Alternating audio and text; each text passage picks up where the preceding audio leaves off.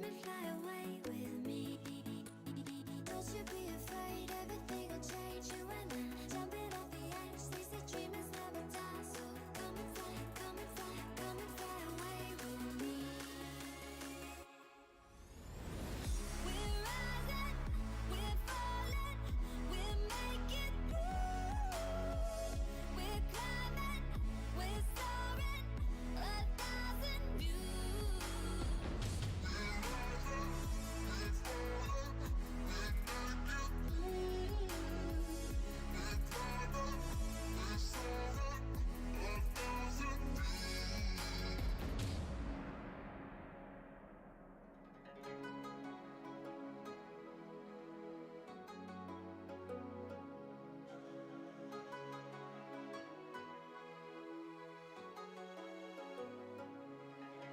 Somewhere by the emerald sea, where the moon and water meet. Somewhere close to harmony, when the world is sound asleep. Something's gonna bring the change, journeys we are meant to take. Something at the edge of space, calling us to fly away. Don't you be afraid, everything will change. You and I, jumping off the edge. They say dreamers never die. So come and fly, come and fly, come and fly away with me.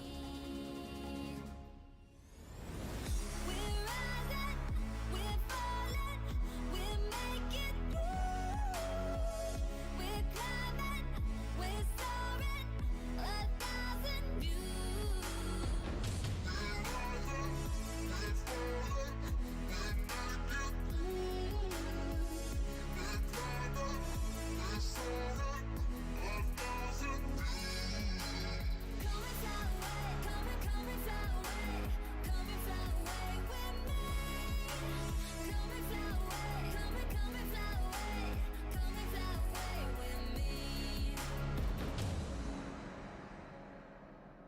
Something's gonna bring the change, journeys we are meant to take. Something at the edge of space, calling us to fly away.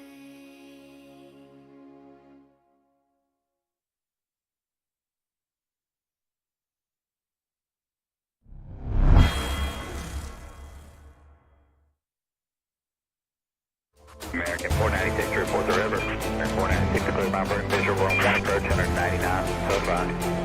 Delta 1618 to set maintain 3000. To the left turn heading 050 report the river.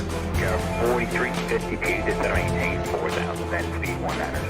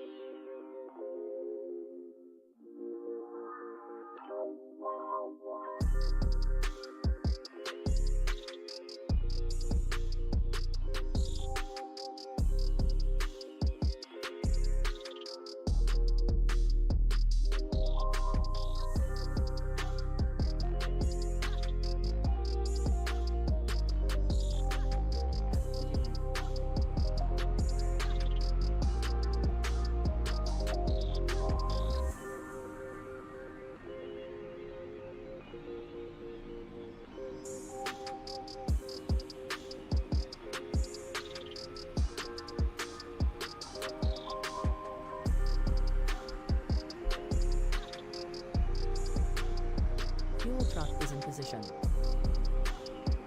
Salute, salute, salute. What's going on, family, friends, and fellow enthusiasts? It is your boy Leo coming at you from Canada this week. We're going to be doing a little flying of the neglected NG, as I'm calling it. You don't see this thing streamed or flown too many times or too much.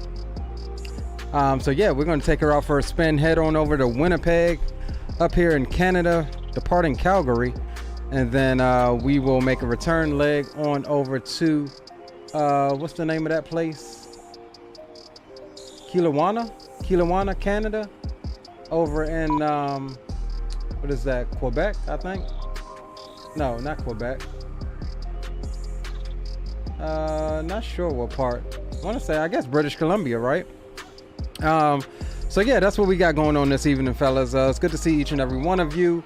We back at it. We had to take a little break, going through some things, some family drama.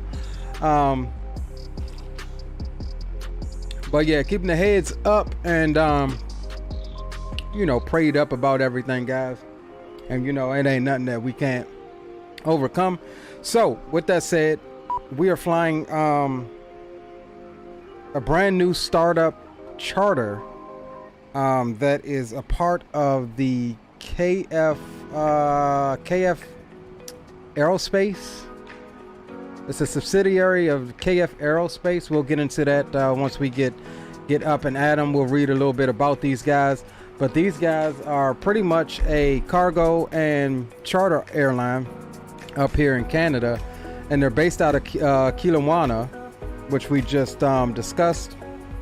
And these guys, basically what they did was they just went and got a couple of WestJet's old 600s and redid them, put their logos and liveries and everything on them, and they look absolutely fantastic, if you ask me. And I just like stumbled upon this, like just looking for 600 operators.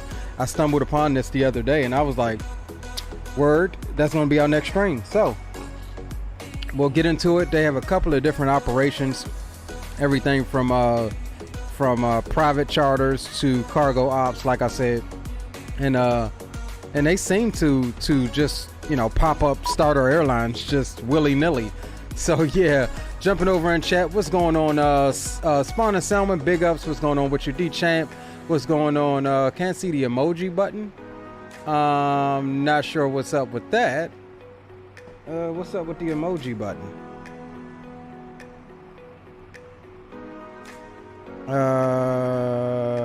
Yeah, I don't see the emoji button here on my monitor.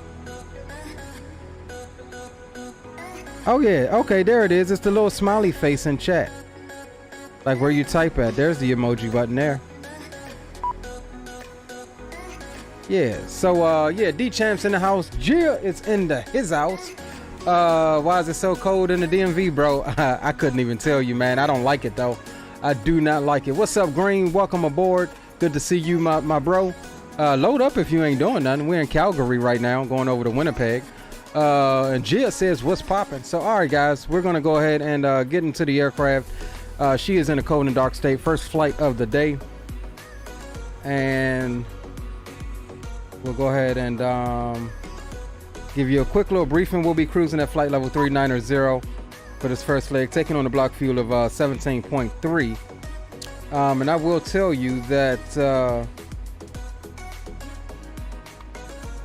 let's see.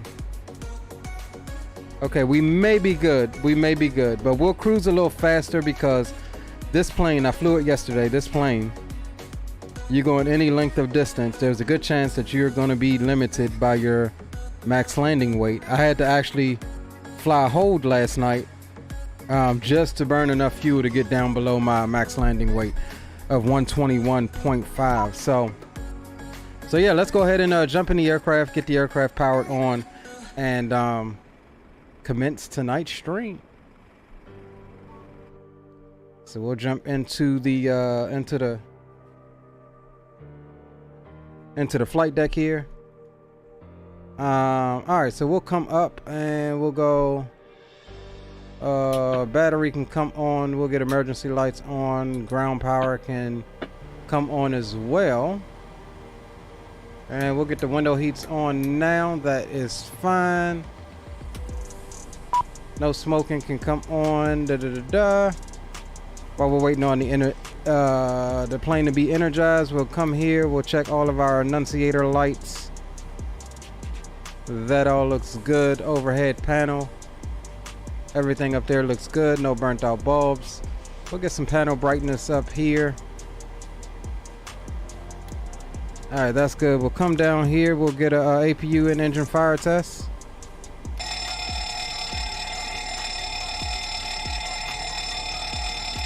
All right, that is all good. We'll come and check left and right oxygen supply. That is fine. And we'll come down here and go get our sim brief data here. And we'll grab our METAR as well. 2959 is the altimeter. And so we'll set that up just as soon as we get power fully established to the aircraft.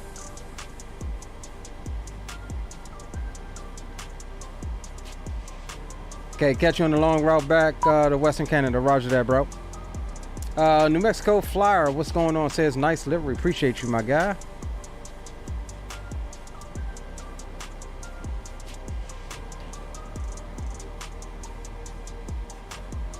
All right, what do we say? 2959. So we'll set that now. All right, that is fine. And anything else we need?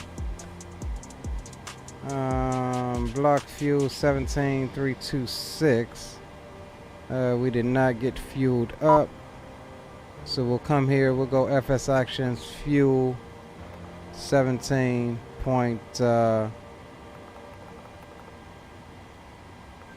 We'll go 17326. All right, we'll drop that in. All right, get fueled up. We'll come up top and we'll go into nav to begin the alignment procedure. And then we'll start the boarding process here momentarily. Get some panel lights on down here. FMC, we'll go pause in it. And we will go, where are we at? C, YYC, I believe. Yeah, that's correct. We'll pop that in there. We'll go jump over to page 2, grab the left GPS position. Put that in as well. We'll come here. We'll go origin. CYWG is our arrival. We are Kilo Foxtrot 1986. And we're going to do 17 right. And let's request a flight plan here. We'll select that. Get our flight plan uplinked.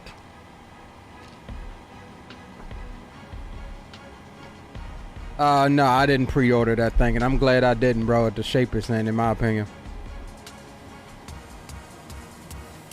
Will it be excellent? Yes, it will.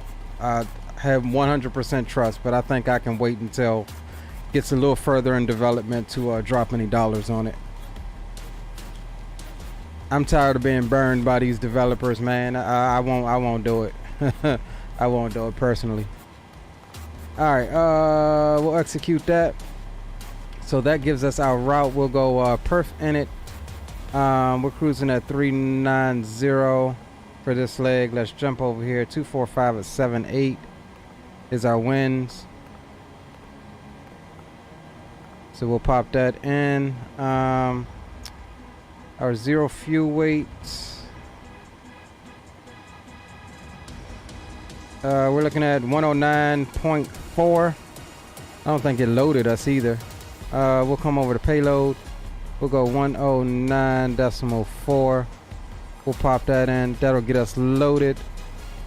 110 passengers. That's fine. We'll open the doors there. And we'll go ahead and call up GSX. Let's begin the boarding procedure here. Boarding requested. Now it wants to start doing boarding things.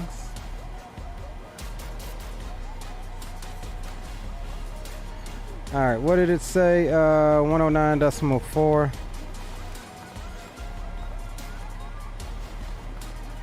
All right, that's cool. Reserves. Board crew. No, we don't want to board crew. We're already aboard.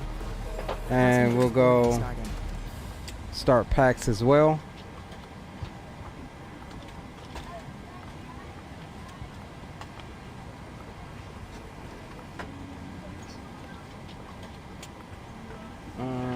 Where the hell did my packs go? Oh. Alright, start flight.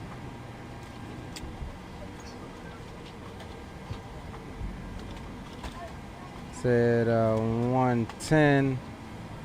Next flight number will continue. And we'll start boarding there as well.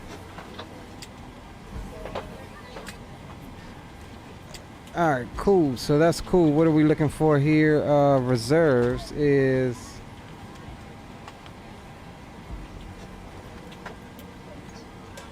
$8.3.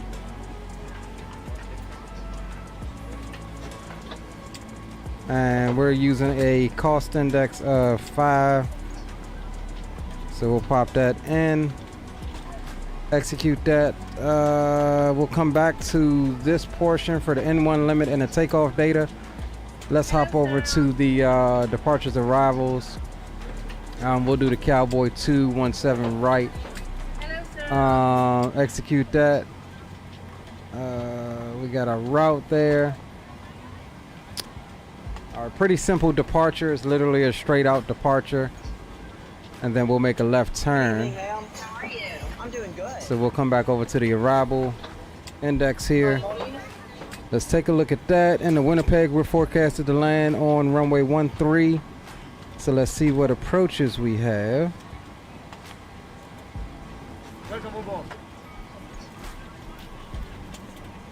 The Zulu.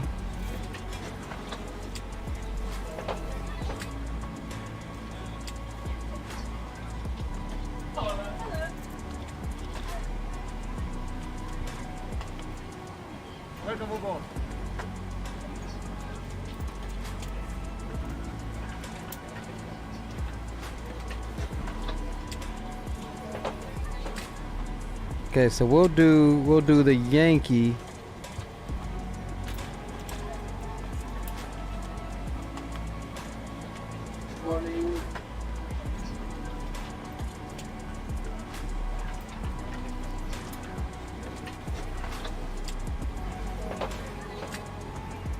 All right, so yeah, we'll fly the Yankee for runway 13 off of the final approach transition.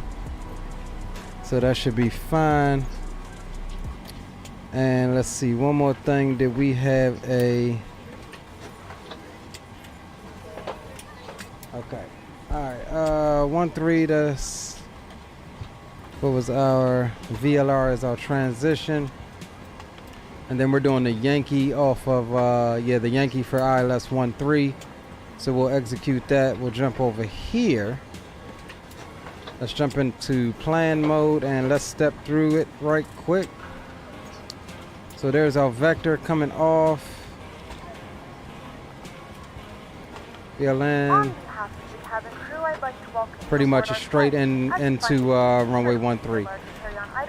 All right, so not bad at all. Trouble finding a location for any of your carry-on items, please use the flight attendant call button over your seat. Somebody will assist you. If the overhead bin is full after you put your carry-on inside of it, please close the bin as a courtesy to other passengers. Once all your items are put away, please clear the aisle and sit down in your seat to allow other passengers to find their seats as well. If you are seated in an emergency exit row, all right, 2200 on the transponder, that's fine. Let's see, what else do we need to do? All right, let's come over and go if you are not able or prefer not to perform these actions, please let a flight performance attendant know. tool. Now also time to get out any last-minute text messages if you need to, but we ask that once you depart for the day, you put away any laptop. All right, 17 right is fine. Welcome aboard. Condition is dry. Aircraft, we're going to do flaps 5 departure. Thrust rating is going to be optimal. That's fine. Anti-ice is off. We'll import this from aircraft. 126.7. Gives us a CG of 19.5. Packs are going to be on. And we'll import the weather here. And we'll calculate it. All right, cool. So cell temp is 38, trimming to 6.7. We are going to do a D rate on the climb, a double D rate actually, and we're looking for roughly 8604 on N1 thrust setting. So we'll come here. We'll go 17.4. We'll just put that in. That's all fine. We'll go N1. What did it say for cell temp? 38. So we'll go 38. 89.2. So that's a little higher than what we have here. That's fine. And then we are going to.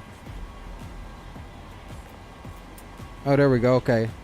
Takeoff 2 gives us 86.8 and 86.4. That's fine. All right, cool. Didn't say anything about the climb. That was the takeoff D rate. Okay. Cool. What else we need? 126, 130. We're ready to go when you are. All right, so we'll do flaps 5. See if the CG 675. All right, so that matches up. 126, 126. And 130. We got 131. We'll do 130. And let's set our takeoff trim.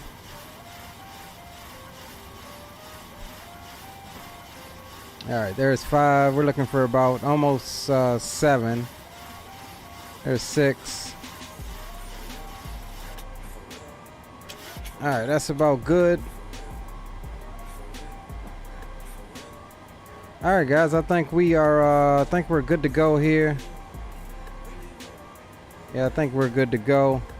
So no departure chart on this departure here. So we'll leave everything as is. What we will do is sync up the runway heading, and we'll vector ourselves on out. 165 is what we're looking for in the heading. Bravo course, Bravo heading.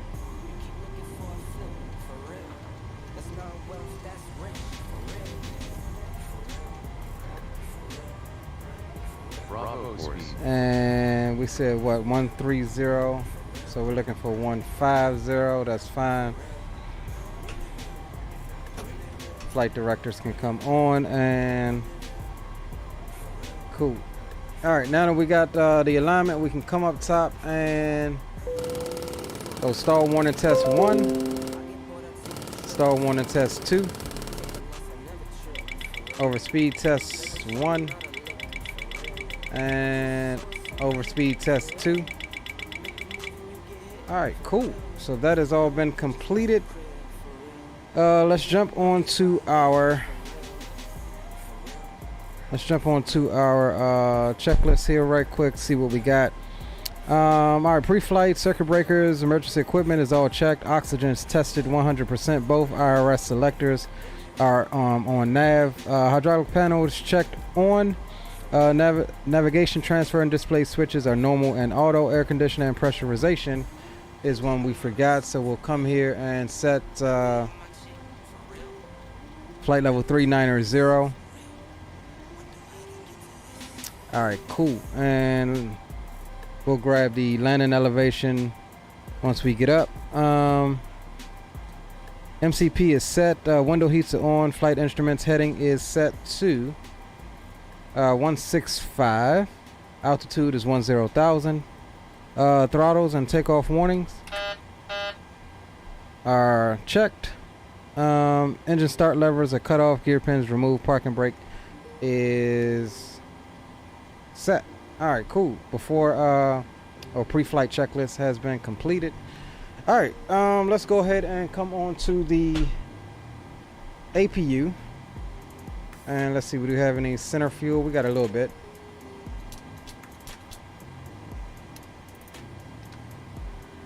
All right, APU can come on up. Let's check what these guys are doing outside. Okay, baggage has been completed. We're ready for push, guys. We are ready for push.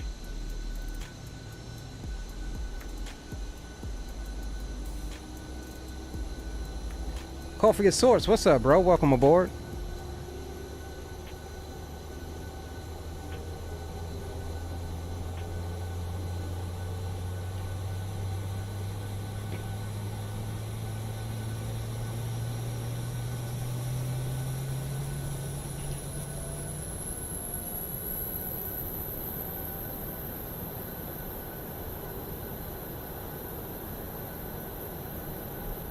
All right, cool. APU is up. So let's come over to the APU bus. That's fine.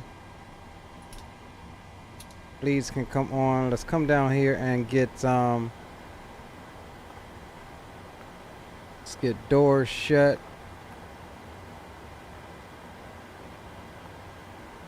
Cargo doors are good. And we'll go ground services. We'll release the GPU. We'll release the chocks as well.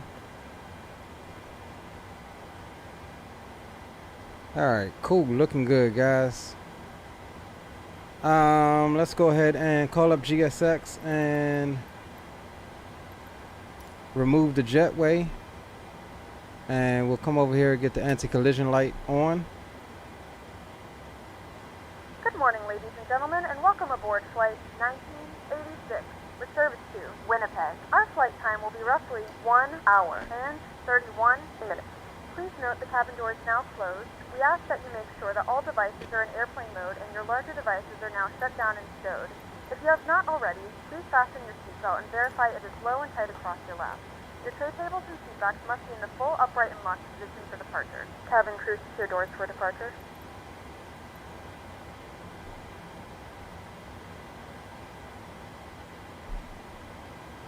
Hello, Captain. We are ready for pushback. All right, cool. So let's run the before start checklist. Fuel, 17,400 pounds. Fuel pumps on. Windows are locked. Seatbelt signs can come on now. That's fine. Door lights are out.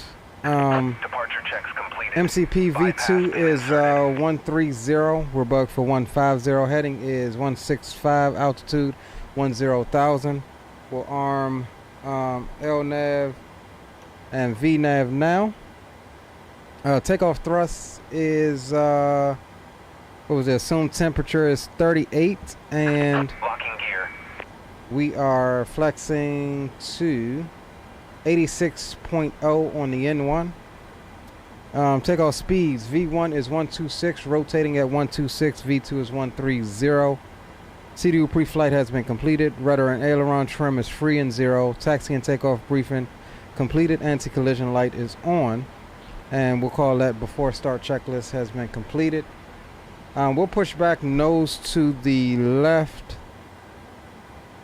And we'll plan our taxi out via apron 1 onto Golf right on Juliet. Or no, we can take the apron 1 all the way around. Come out on Hotel, right on Hotel, and the left on Charlie. Pretty short taxi, not nothing too.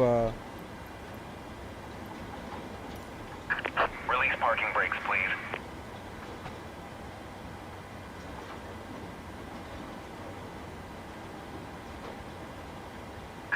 Release parking brakes, please. Hold on, guys. Somebody's at the door. Release parking brakes, please.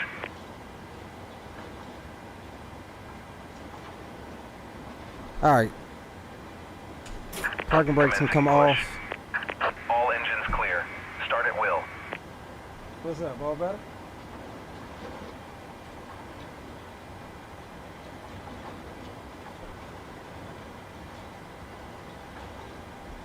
All right, why are we going the opposite way? Hopefully they straighten us up here.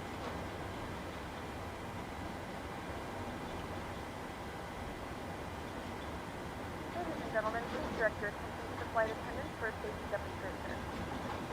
When the seatbelt light is fastened, please make sure that your seatbelts are fastened low and tight across your lap. To fasten into the Yeah, why are they stopping? one another and tight by pulling Please set parking brakes. What the hell? seatbelt with the upper portion of the Why did- Why did they stop here? Entire flight as you may experience unexpected sequence. Please take a few Waiting moments your to now confirmation locate for a one of good All right, no the worries. We can get out of here. aircraft. In some We cases, can you're get out. So let's go ahead and start number 2. emergency and we need to evacuate the aircraft. There is lighting on the floor that will guide you towards the exit. In the event of a loss of cabin pressure, an oxygen mask will drop in front of you. Start the flow of oxygen, pull the mask towards you, and place it firmly over your nose and mouth. Secure the elastic band behind your head. Captain Dom, what's up, bro? Necessary. And don't worry if the bag doesn't inflate. Oxygen is flowing to the mask, and you can breathe normally. If you're traveling with children, now's the time to pick your favorite one. But secure your mask and then assist others. Keep your mask on until a member of the crew advises you it's safe to remove it. In the event that the pilot decides to take us for a swim, a fashionable life vest is located in a pouch under your seat or between the armrests. When instructed to do so, open the plastic pouch and remove the vest. Flip it over your head. Wrap the straps around your waist and buckle at the front. Pull the strap to tighten. To inflate the vest, pull firmly on the red cord only when exiting the aircraft. If your life vest does not inflate automatically, All right, let's blow let them into the know mouth we got a good and engine inflate start. the We have a good This engine vest is start. equipped You with a can whistle disconnect. device. If Unlocking necessary, gear. your seat cushion can be used as a secondary flotation device. Please securely All right, stow coming up all on personal number items. 1. Make sure your seatbelts are fastened and What? seat backs and tray tables are Why are all we in backing full up? upright position. We Why are remind we you backing that up? this is a non-smoking flight, and that includes tampering with, disabling, or destroying the smoke detectors located in the laboratory is strictly prohibited by law. All of this information and more can be found in the safety code located in the seat back in front of you. Just reading this and letting a cabin member know if you have any questions. Thank you for flying with us today. We hope you enjoy your flight.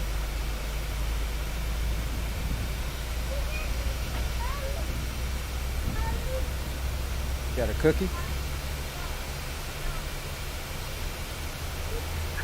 Tow truck disconnected. Bypass pin removed. Left is clear. Right is clear.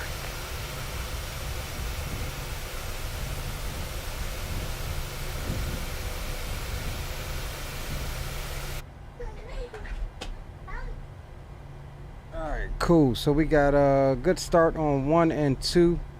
So we'll run through our overhead flows. Yaw damper can come on. We'll come over to the engine gens. APU can come off. We'll get probes on, hydraulics on. That's fine. We'll come auto, auto. That can go off. Engine start can go to continuous. And yeah, overhead is good. So we'll come down. We'll go auto brakes RTO. Flaps 5 selected. And we'll verify our takeoff speeds here.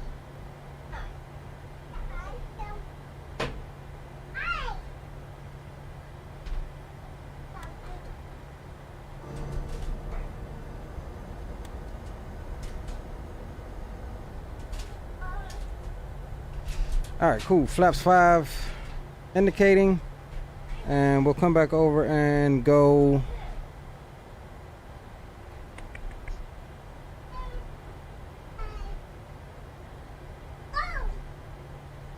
before taxi checklist. Recall has been checked. Flight controls, we'll get it now. We'll go system, full right, neutral, full back, neutral, full left, neutral, full forward, neutral, and full left rudder, neutral, and full right rudder, neutral. Flight controls are free and clear. Flaps is set. 5 green light. Stabilizer trim 6.7 units. Auto brakes RTO.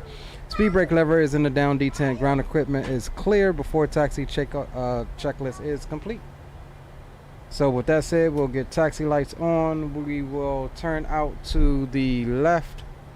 Ready to go. and we'll make our call here. There's nobody here. And damn, I done forgot my call sign.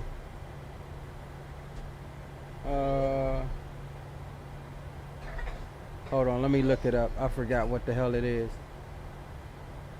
Because it's nothing that you would think it would be. That's pretty much what it is. Looking for that page that I got bookmarked right quick.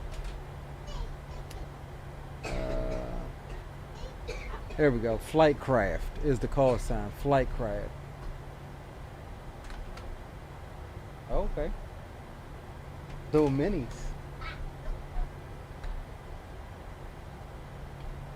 Pretty damn good. Where you get those from?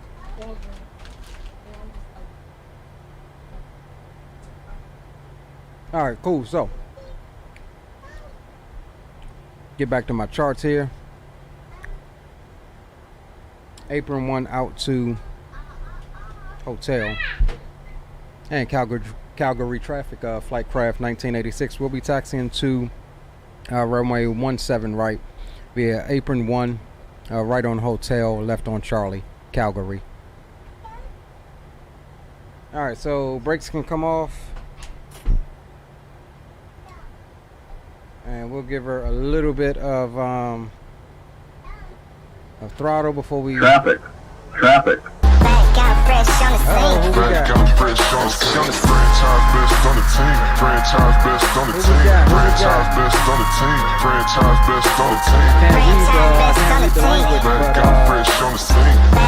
But thanks for the subscription. Welcome to the family.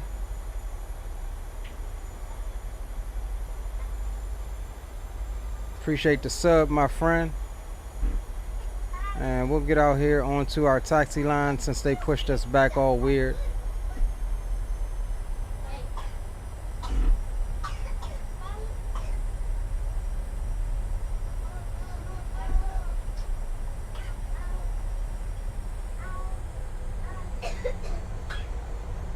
All right, cool. So we'll follow this on out.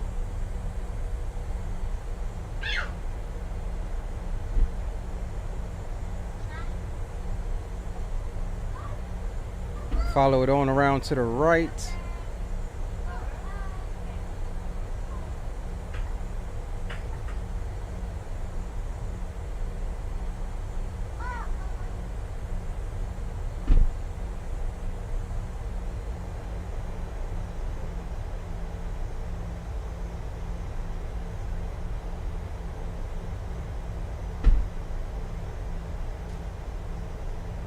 All right, we'll veer off to the left up here and then make that right out onto hotel.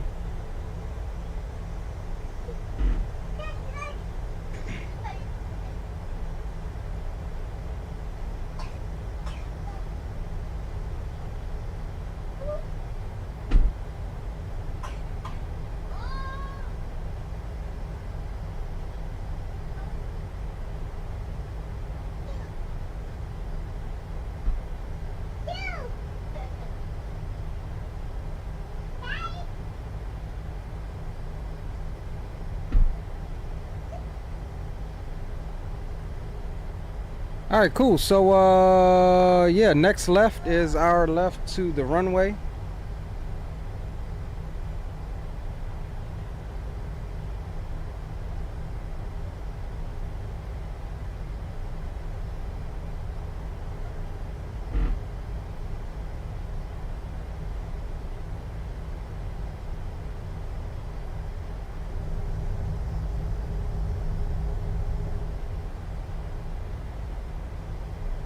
And we'll hold short, run our before takeoff checklist.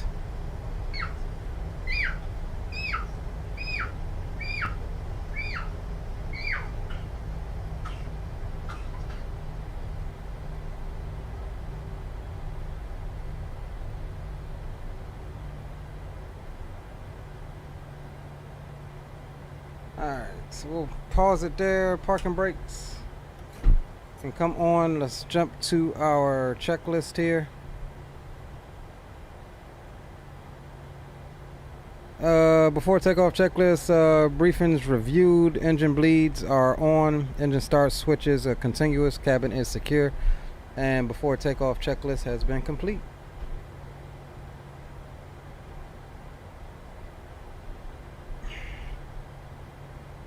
All right, cool. Back to the charts. We don't have a SID chart, but we know it's straight out. Ooh, winds changed on me. Winds changed.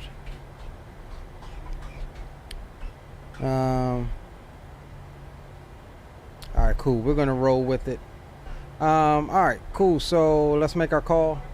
And Calgary traffic, flight craft 1986. We're lining up on runway 17 right for departure straight out with a turn to the east, Calgary. All right, so we'll go. Landing lights can come on. Runway turnoffs, wing lights, and strobes as well. Auto brakes RTO, flaps 5 set, and we'll go mode Charlie there.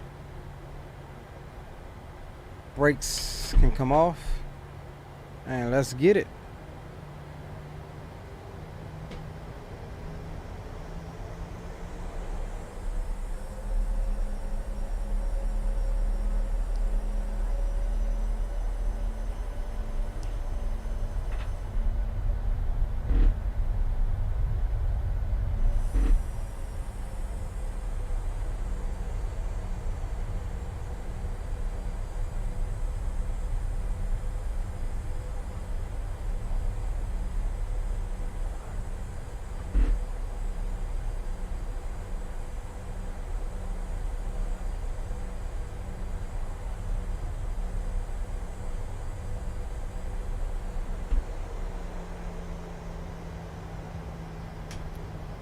All right, auto throttle's armed. We'll start the clock. We'll spool them up. Let them stabilize.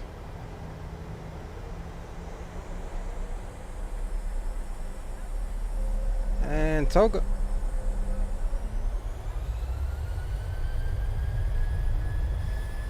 Cross one out of the right. We'll get that correction in. Forward pressure on the yoke.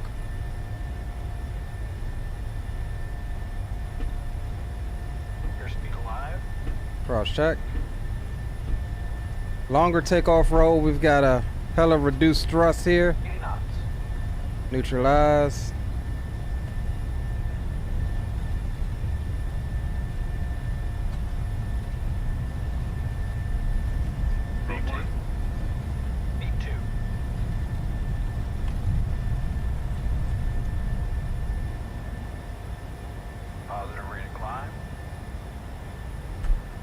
Gear up.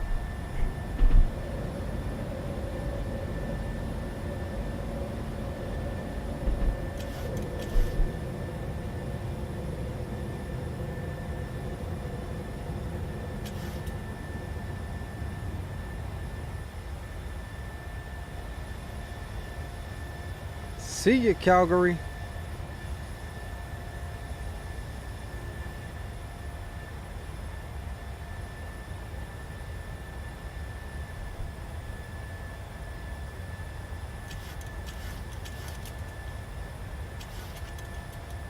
We'll start to trim that nose down a bit.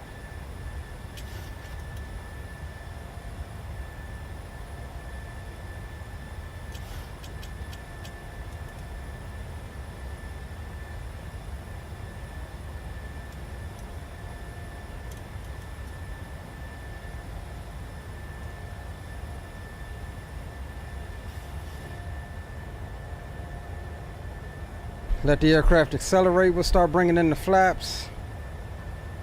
And then we'll turn out to the east here in a moment. Get a nice look at the city here.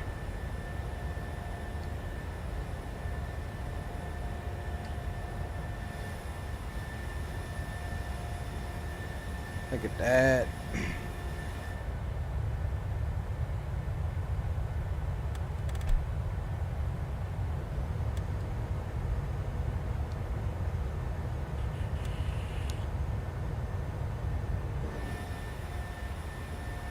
All right, let's get on our vectors. Come here, direct.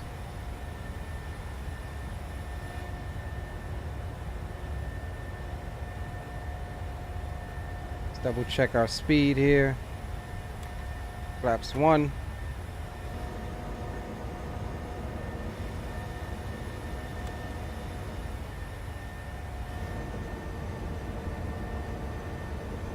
All right, we on our way now, fellas.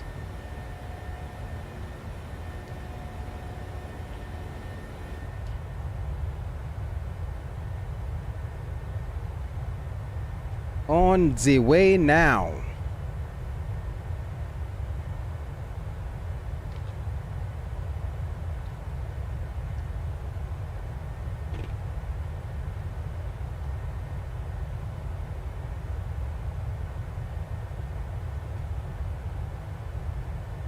And Calgary traffic, flight craft 1986, clear runway 17, departing to the east. Final call, Calgary. That was late, but they need a thrustmaster nose wheel tiller. Yes, I've been looking for a nose wheel tiller for like the longest. All right, there's our 10,000. Bravo course. Bravo heading. Bravo VS. Bravo Alt. We'll go direct up to final cruise 390.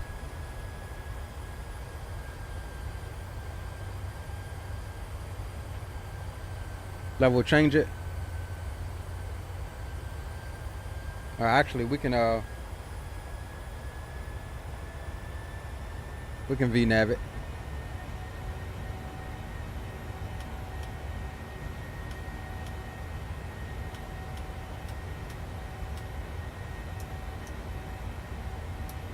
Wing lights.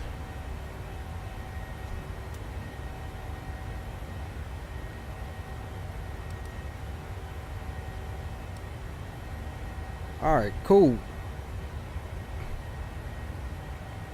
Let's check our after takeoff checklist. 10,000 feet. You can now turn on your larger portable electronic devices. As a reminder, please keep your seatbelt fastened while you are seated and do not congregate in the galley or near the lavatory. This aircraft is equipped with onboard Wi-Fi. You will be required to pay a small fee if you wish to access it. We do offer complimentary in-flight TV thanks to our partners. Connect to the Wi-Fi and you'll be able to access. Let her finish her spew, and then we'll run the after takeoff checklist. All right, so after takeoff, engine bleeds are on, packs are auto, landing gears up and off, no lights, and flaps are up, no lights, and altimeters are still set local. We'll change over at 18,000. And that's after takeoff checklist complete.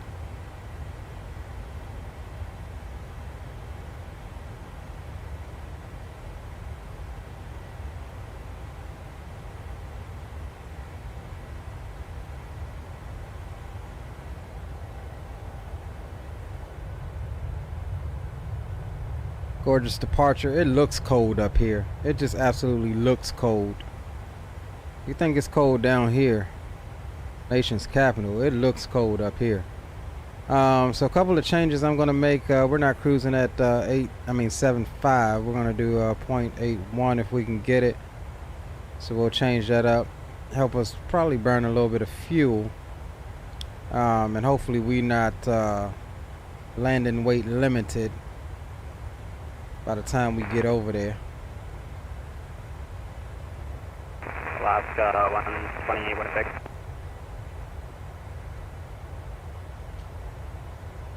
Damn, I ain't even on Unicom. I'm tripping.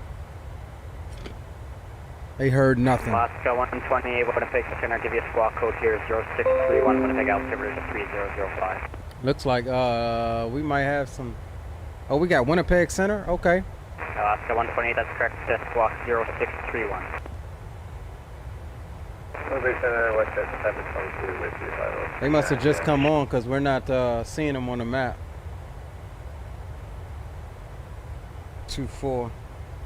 Yeah, that's the frequency I got tuned right now. Sorry, station calling in to Winnipeg Center. Say again, last message. Winnipeg 720. Wow.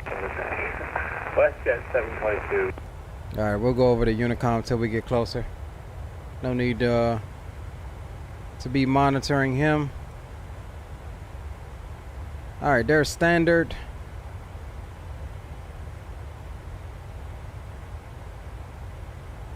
We good to go. So we'll expect some. We'll expect possibly some changes going into Winnipeg now that we know we have some ATC.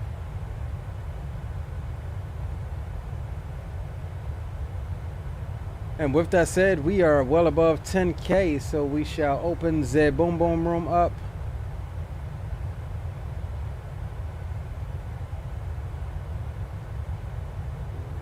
With some tunes.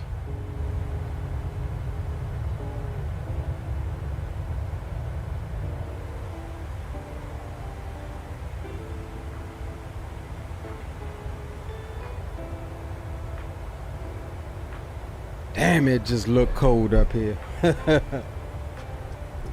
Oh, Captain Dom says 4 degrees in Calgary and it's 8 degrees in Toronto where you are.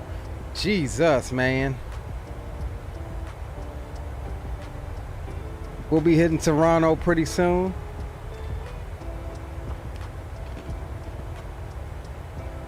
I feel like I have done a fair number of flights in and out of Canada, but it's always Toronto or Ontario. So first time out of Calgary, first time checking out Western Canada, if you will.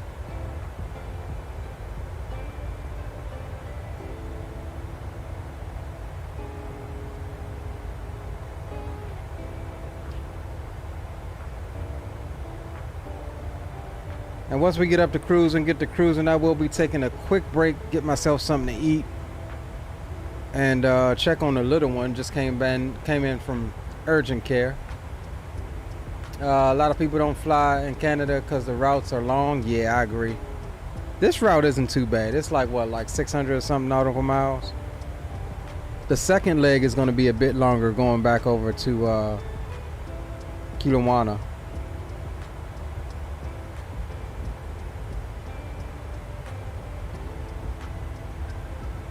It was either there or back into Calgary. I've got sceneries for all three, so I don't know the distance going back to Kelowna, so if it's too long, we'll end up going back to Calgary.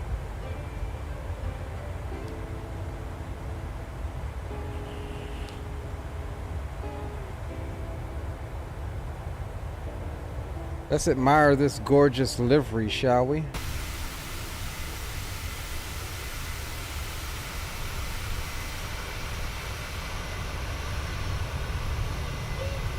Yep, there's a little one there bumping me with a pool noodle.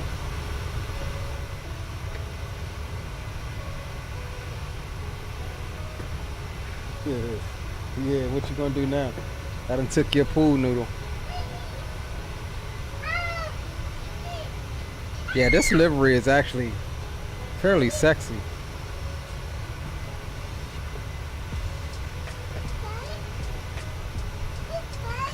Mm-hmm. Yeah, I see it. Oh, don't put that in your mouth. Here, take this to mommy. Take it to mommy.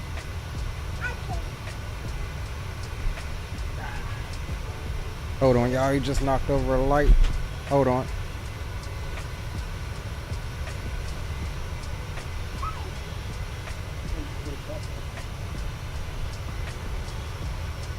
Yeah, you did that.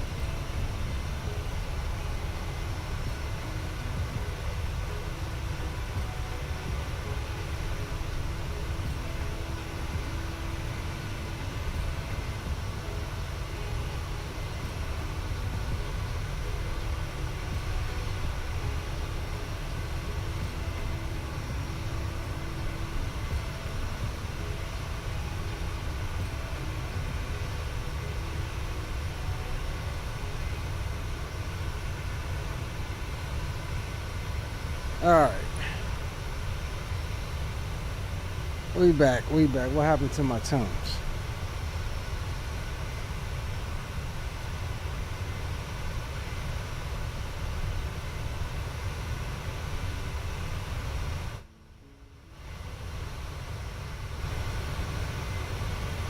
Alright. What we got? Kelowna is such a dope approach. Yeah, we supposed to go to Kelowna next leg. Currently, we already read that one. Seen one of these flying to Toronto while plane spotting. Nice.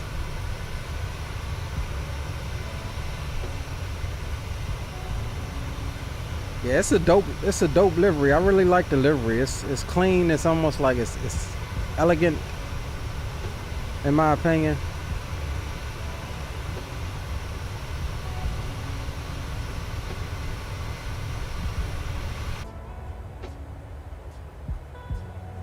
Yeah, I definitely enjoy the livery.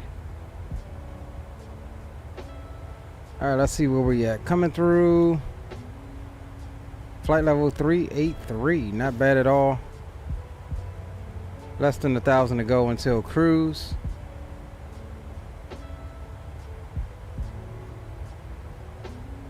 Yeah, but to address what you said, New Mexico Flyer, yeah, they definitely, there is a tiller on the market. It's just like $900, almost $1,000 for it. I'm like, ain't no way, bruh. You would have thought that Thrustmaster or somebody would have came up with one by now.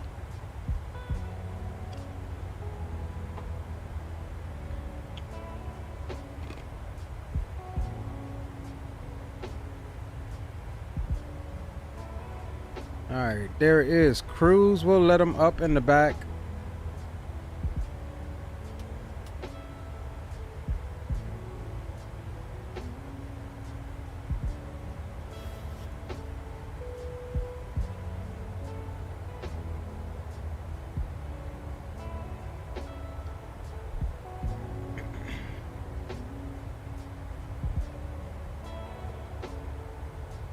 The flight has turned off the fastest seatbelt sign.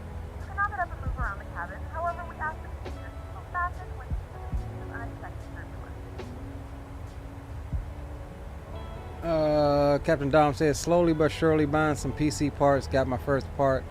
I-9 1400 or 14,000 K. Either way, that's nice. Just the 14,000.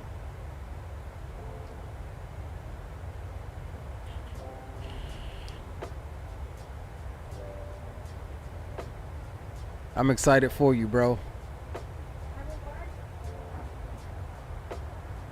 Excited for you. It's definitely an endeavor building these PCs, man. Especially if you're fresh, especially if you haven't done it before. It can definitely be a little scary or even overwhelming, but like somebody told me on my very first build, I think I was asking questions or something in one of the flight groups. I can't remember if it was X-Plane or something like that, but it was like, yeah, it's like Legos. And in my head, I was like, ain't no way it's like Legos, bro. A lot of ways it is, though. I mean, there's a couple things you can mess up and plug in the wrong area or whatever, but for the most part, everything only goes in one way and only in its specific designated spot.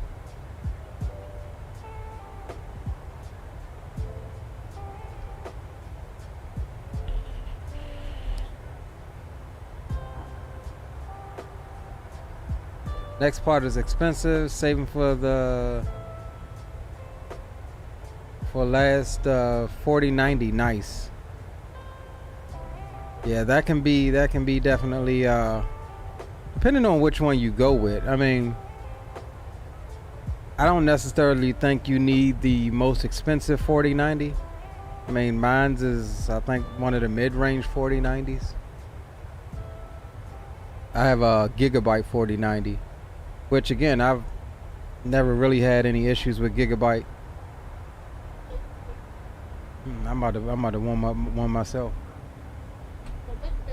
You put some of that Gouda cheese on there. Cheese that's in the fridge. Hey, that was pretty good. But oh, all right, yeah, I'm about to warm me up one of them joints myself.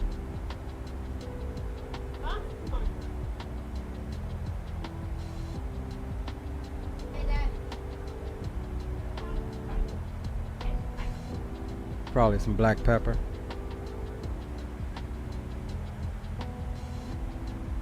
All right, let's see. Did Winnipeg?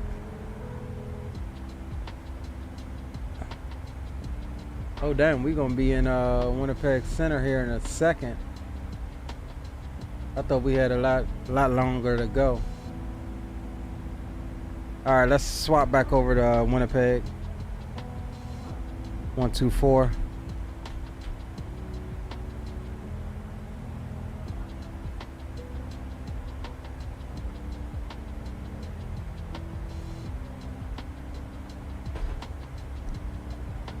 Just decided to go all for this PC because I thought might as well. But in Canada it costs around 3K, close to 4K for the 4090 and 4080. Jesus, bro. Dang. 3K for a 4090? Man, you better find you a friend in the United States, bro, and get it that way and pay half that.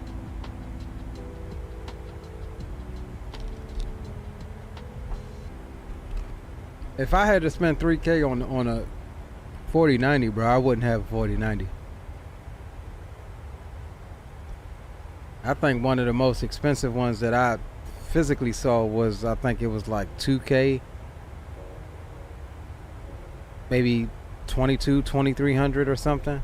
I couldn't fathom that. I didn't even want to pay the 15 or 16 I paid for this card.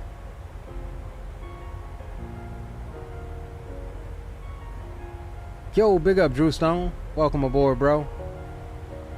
Lowest is like $900 for the 4060. Was thinking to have family in Houston might ask. Yeah, bro. And then just get them to ship it to you. That'll be way cheaper, bro. Way cheaper.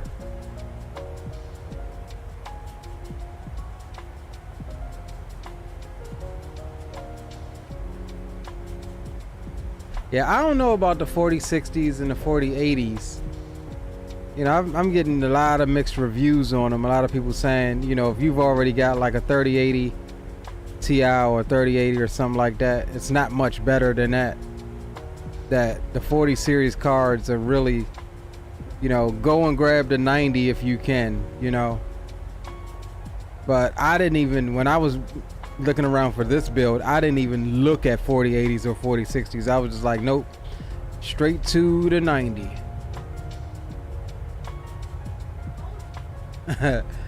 Say I'll drive one to the border. Right, bro. That $3,000, man. Shoot. Look, you can have somebody bring that joint to you to the border and give them like $250, and you'll still be cheaper than what they charging for the 4090 out there.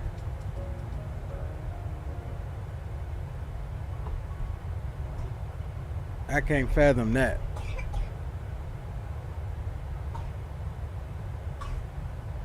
And by lunch, right? Air Canada 371, descend and maintain 9,000, the altimeter is 3005. Descend maintain 9,000, Air Canada 371. Alright, let's check in with this guy, cause I see us, we're in his airspace now. And Winnipeg Center, hello, flight craft 1986, checking in, flight level 390. Craft 1986, Winnipeg Center, good evening, squawk 0623. 0623 for flight craft 1986.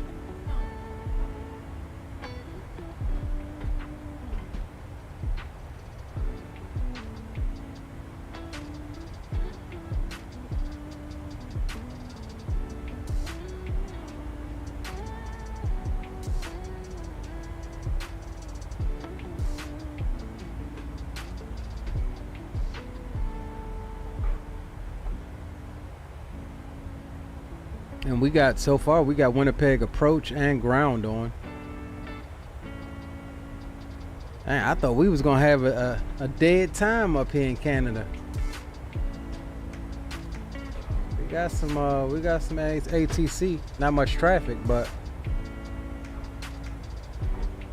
hey, you want?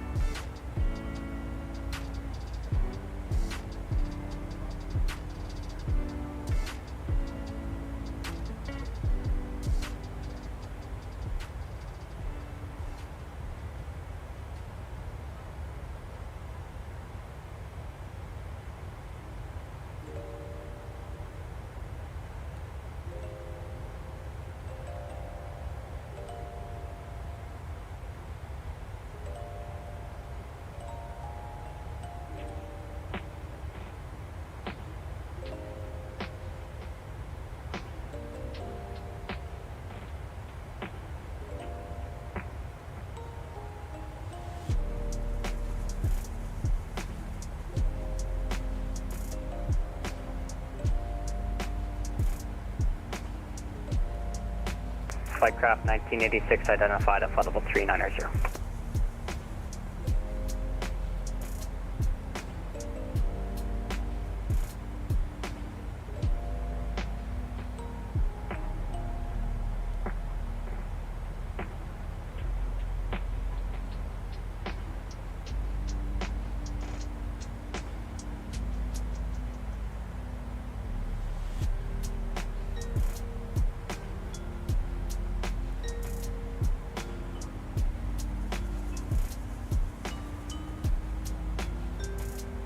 Hold on, guys. I'll be right back. I'm gonna warm me up a burger.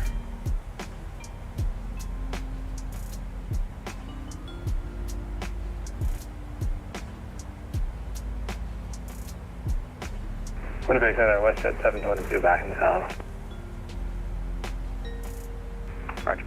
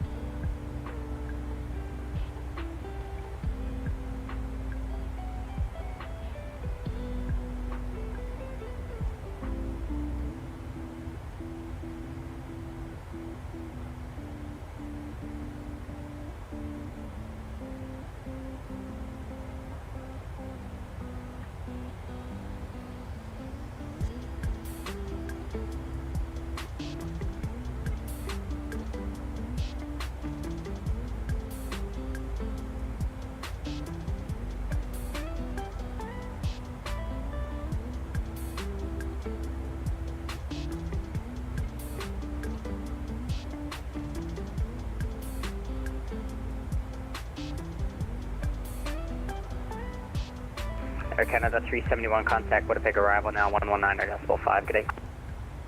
119.5, Air Canada 371, thanks. Have a good day, bye-bye.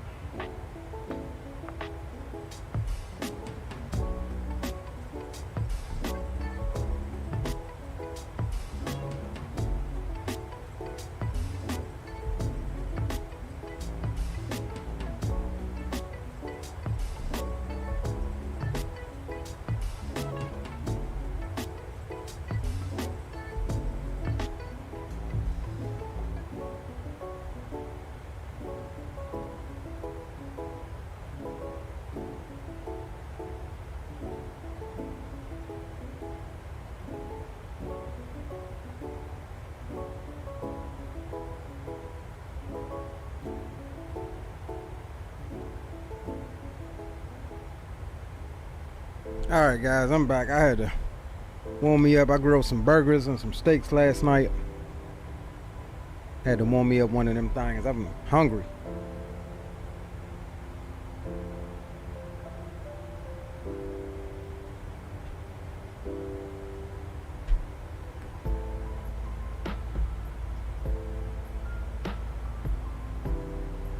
Anything in Canada now costs an arm and a leg. What's the cost of living there, bro?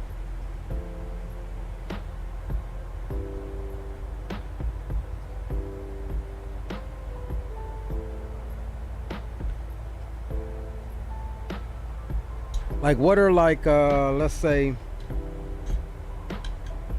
something like a 2-bedroom apartment or something like that goes for?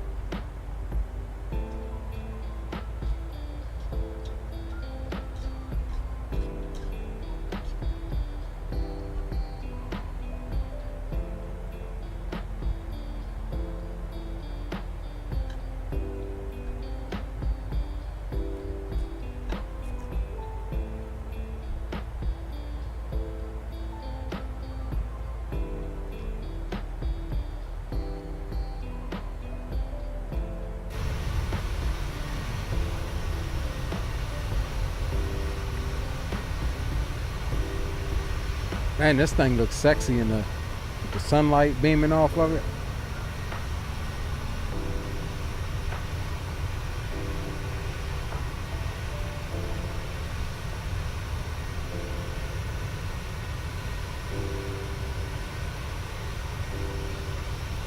It must have had some snow recently because I'm seeing snow up ahead on the ground.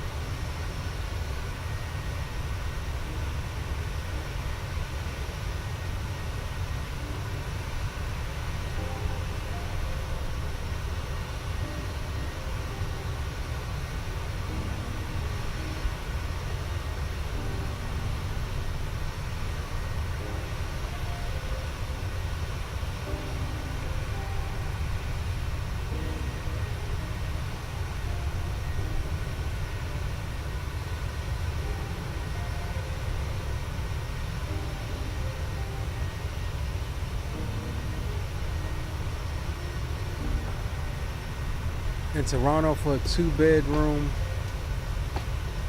For rent would be like $3,900 a month, especially in downtown Toronto. Outside of the city would be $2,800. Jesus. I mean, now there are places here that you could easily pay like 21, 22, but that would be really nice. That'd be like a really, really nice.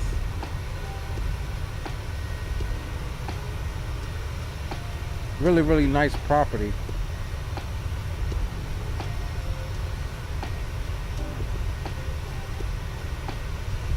But damn, $3,900 a month, bro. Ain't no way. Absolutely no way.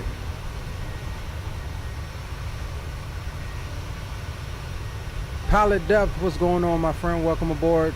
Retired firefighters in the house. I'm doing good, bro.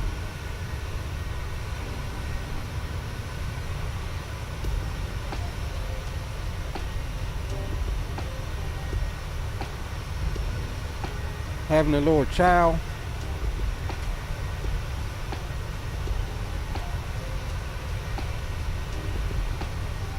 Some grilled burgers and a salad.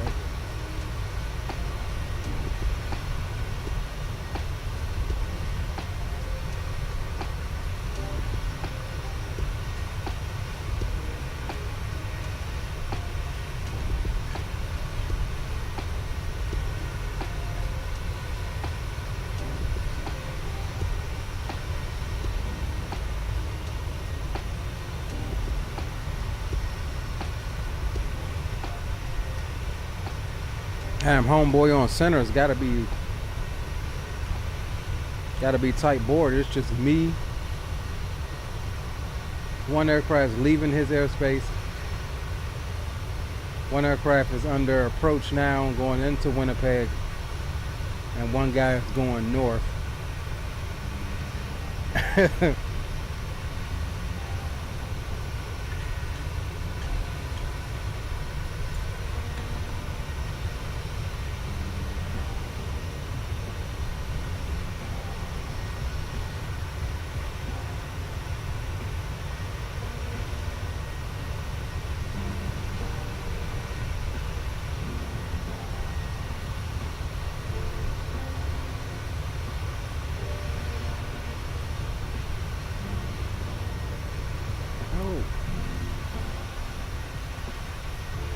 FSLTL traffic passing below us. Looks like Delta.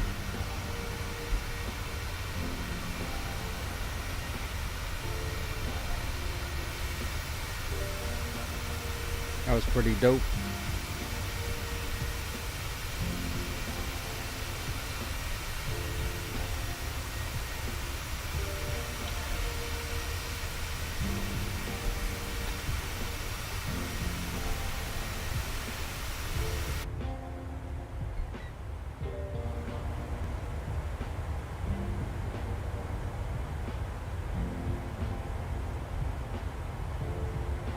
Yeah, I've been trying to find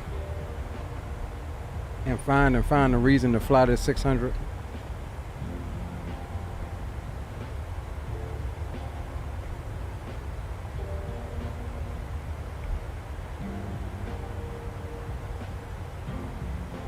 She's definitely very sporty. More so than 700.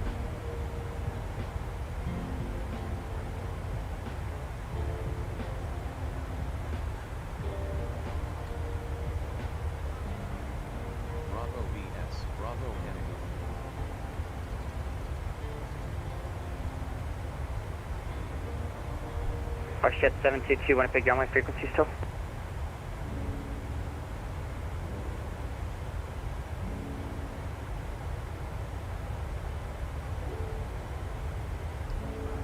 WestJet, that's that guy leaving his airspace.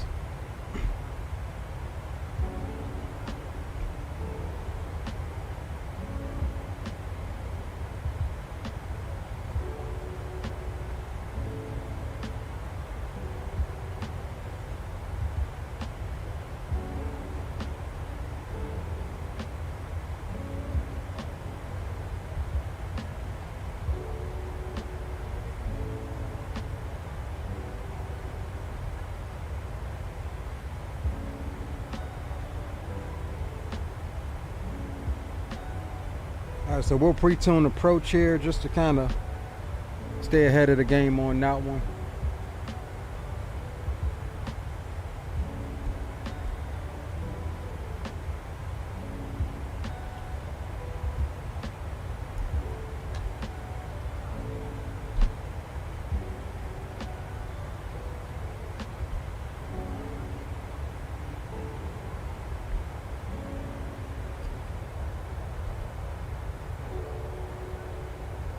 Heck yeah, it snowed over here.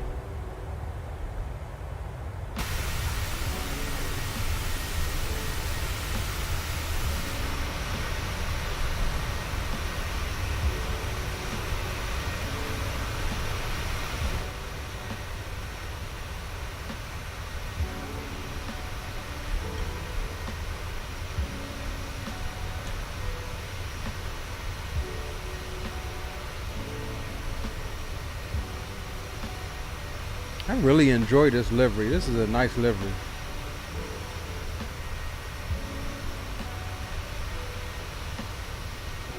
Let me see if I can pull up the information about these guys.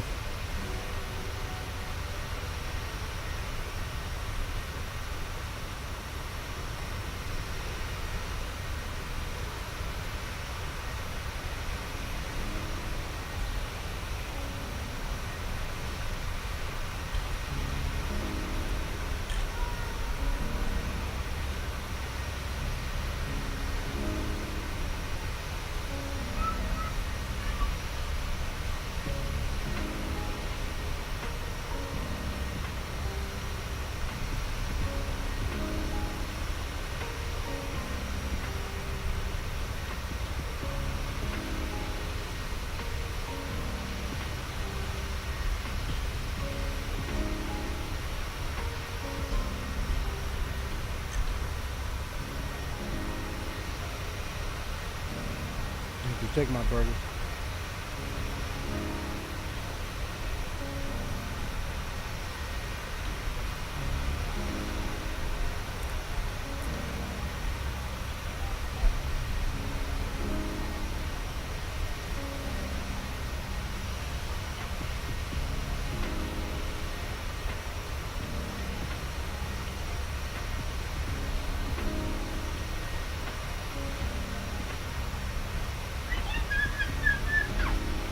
Trying to find this other information that I had at one point.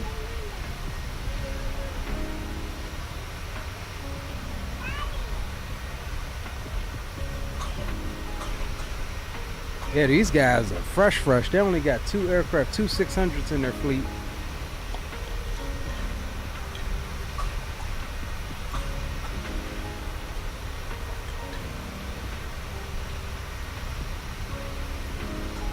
But the parent company, KF Aerospace,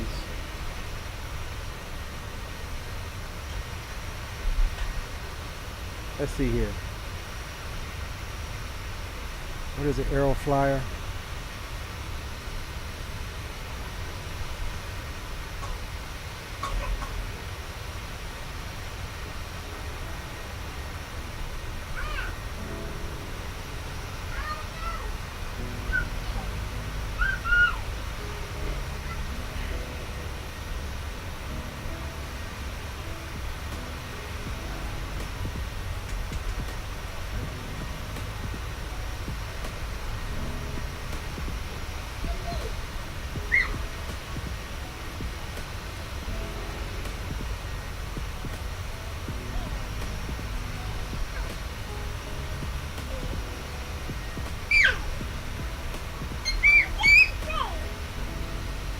No, can't have my burger.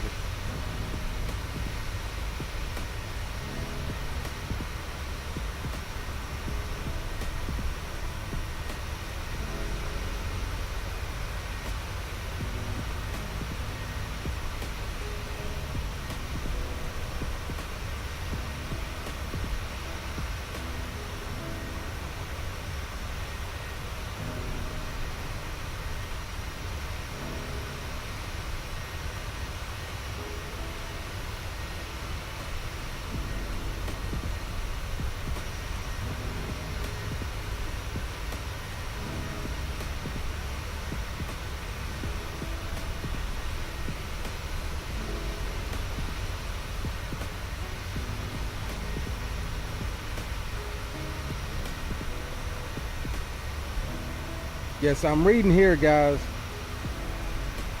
KF Aerospace, which is the parent company of Aeroflyer,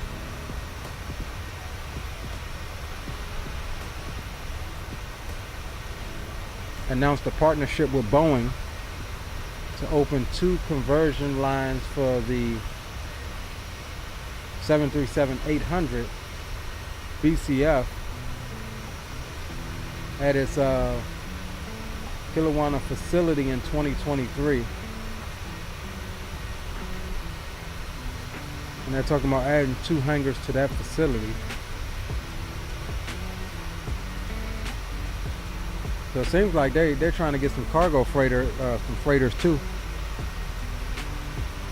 I do know that they have their hand in cargo ops as well.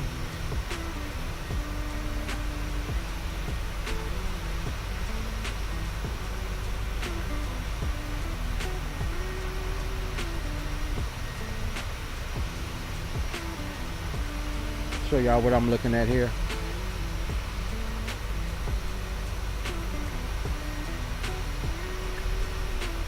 And they obviously, KF owns or offers leasing on the 3 and 400 Convair 580. And they have at Kelowna, they have a pretty significant maintenance program offering services on all of these aircraft.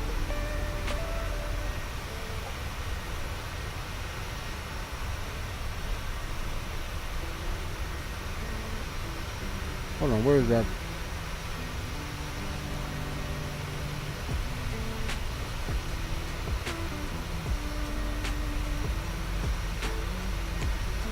So Aeroflyer falls under the KF Cargo.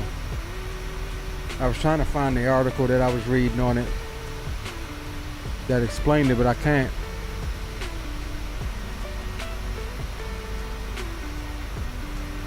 Maintenance and Engineering is a cargo airline based in Kelowna, British Columbia. Operates long-term cargo charters for carriers and freight company. Forest fire patrols and aircraft sales and leasing in Canada and worldwide.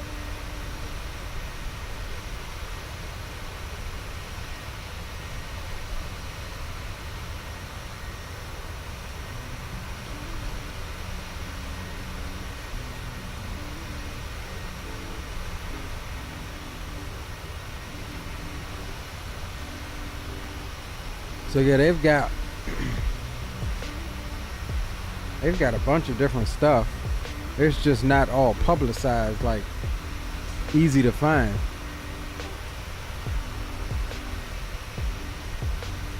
Beechcraft A60, Beechcraft Duke, Beechcraft 390. They've got 2 600s.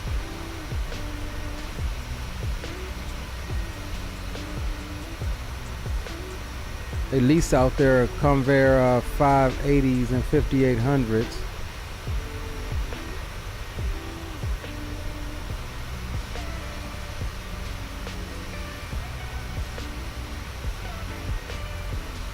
So they lease their 300 out to Canadian North. That's pretty cool.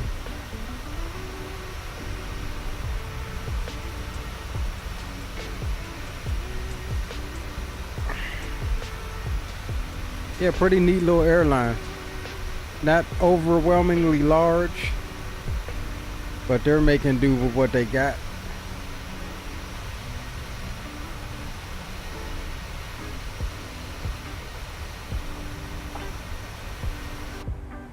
I wish I can find more about them.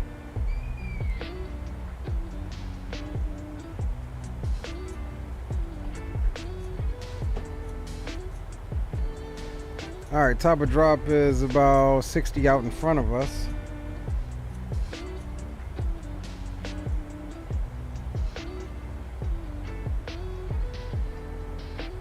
Uh, 20.2. We'll grab that right quick.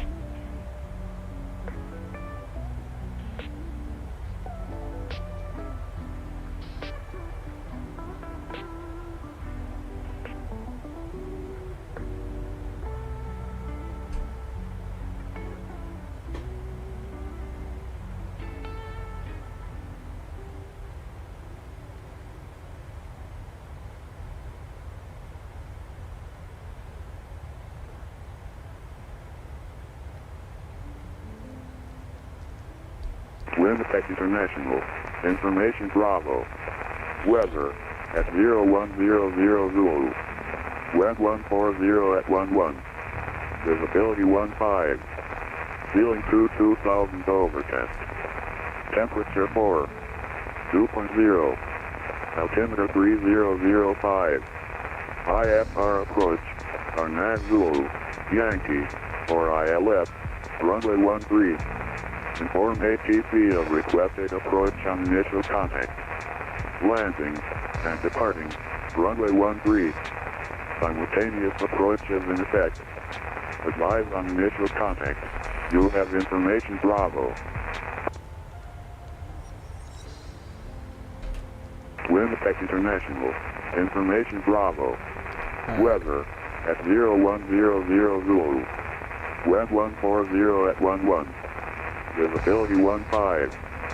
Ceiling 2000 overcast. Temperature 4. 2.0. Altimeter 3005. IFR approach. Arnag Zulu. Yankee. Or ILF. Runway 13. Inform ATC of requested approach on initial contact. Landing and departing. Runway 13. Simultaneous approach is in effect. Advise on initial contact. You have information Bravo.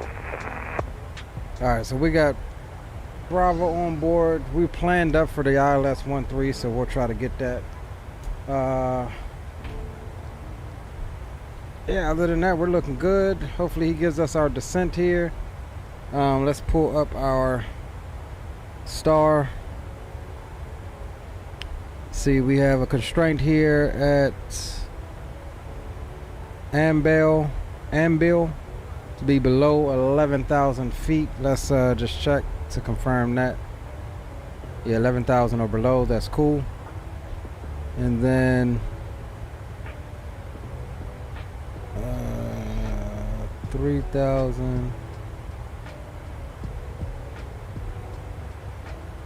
All right, cool. Cool.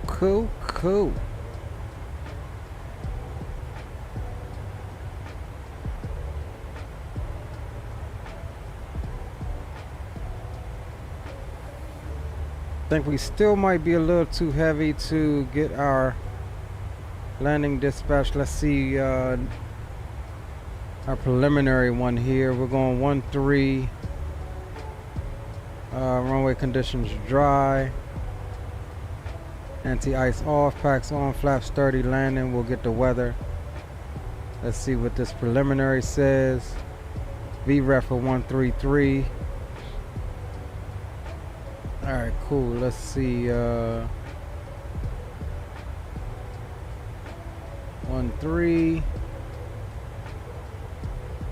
Oh yeah, we're below max landing weight, so we can calculate. We'll do auto brakes 3, that's fine. Reverser, all operational. None, add 5. We'll import the weather. Alright, cool.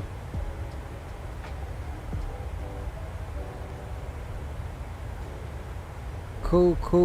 Alright, so we'll run that one more again as the weight comes off with the fuel burn. Shouldn't be much different. We'll go in on that. We'll grab seatbelt signs on, and we'll prepare for our top of drop here.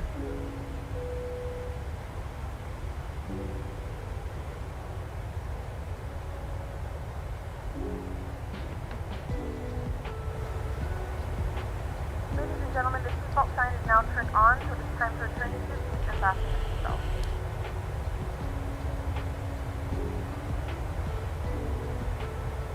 Yo, what up, Mike Jones? Says Stephen Hawking for the weather. 600 flies like a sports car, bro. Even more so than the 700.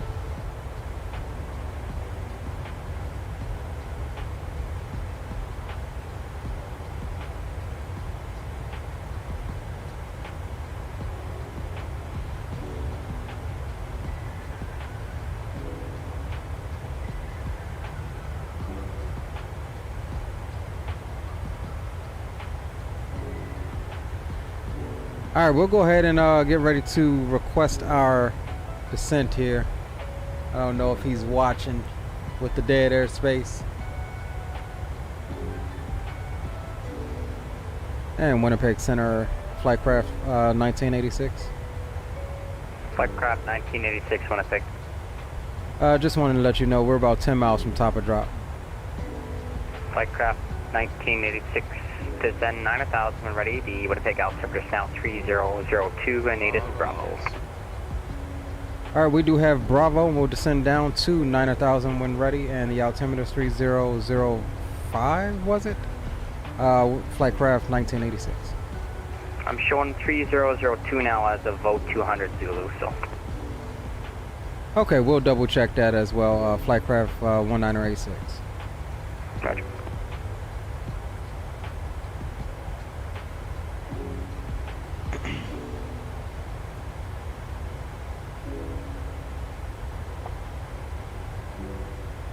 All right, let's see what we're getting from Navigraph in reference to. Yeah, that's correct. Okay, so 3002. Altimeter has just changed, so we'll go 3002 there. And there's top of drop coming in.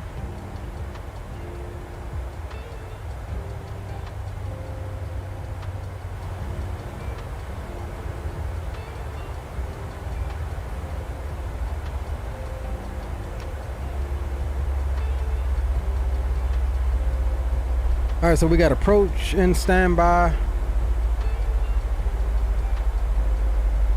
And what we can do is go ahead and get set up for our actual approach here. Course is going to be 135. ILS freak is 109.5. So we'll tune that on the panel here. 109.5 and nav 1 and 109.5 and nav 2. So that is set. We'll come back up front right quick. 135. Bravo VS, Bravo heading. No, we need course.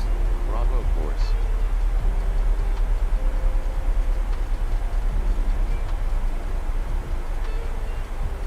Alright.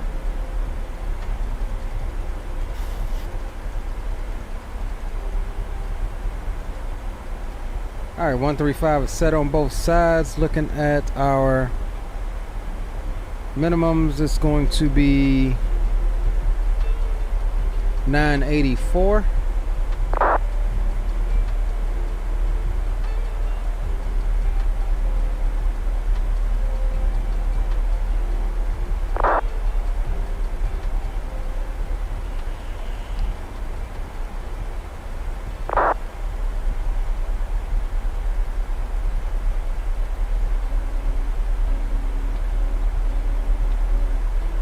Alright, 984 set, and the last thing we need to check out here, airport elevation is 784, and so we'll go 800, should be fine for the pressurization.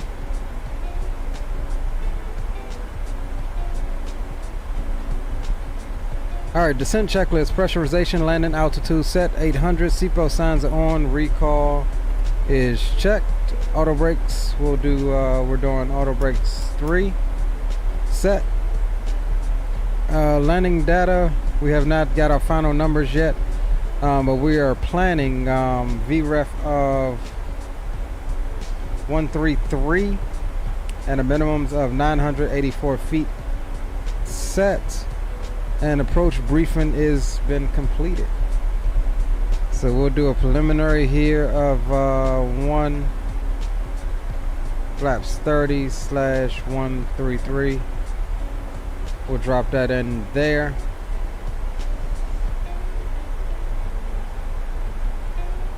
Alright, cool. We're looking good.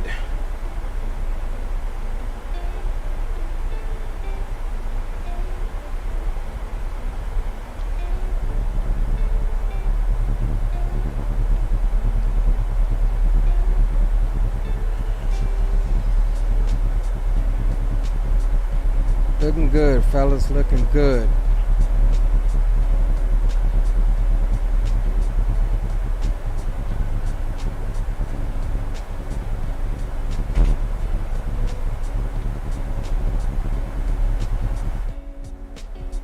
Let's jump outside, get a couple more views while we can.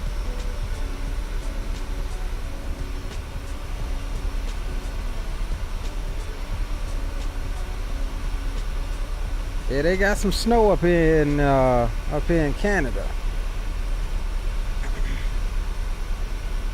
They got some snowy snow.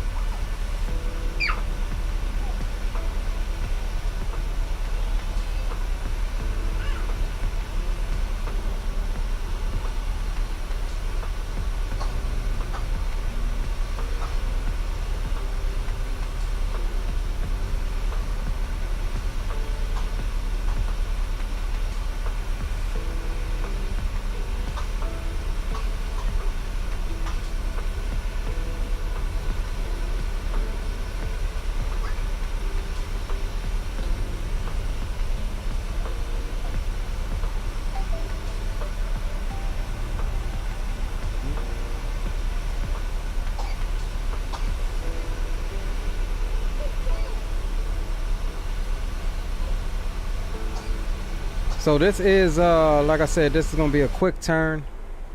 We're going to not run the replay on this one because we want to hurry up and get back up and head on over.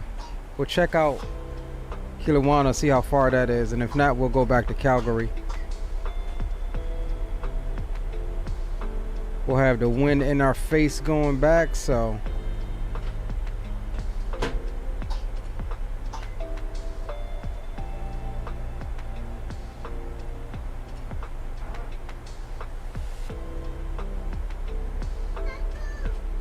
we'll get her in there, D-board, quick turner, and head back west.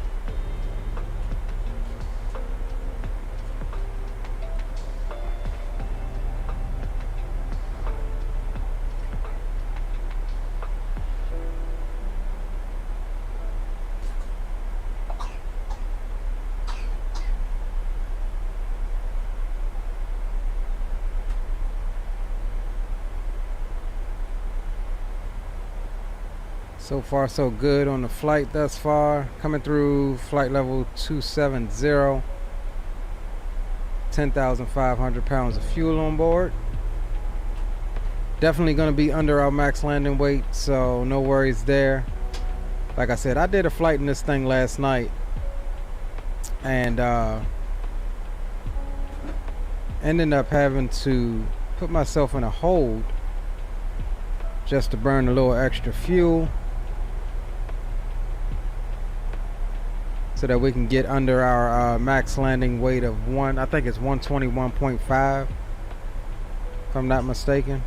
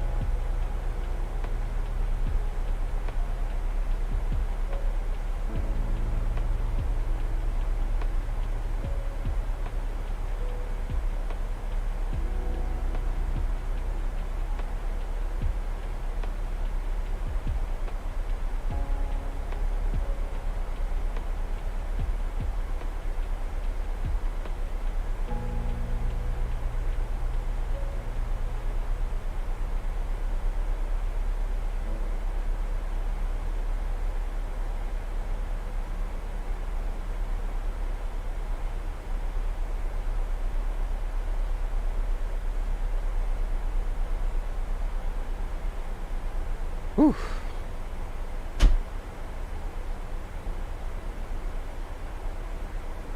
All right.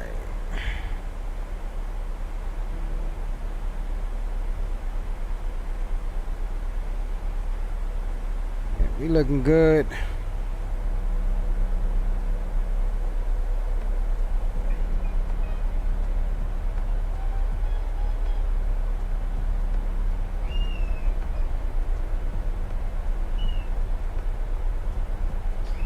I ain't gonna lie, I do enjoy the winglets and the split, what is it, scimitars or scimitars or whatever.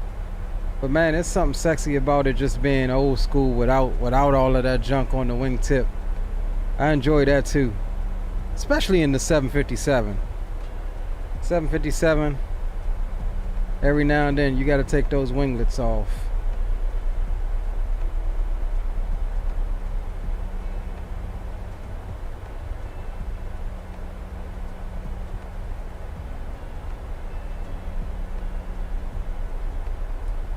It looks like we're getting out of the little snowy region.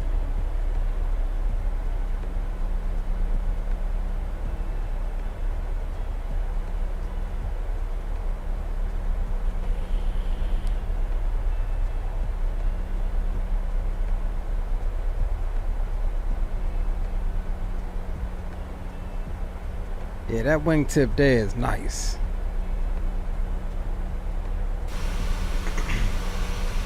Look at that. You think old school when you see a plane without winglets. You think old school, but man, ain't nothing wrong with that wingtip there.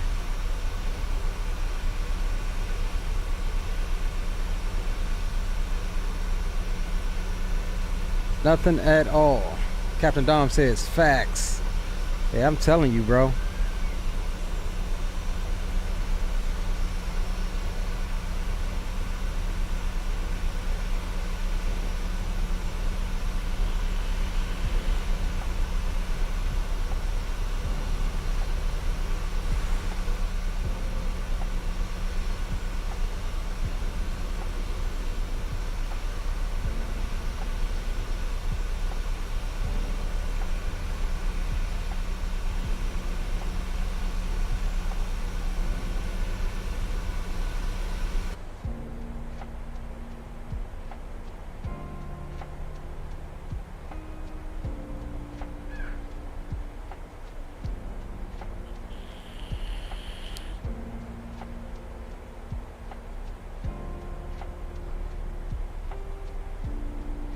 Nice smooth flight, not much in the way of weather or turbulence.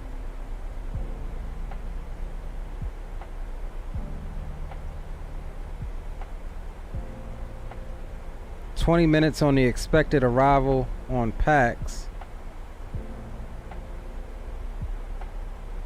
And let's get up our star here. Flightcraft 1986 information. Charlie just rolled over if you want to go grab that real quick.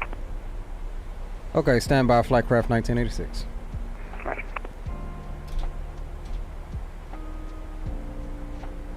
Car approach, Arnaz Zulu, Yankee, or ILS, runway 13. Inform ATC of requested approach on initial contact. Landing and departing, runway 13. Simultaneous approach is in effect. Advise on initial contact. You have information, Charlie. Winnipeg International. Information, Charlie. Weather at 0200 Zulu. Wind 140 at 13. Visibility 15. Ceiling 1000 overcast. Temperature 4. 2.0. Altimeter 3002. IFR approach. Arnaz Zulu, Yankee, or ILS, runway 13. Inform ATC of requested approach on initial contact. Landing and departing, runway 13. Simultaneous approach is in effect. Advise on initial contact. You have information, Charlie. And Winnipeg Center, Flightcraft 1986, we have information, Charlie, on board. Flightcraft Flightcraft 1986, roger.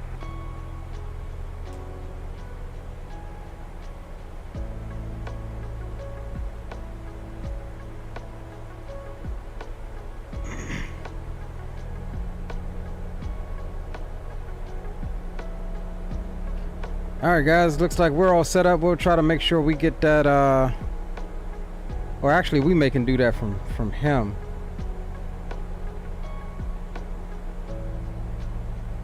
And Winnipeg Center, Flightcraft 1986. Not sure, should we request it from you? But we'd like to get the ILS for 13, if you could pass that on to approach. Flightcraft 1986, okay, check. You can expect the ILS for 13. I'll pass it on for the approach controller there. All right, we'll expect ILS 13, Flightcraft 1986. Roger. Cool, so we all planned up for what we got.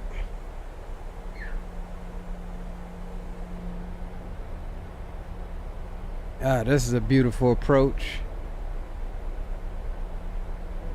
Beautiful descent. Flightcraft 1986, contact Ravel now 119.5. They've got the request for you. Okay, over to 119.5, Flightcraft 1986. Thanks, we'll see you next time. Okay. And Winnipeg approach. Good evening, Flightcraft 1986. Flightcraft 1986, Winnipeg Terminal. Get a... Yeah, I'm sorry, sir. I let go of the mic. We're descending through 14,700. Flightcraft 1986, Winnipeg Terminal. Roger. Winnipeg altimeter 3002. Information Charlie is current. You can descend 6,000. 3002 and Charlie is current. We do have Charlie on board and down to 6,000, Flightcraft 1986.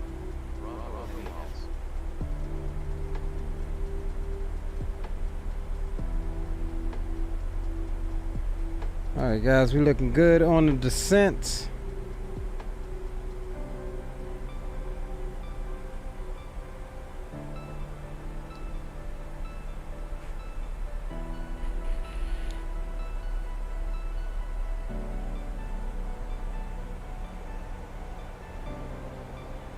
Alright, so we'll plan to exit stage left. We'll take it more than most likely all the way to the end, not unless we can exit left at Victor after we cross over runway 18. If we get into the landing zone, we may be able to make that. Or hell, we could probably land even a little bit long, still make it. We'll see. But we'll plan Victor exit, which will lead us right into the ramp area. And hopefully we can get we'll plan stand 17 or something like that. Not really sure where these guys park, so we're just gonna F it, park wherever.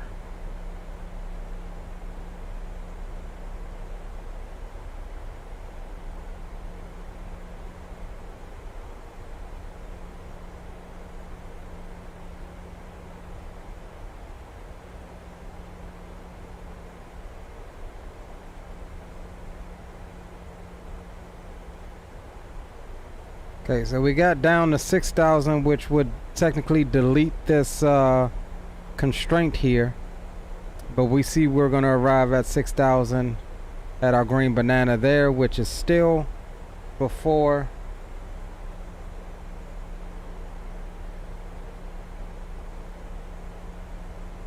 Erlud. Which Erlud, what is it? Once us at 4,000. All right, cool. So yeah, that's manageable.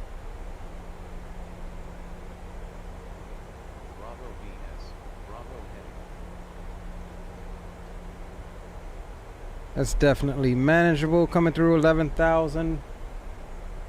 Just in time for the playlist to end. And we'll go fixed landing lights and runway turnoffs can come on. We'll go wing lights on as well. Engine start levers continuous.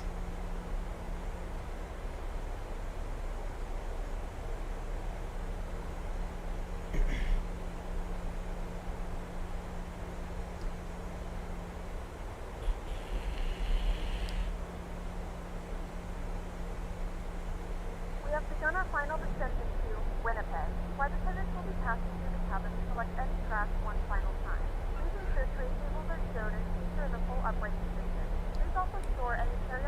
either in the seat back pocket or under the seat in front of you. Please complete all Wi-Fi related tasks and show any larger electronics. All right, we'll stand by Winnipeg ground on 21.9.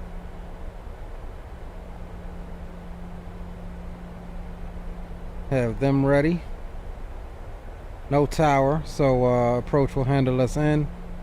21.9 is in standby.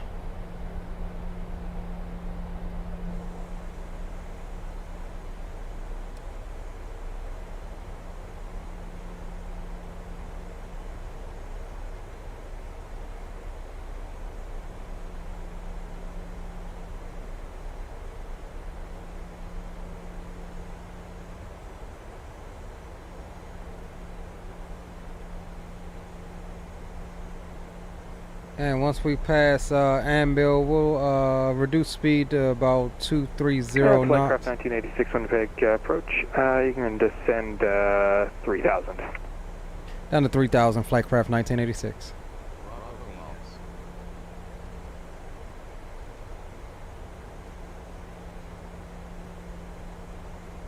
Bravo VS. And we'll go into VS mode and we'll go about 1,500, that's fine.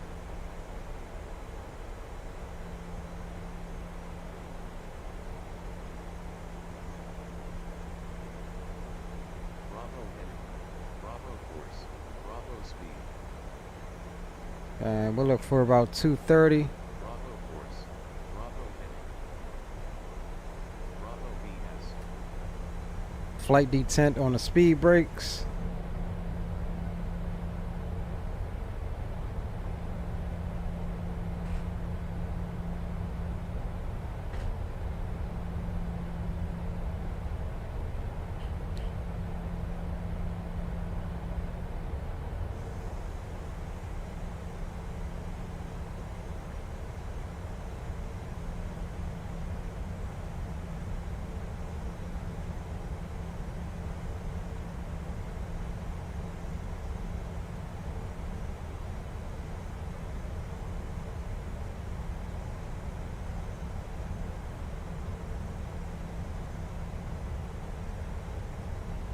All right, next waypoint up here is turning us in on our, pretty much our initial approach fix, turning us in on final there.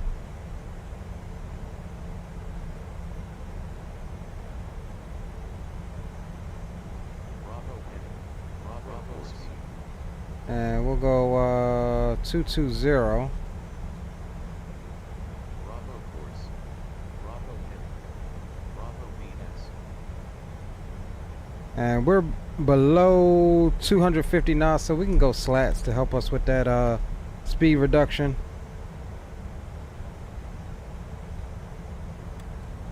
$3,000 to go on the descent.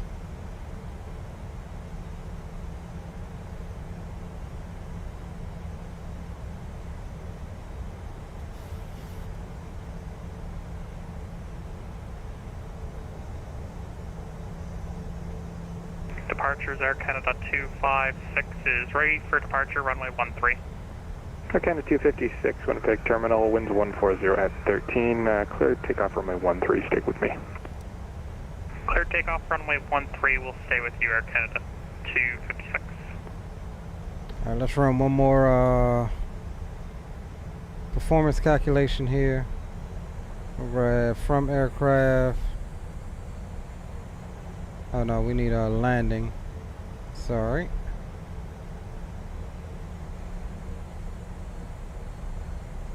VREF is 132.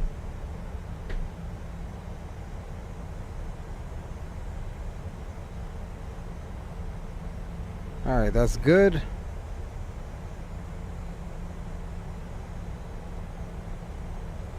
And we'll go back to flight detent on the speed brakes.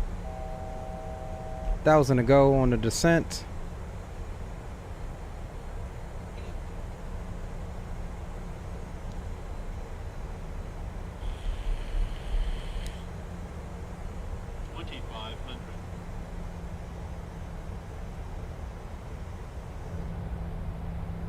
Flightcraft 1986, Winnipeg Terminal. You're cleared to ILS Zulu, runway 13 at full gig transition.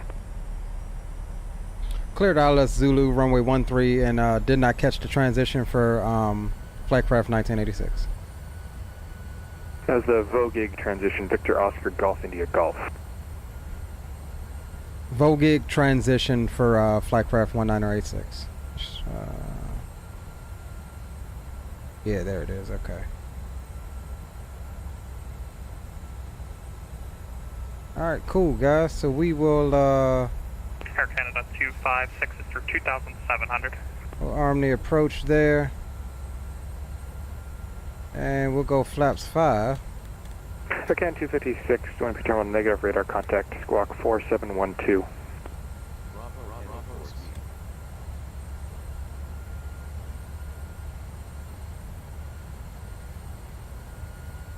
Air Canada 256, Winnipeg Terminal, squawk ident. Ident Air Canada 256. Alright, we'll keep 220 until we get to VOGIG. Air Canada 256, Winnipeg Terminal, you're identified, climb flight level 230, push, turn left, direct Roma on course. Climb level 230, left direct Roma on course, Air Canada 256. Arm the spoilers. It's a little barren out here in Winnipeg.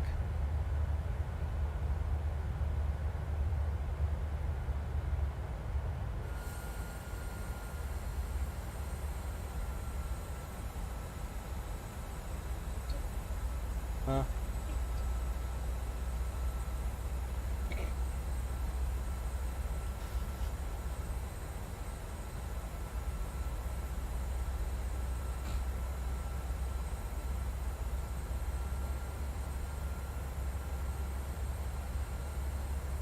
Alright, let's sync up the heading here with our track. Bravo course. Bravo speed.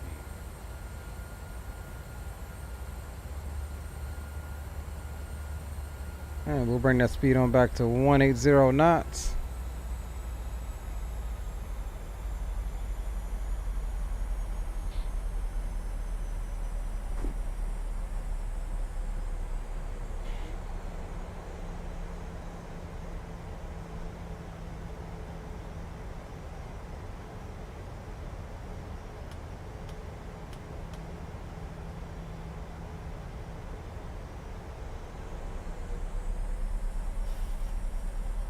Alright, approach checklist, engine start switches continuous, altimeter is QNH is 30.02 is set, both sides nav aids are set, and landing checklist is next.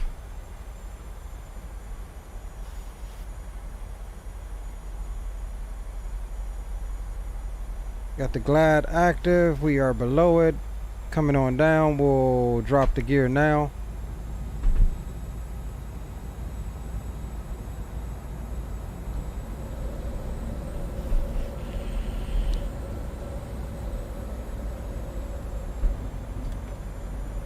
Flaps 10 and flaps 15 selected.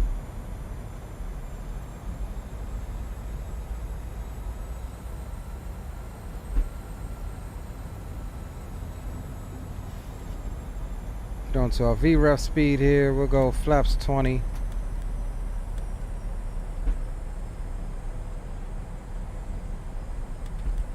Flaps 30 selected.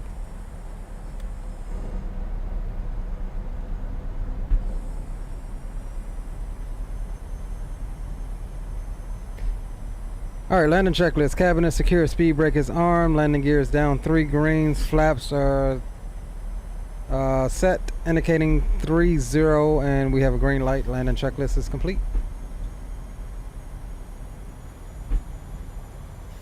I do believe that's our runway out in front of us. We've got a 39 knot wind off the right front Aircraft 1986, quarter. Winnipeg Terminal, winds 140 at 13, clear to land runway 13. Clear to land, runway 13, Flightcraft 1986. Alright, we're all set. We'll get the Cockpit controls cam on.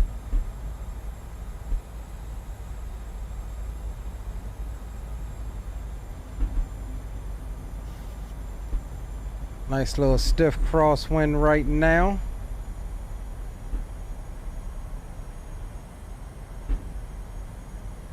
We'll get ready to take over here momentarily.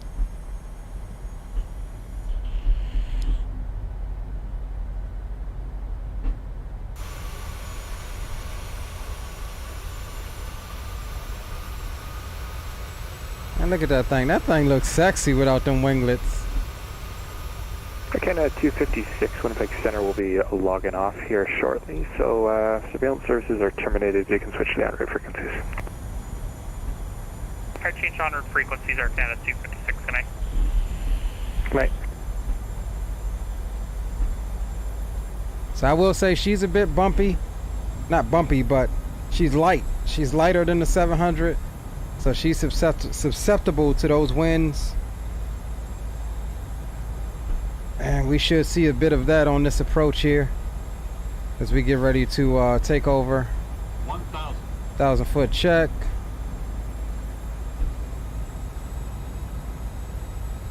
Match up our throttles here in the general vicinity.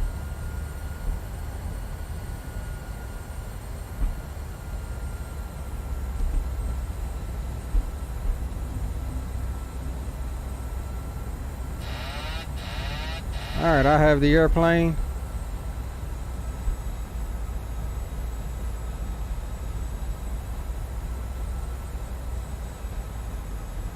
Winds are dying down a bit.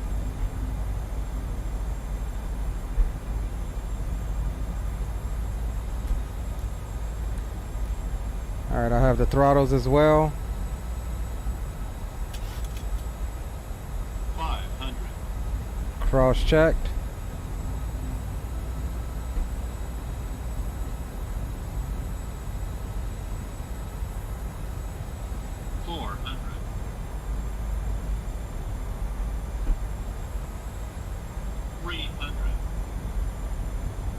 Approaching decision height. 200. Decision height. Continue.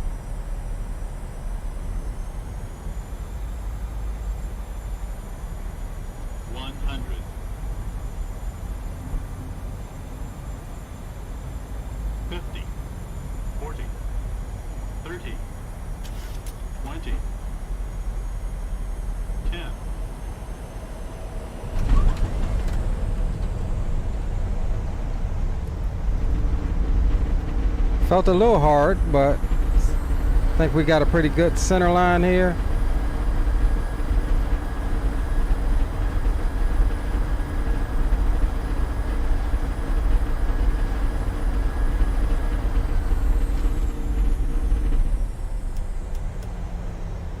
And there's our exit that we predicted. The local time is 11. And flight craft 1986, you can contact ground 121.9 there, and I liked watching that on the stream. Hey, appreciate you, my friend. And over the ground 21.9er for flight craft 1986. All right, cool. Welcome to Winnipeg, my friends. So we'll come and we'll get landing lights off. Taxi lights can come on. APU can come up. Engine start switches can come off and strobes off. Wing lights off as well. Overhead is set. We'll get flaps cleaned up. Store the spoilers. And what we say, 17 over the ground we go. Winnipeg ground. Hello, flight craft 1986 is clear runway 13 at Victor. We're going over to stand 17. Factor 1986 Winnipeg ground. You can taxi via Victor apron frigate 17. Thanks for flying. All right, Victor to apron frigate 17, flight craft 1986. Let's see, do we have? It's not showing me 17 here. Gate 35. Alright, what's the closest one we have? We got 12. Where's 12?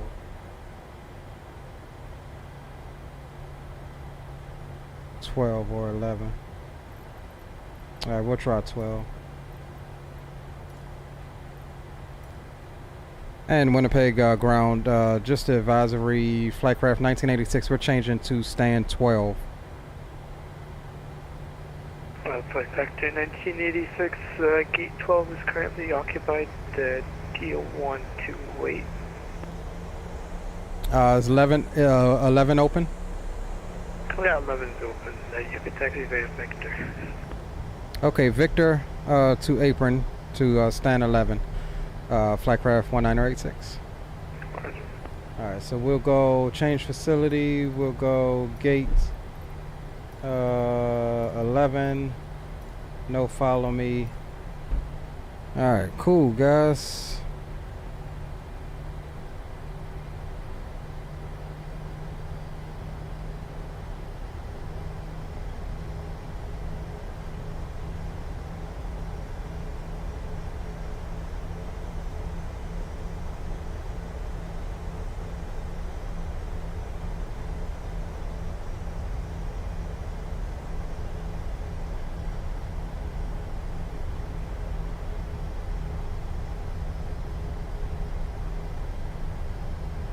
Alright guys, welcome to Winnipeg. We'll make a quick turn here. No replay on this one. We'll get over to 11, deboard, reboard, replan, and head on back out. We'll see. We'll plan up Kelowna first and see how far that is. If it's more than like 200 extra miles or so, we'll just go back to Calgary.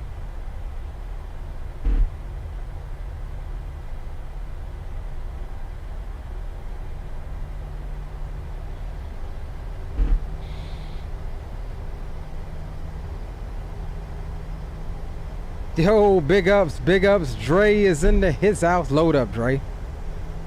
You know I'm gonna say it. Load up, bro. CST Gaming is in. What's going on, bro? Good to see you.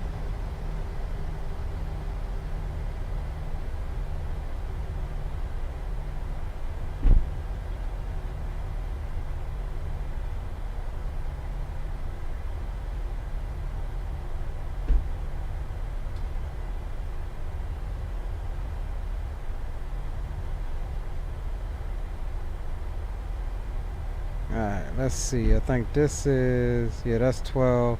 Alright, boom. There's 11 there.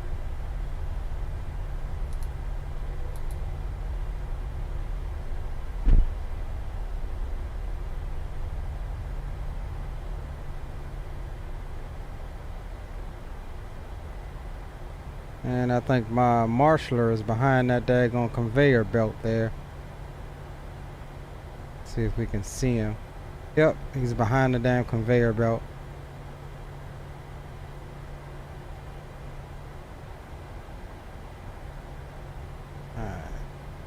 Alright, we're straight on.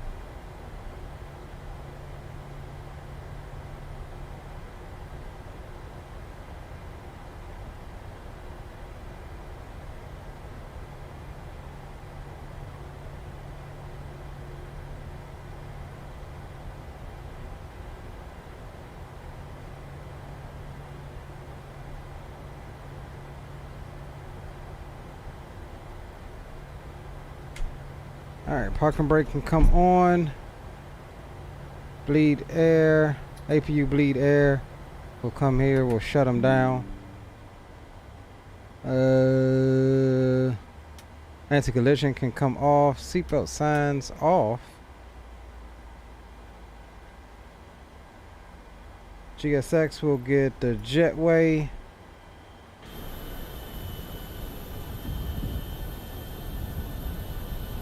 And welcome to Winnipeg, my friends. Alright, let's do this. Let's go and deboard here. GSX request deboarding.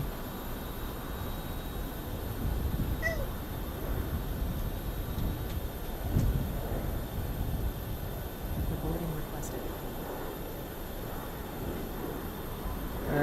And we'll go seatbelt signs off there. That pack start deboarding as well. We'll get some tunes for the quick little intermission, and we'll look up this flight back to Kelowna. See how long that's gonna be. And look, we were 21 seconds early, so right on time. I mean, just nailed it. Not sure what, let's see, can we end? -216, not bad. Not bad. We'll save that. We'll leave packs up there. Let GSX do its thing.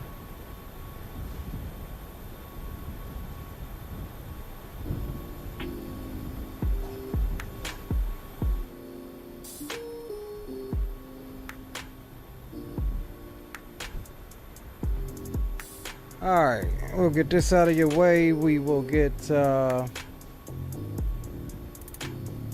out of your way. We got to reset Air Canada 290 is ready for start and push from gate 12. Air Canada 290, pushback and start, your discretion. Call me for taxi, no traffic around. Push and start approved for Air Canada 290. Alright, let's review it here. Yeah, -211, we'll take that. Alright, so let's see, let's go ahead and plan another flight here. What are we? What was it? KFA? Yeah, KFA. We'll go 19086. Or no, we usually on our return we do 1286. Is what we do. CYLW. Let's see what how long this is. CYLW.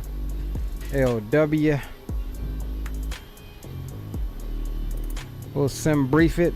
See what we got here.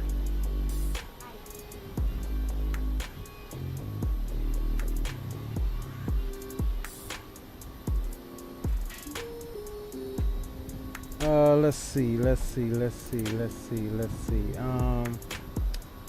Where is 888? I don't know if I'm feeling that, so we may be going back to Calgary.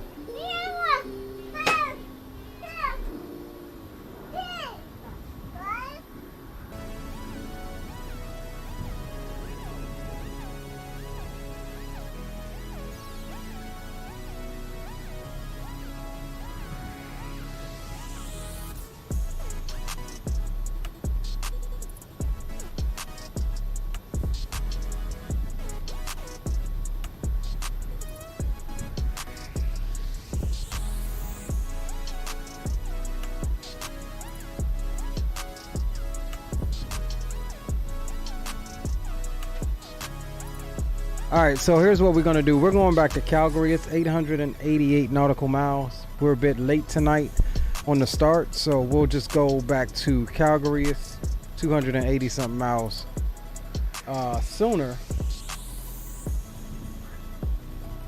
which is no biggie. Flights change all the time, right? Yusuf, what's going on?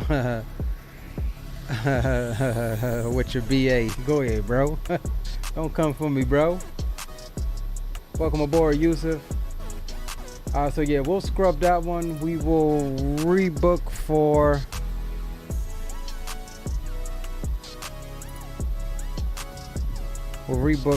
for Calgary. Air 290 is ready for taxi with information, Charlie.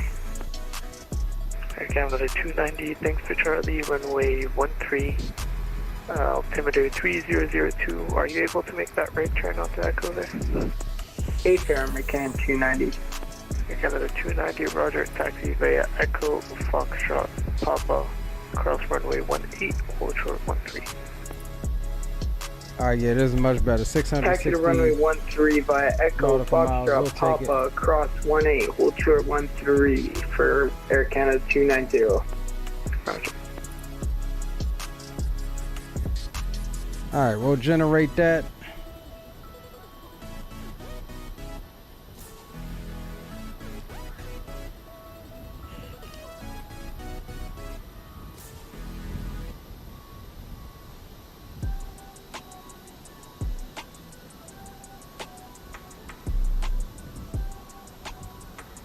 And we'll disconnect right quick from VATSIM so we can pre-file this.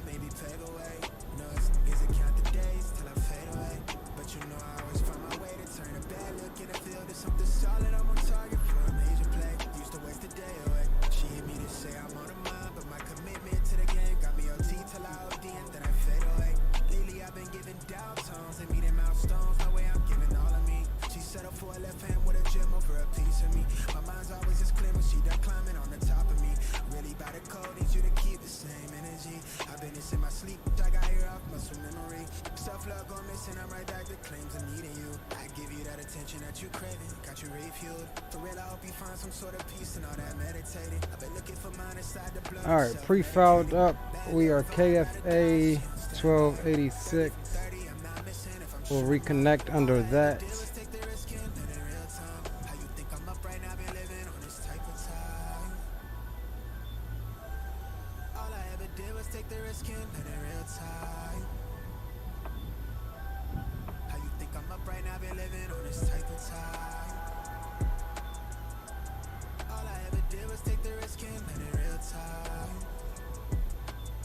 All right, so once baggage finish unloading, we'll be able to, yeah, I think baggage is done. We'll be able to get the new flight going. Let me unload the flight from the tablet here. We're going back to Calgary.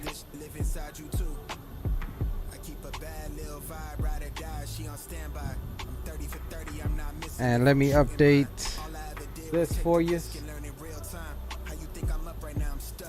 CYWG over to CYYC. Air Canada 290 cross running 18. Pleasure. All right.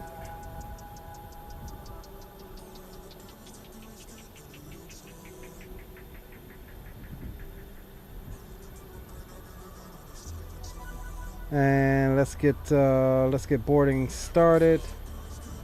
Or actually, we'll do refueling first, and then we'll get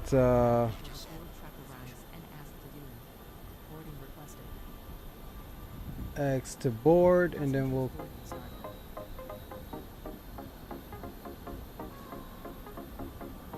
Air Canada 290 monitor Unicom 122.8. Have a great flight. 122.8 for Canada 290. Thanks. All right, guys, this is flight 1286 with service back to Calgary. We'll be taking a block fuel of 16.0, cruising at 40,000 feet for this leg.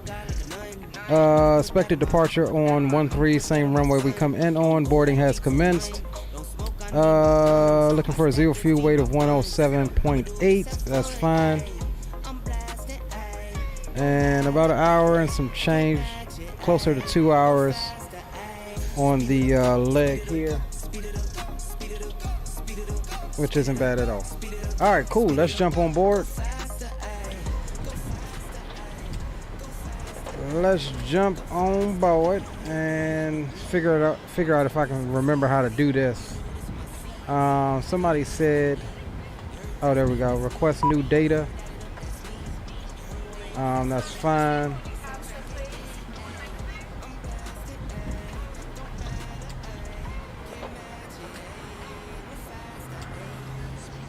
$16.2. All right, fuel is set. Alignment should be good. We'll come here. FMC index position. CYWG.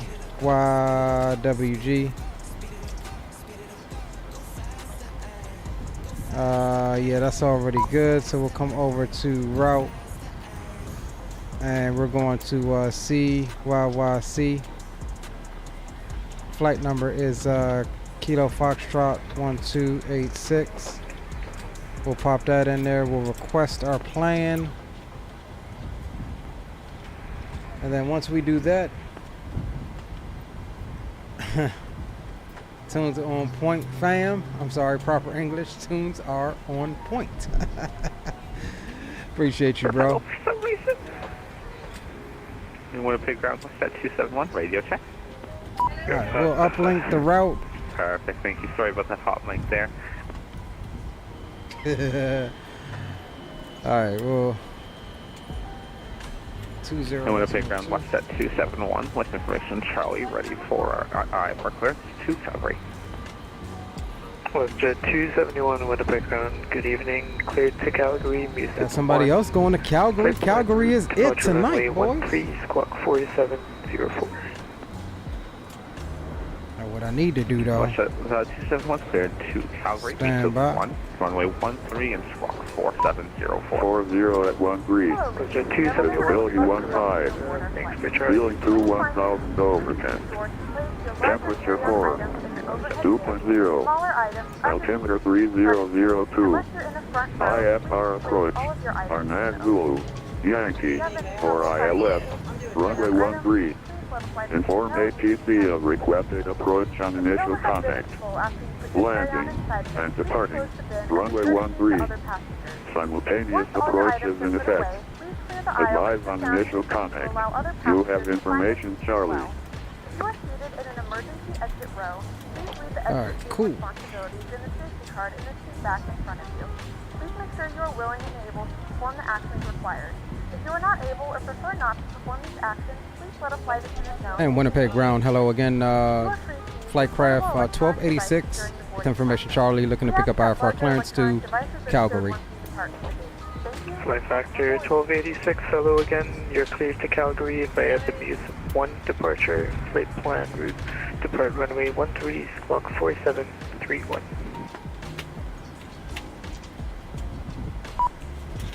I'm sorry, can I have that that departure again for flight craft 1286? Flight factor 1286, Abram, that's going to be the Muse 1 departure.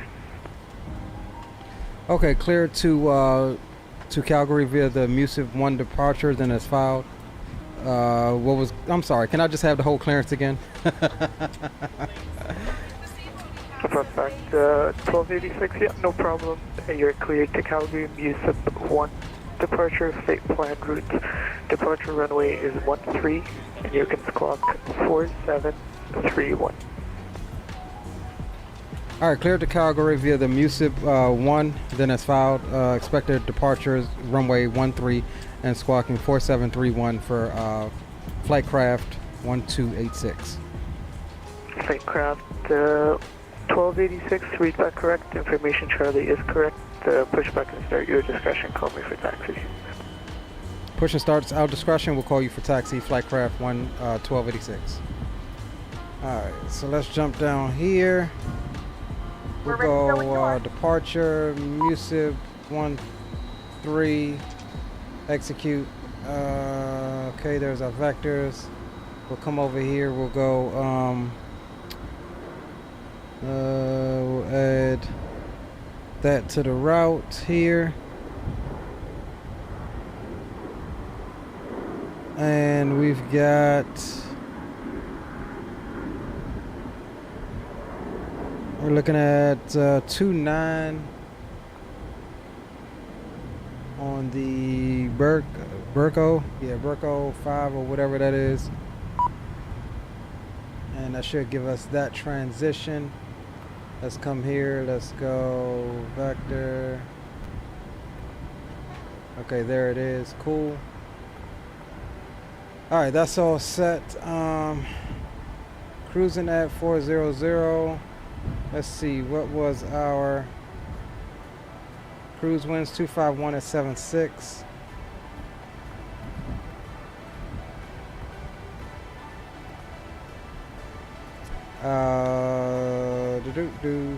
Did we get, let's see, did we get loaded up? We'll go return payload 1078. Let's make sure we got loaded up with our passengers. Yep, 107.8. So we'll come here and copy that over. Reserves is going to be 4.6. And cost index, we're rocking 17 going back. That's all fine. For here, we're going to back out of here. We'll go performance tool. Takeoff from OFP. We're doing runway 13. Import from aircraft. Takeoff flaps, we'll do 5. Optimal thrust rating. Anti-ice is off. Packs are going to be on. CG, okay. Weather, we'll import that. We'll calculate this. Flaps 5, looking for a thrust of 82.2. Takeoff rating 2 is what we need. Cell temp is going to be 54. Trimming 666. I don't like that. 34. Oh no, cell temp 54. Takeoff D rate 2.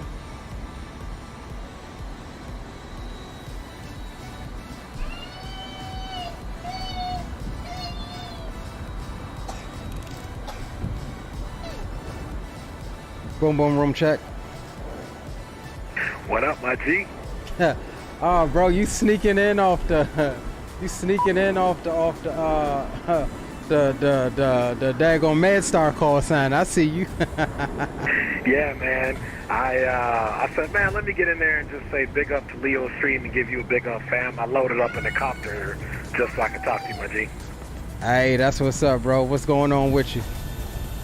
Nothing, man. Just here supporting, lurking in the background, dog. Just messing around. I'm not going to do any flights tonight. Just wanted to get on here and support you, my G.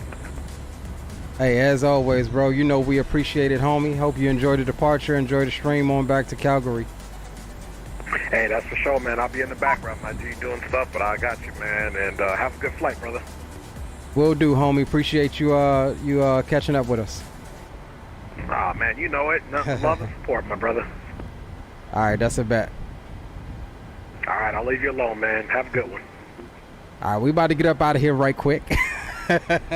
Roger that. I'm going to probably request departure and then watch you. I'll plane spot you from the air. Nice, nice. Take some pictures. Yeah, roger that, my G. All right, homie. Back over to ground. I'll catch you on the next one, homie. All right, fam. Have a good one. Will do. All right, where was we at? All right, we got that D rate in. So we're over to takeoff. We're doing flaps 5, 666, which I don't like. V1 is going to be 127, rotating 127. V2 129. So we go 127. Oh, it's already there, so we can just boom, boom, 129. All the numbers are lining up on this one, so that's perfect.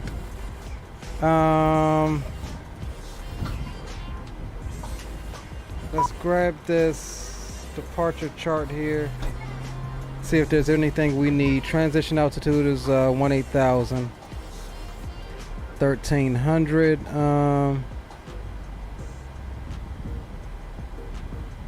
Maintain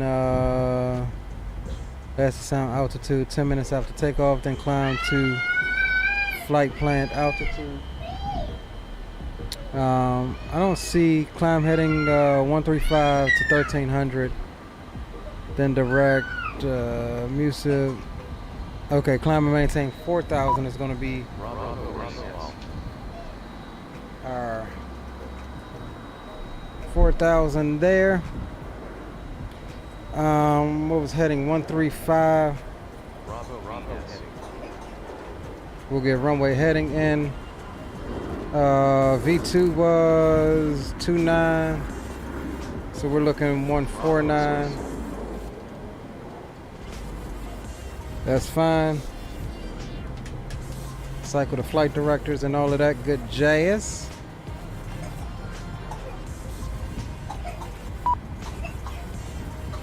All right, we look good, so let's come down. Let's get, we got 6. Oh, that's 7. So we'll go back down to 6.5 on the trim. That's fine. All right. I think we're about good to go. We're on APU power already. We'll go. Seatbelt signs are on. Forward door is open. We'll get pressurization set to 40,000. We'll get landing altitude here in a minute. Everything else looks to be good. And we'll go squawk, what do you say, 4731?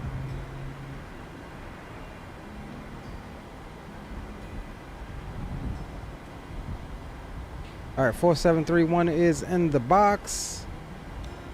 And other than that, everything looks good. We're ready for push. So let's go ahead and call up GSX. Did it not fuel me? Yeah, it did fuel me. So let's just, yeah, it's still asking me to fuel. So let's do this. Let's go 16 point.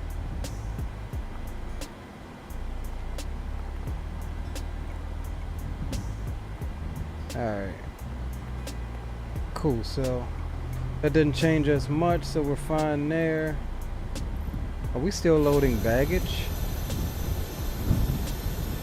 No, we're not.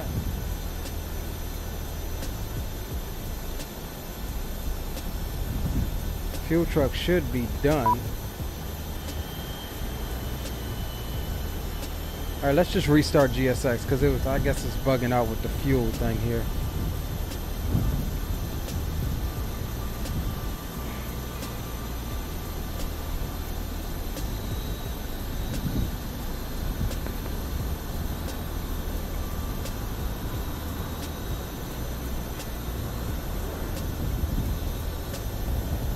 Alright, so we'll go ahead and remove the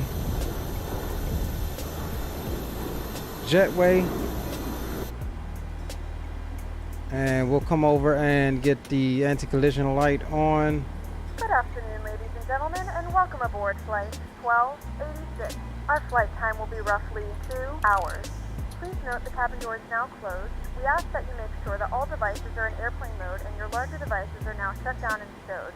If you have not already, Winnipeg ground, WestJet 271 ready for taxi. Your tray tables and seatbacks must be in the full upright and locked. WestJet 271, information Delta now current. Taxi via Echo, Foxtrot, Papa, cross runway 18, hold short runway 13.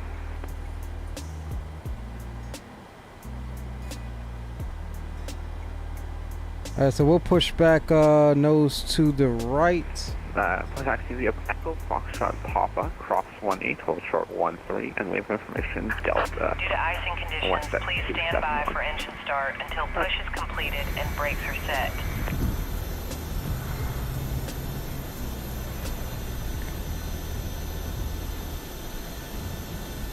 Okay, so we got this WestJet here we'll need to hold off for, because he's going to be taxiing out to the right here. We'll probably be following him.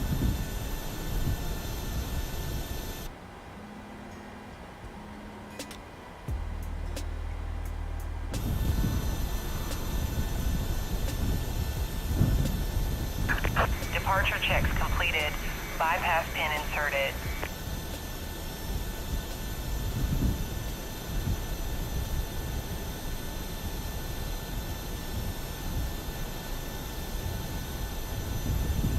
Is one of you guys this WestJet? Are you guys waiting? If it is, you waiting on me to push? Locking gear. I knew you were gonna say load up. Out to dinner, didn't catch the beginner, got to see that butter. Nice, bro.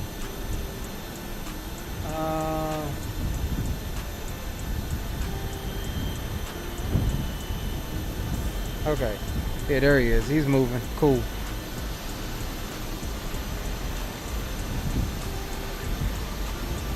See you in Calgary, WestJet.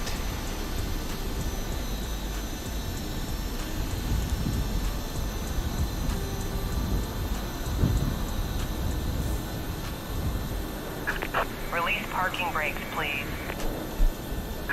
Commencing push. Due to icing conditions, please stand by for engine start until push is completed and brakes are set.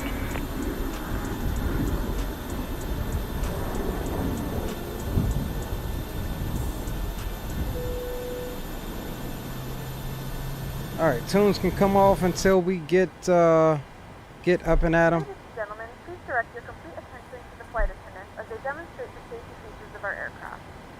You will notice a light illuminated above your seat. When this light is illuminated, please fasten your seatbelts low and tight across your lap. To fasten, insert the metal fittings into one another and tighten by pulling on the loose end of the All right, let's roll on number 2. Lift the upper portion of the buckle. We suggest that you keep your seatbelt fastened throughout the tell flight I'll be as there you in a may second. experience unexpected turbulence. Please take a few moments to now locate one of the several emergency exits on this aircraft. In some cases, your nearest exit may be behind you. In case of an emergency and we need to evacuate the aircraft, there is lighting on the floor that will guide you towards the exit. In the event of a loss of cabin pressure, an oxygen mask will drop in front of you. Start the flow of oxygen, pull the mask towards you, and place it firmly over your nose and mouth. Secure the elastic band behind your head and tighten the straps if necessary. And don't worry if the bag doesn't inflate, oxygen is flowing to the mask and you can breathe on. If you're traveling with children, now's the time to take your favorite one. But secure your mask and then assist others. Keep your mask on until a member of the crew is by the seat. Please set parking The brakes. pilot decides to take his first swim, a fashionable life vest is located in a pouch under your seat or between the armrests. When instructed to do so, open the plastic pouch and remove We have a good engine start. your head. You can Wrap the disconnect. straps around your waist and buckle up your belt. Pull the straps in tight. To inflate the vest, pull firmly on the red cord only when exiting the aircraft. If your life vest does not inflate automatically, blow into the mouth to use for manual inflation. Each vest Okay, is GSX with the bug tug. If necessary, this inflation can be used as a secondary safety device. Please securely stow your personal items. Make sure your seatbelts are fastened and keep bags and tray tables during their full upright position. Be reminded that this is a non-smoking flight. Tampering with, disabling, or destroying the smoke detectors located in the laboratories is prohibited by law. All of this information and more can be found in the safety Correction, WestJet 271, Monterey, Unicom 122.8, have a great flight. Over to Unicom 271, thank you very much. That's good. Tow truck disconnected. Bypass pin removed. Left is clear. Right is clear.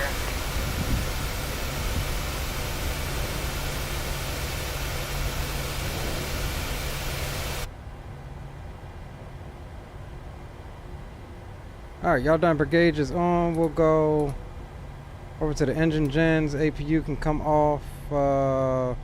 Hydraulics and probes are on. We'll go auto. Engine bleeds. APU bleed can come off. Seatbelt signs are good. Continuous can be set. There's the pin. She's waving at us. See you later. Flaps 5 selected.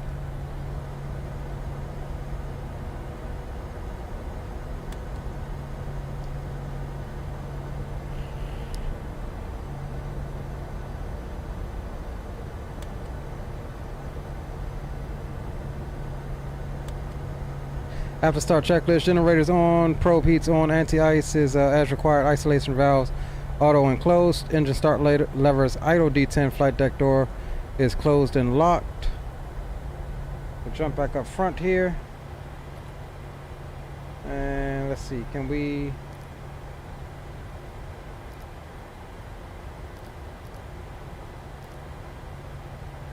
Alright, cool. We'll go auto brakes RTO.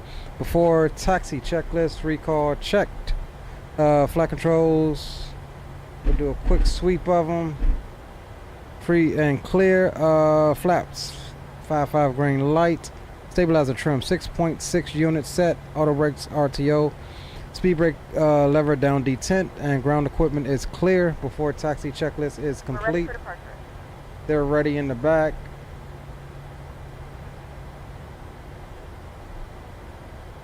And Winnipeg ground, flight craft 1286 ready for taxi. Information Delta.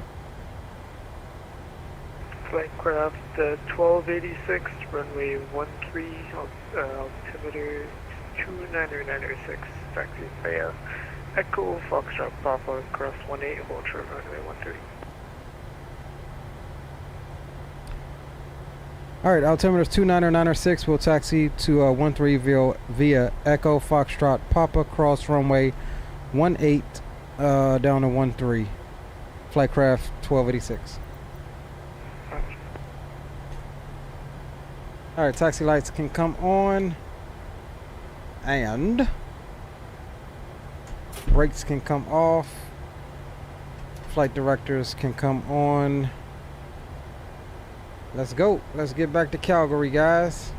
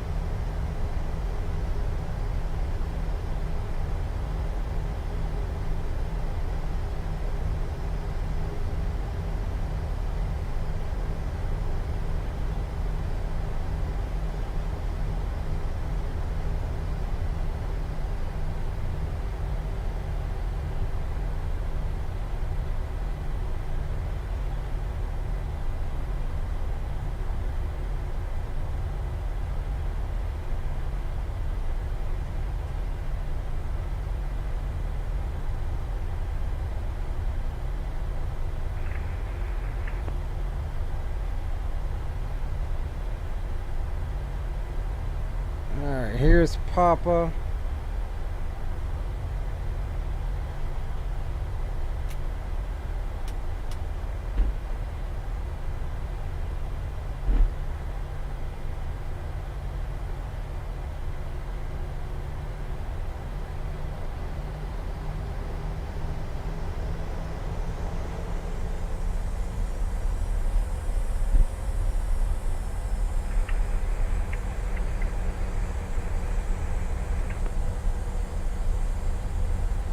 Somebody's hot micing.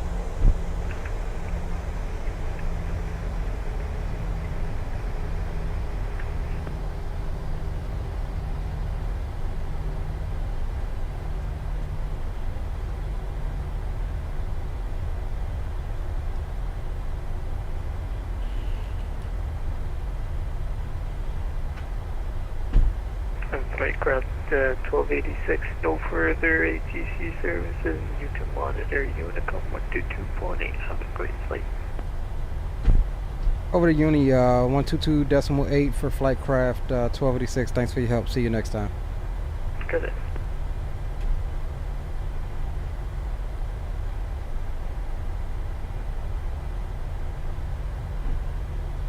Alright, we'll get that on for you guys. We'll come here.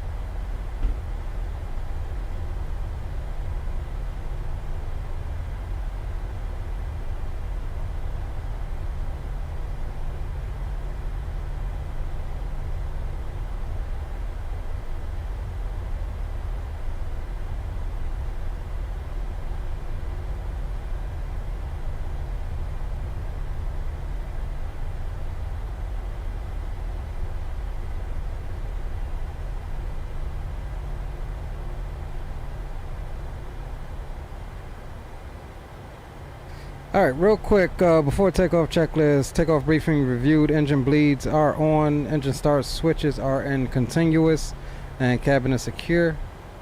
Before takeoff checklist has been completed.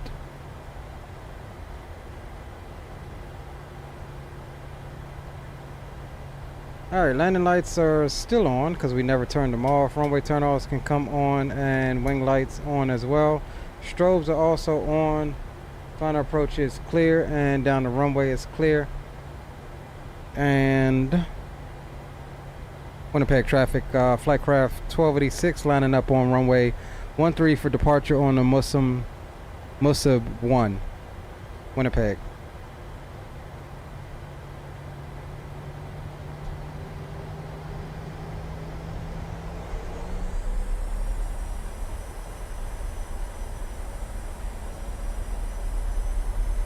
Alright, once we get up, guys, I will have to take a second to check on the little one. We may be going on a hospital run here tonight.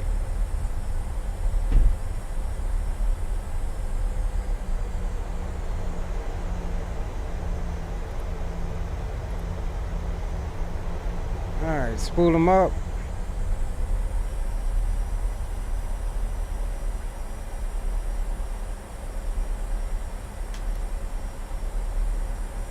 Stabilized, forward pressure on the yoke and toga.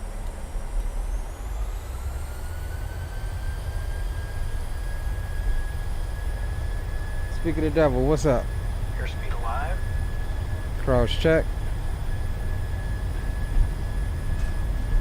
80 knots.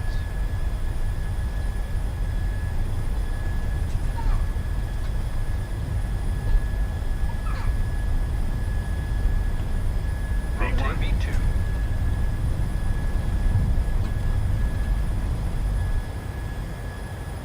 Positive rate of climb. Gear up.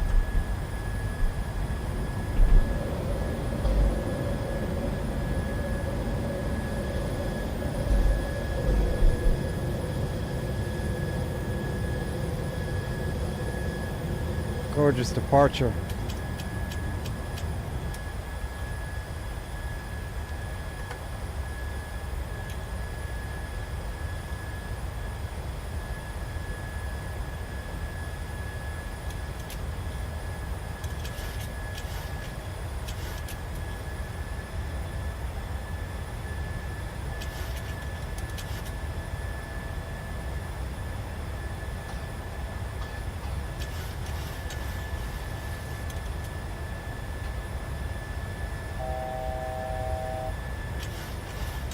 Alright, there's our 4,000 coming. We'll go straight on up to our final cruise since we don't have any other services.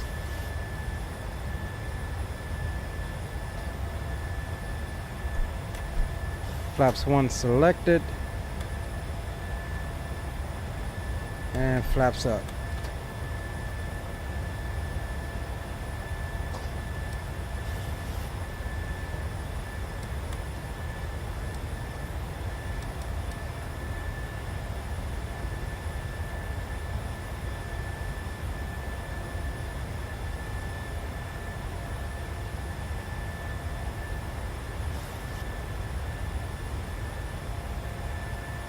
And we'll give ourselves a little shortcut here.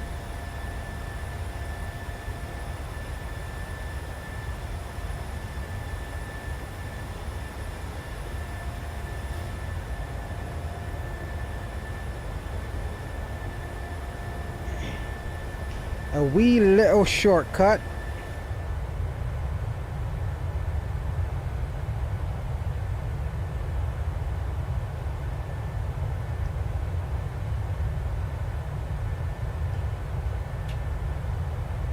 Yo, what up, Mark? Welcome aboard.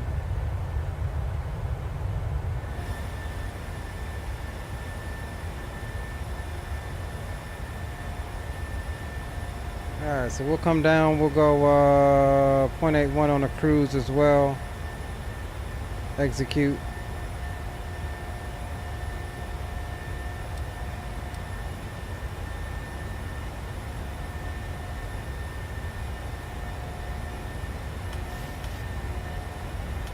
Get the retractable landing lights in.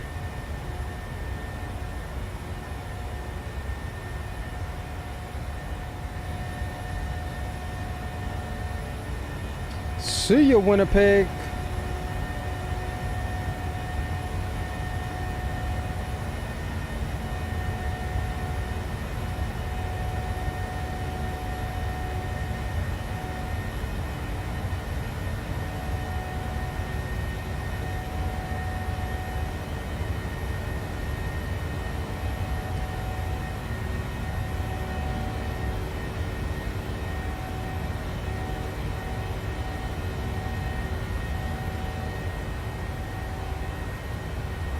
All right, here we go. 10,000. Ladies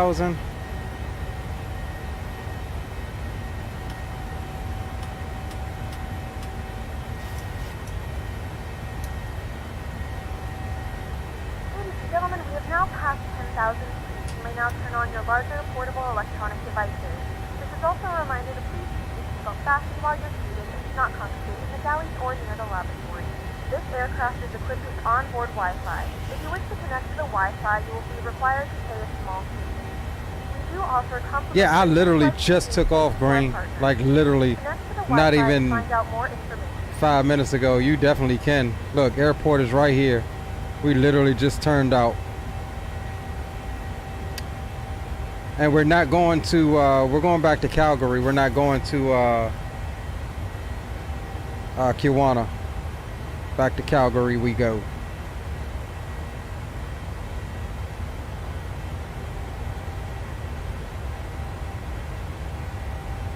Winnipeg traffic, Air Canada 265, passing over Kepka, initial 6 for ILS Zulu, runway 13, Winnipeg.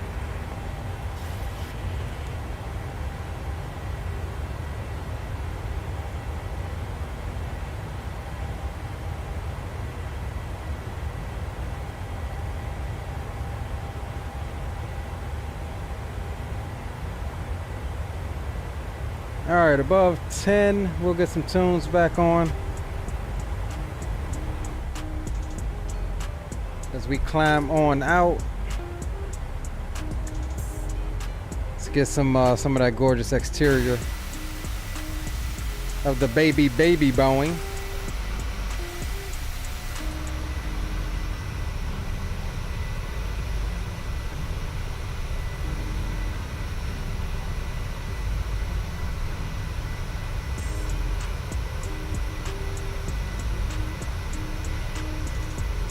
Yo, Anthony, big up, man. It's been a minute since I seen you.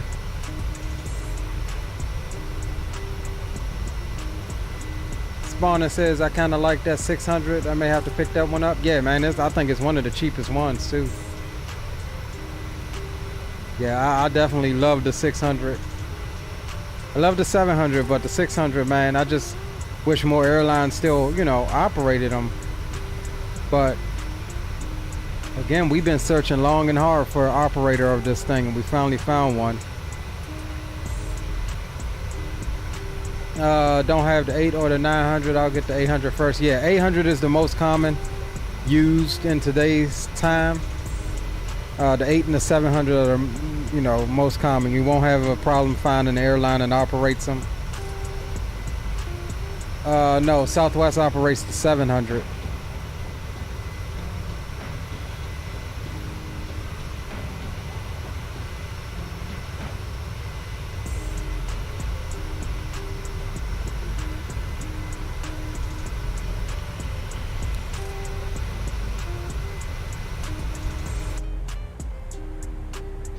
Yeah, they operate the 700 and the 800. Obviously the Max 8, and I do believe they've got orders in for the Max 7 as well.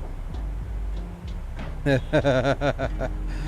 know more about Southwest? Hey, you know I know. It's my go-to airline, bro.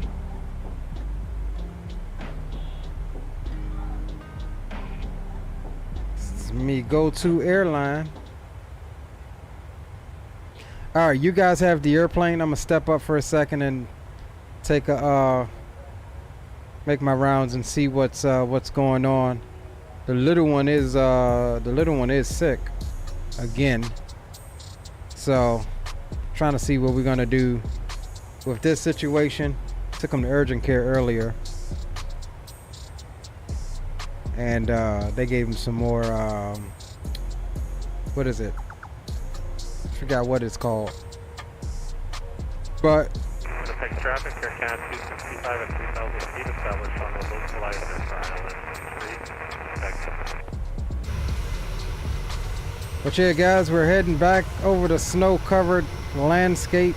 We'll leave this one here for a second.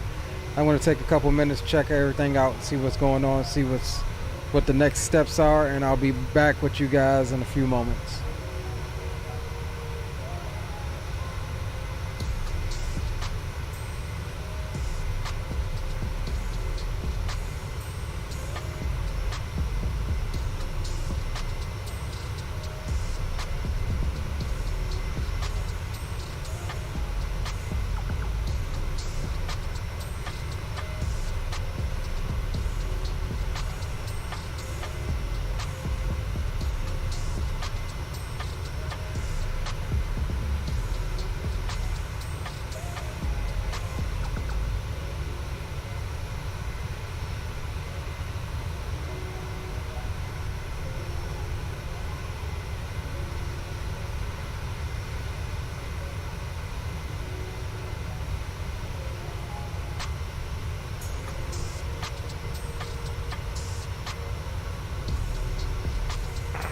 Winnipeg traffic, Air Canada 265, passing out final ILS 3.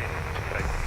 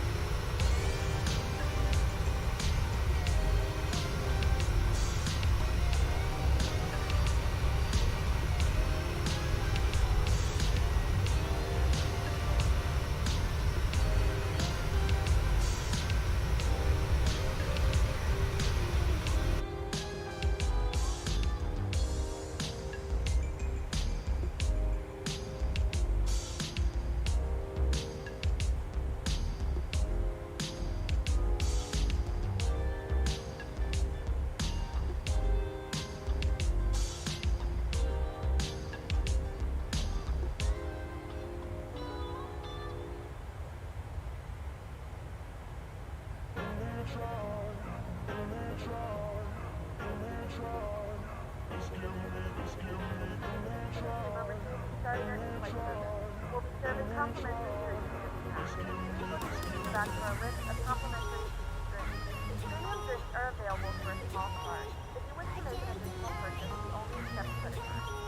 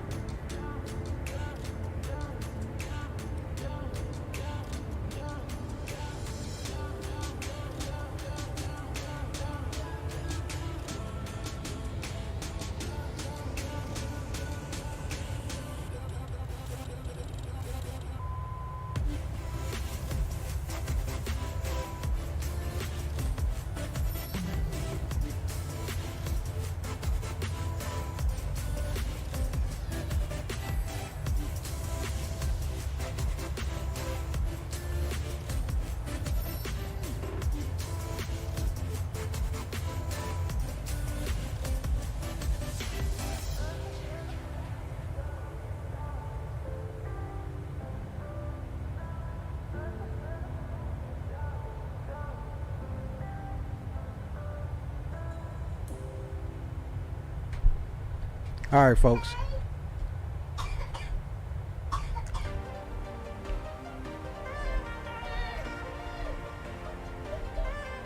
We back.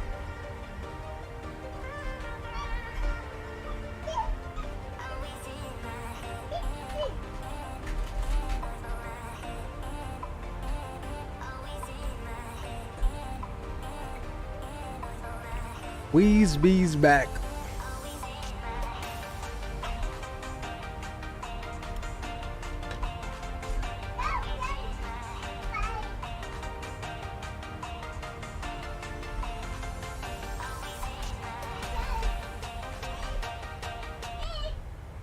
Let's go.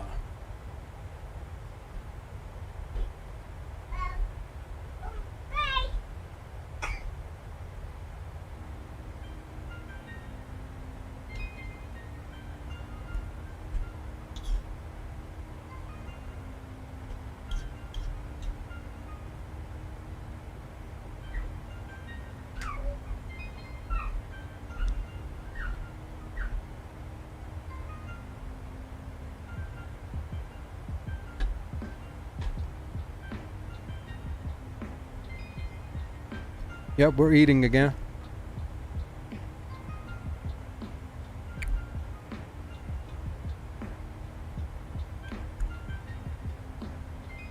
All right, 327 till top of drop. Cruising along nicely at 0.81. 85 knot headwind, so we're not making much across the ground here. Which is part of the reason why I didn't want to go the extra 200 and some odd miles.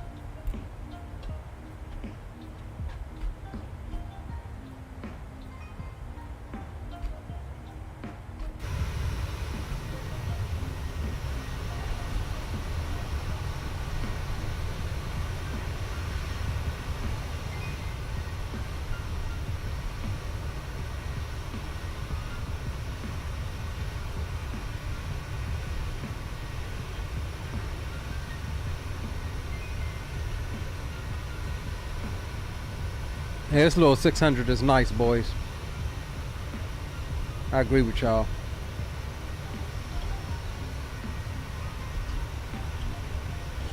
I mean, I know on the inside it looks and feels just like any other NG, 800, 900.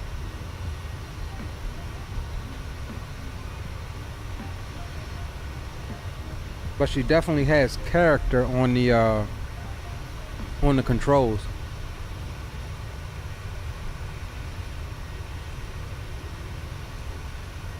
Even though she's close, she doesn't feel anything like the 700. Way more nimble, way more agile. And that's saying something, because the 700 is nimble and agile and quick.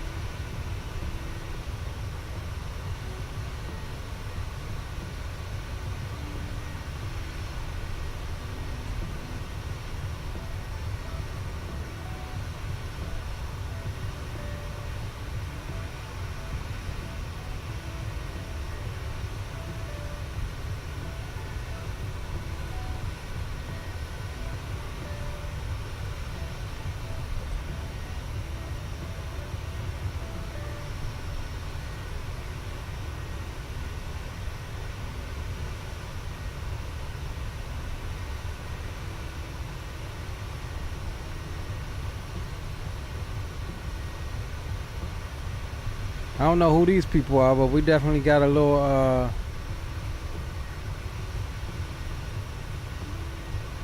conga line going. 33,389.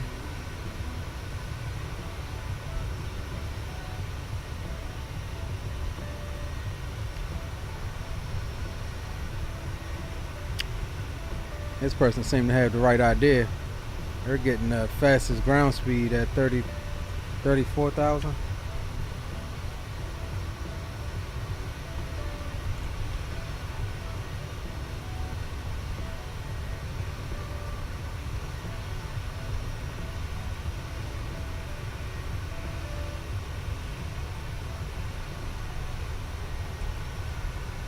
Let's see what our optimal is.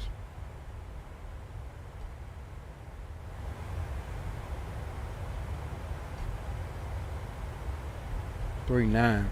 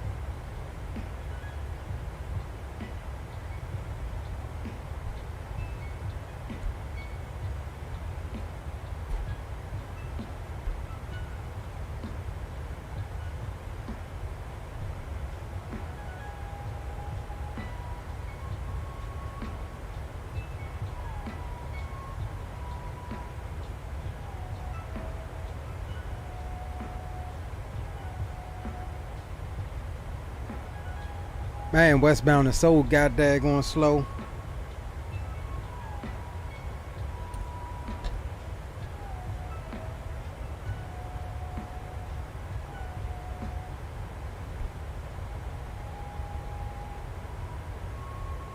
So I think we have our next long haul planned out, which is going to be for the VATSIM Cross the Land Americas event on on December 2nd. Let me see if I can find it for you guys.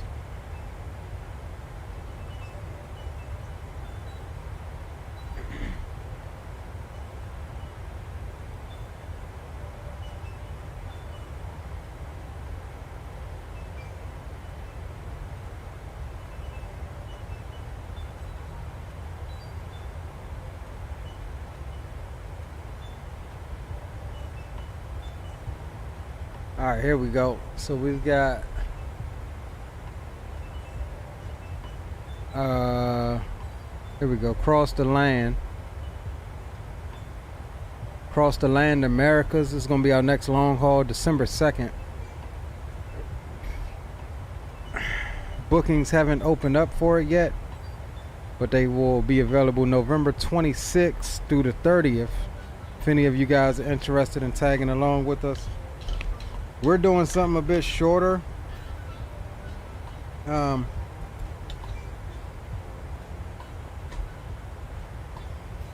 think I was either going to do Phoenix to El Dorado, which is in Colombia. Well, we're definitely doing El Dorado if we can get it. However, I just don't know my departure yet. I don't know if I want to do Dallas. I was seriously thinking about Toronto, which wouldn't be too bad.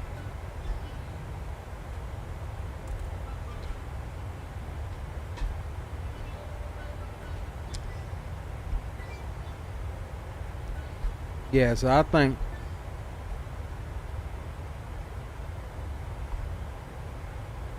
I'll probably do either Toronto or Phoenix or Dallas. Calgary's out the question.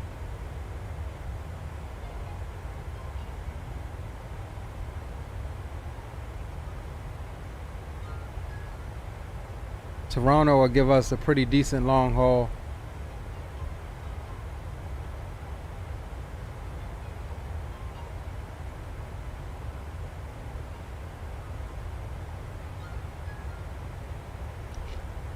I'm betting most people are going to go out of Phoenix or Dallas.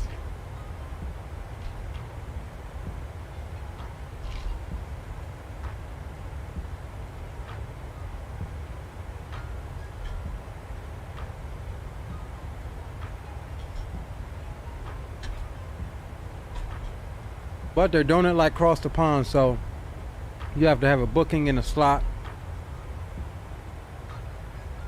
to take part. Like I said, it opens up on the 26th of November through the 30th.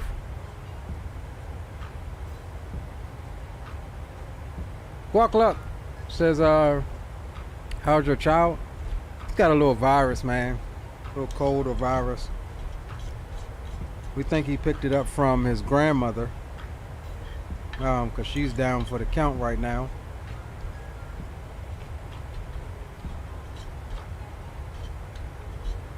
He's right now he's chilling. He's running back and forth, playing at the same time as being sick. So we're just kind of keeping an eye on him to see what happens when that crash comes.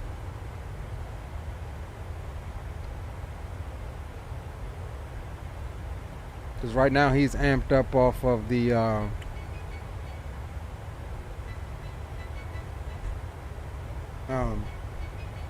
forgot what that crap was they gave him, but he's pretty amped up off of it.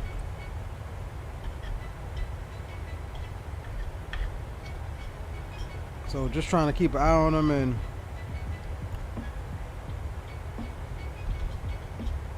ideally we like him just to fall asleep and get a good night's rest, because like last night I don't think he slept well. He was tossing and turning. Nose was super stuffy.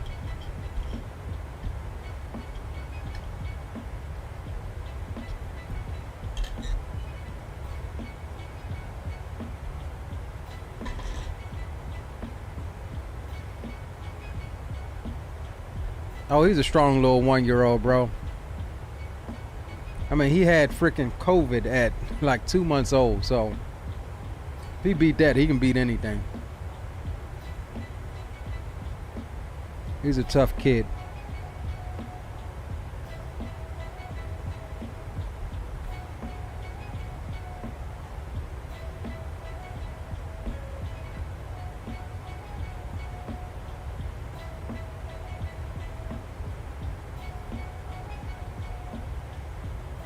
Respondent says there's a Trans World Airlines TWA 600 that looks nice on the TO site.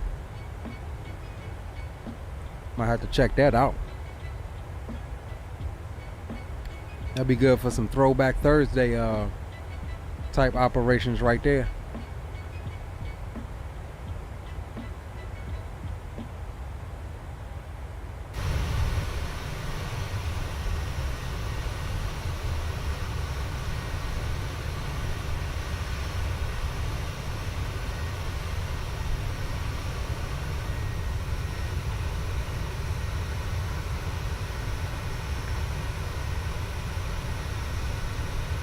And this thing is just sexy though. This 600 is nice.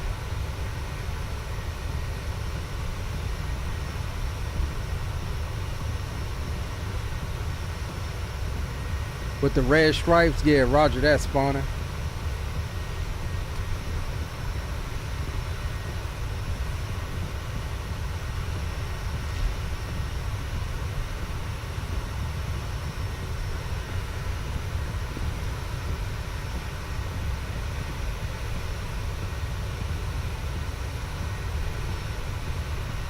What happened to my tunes?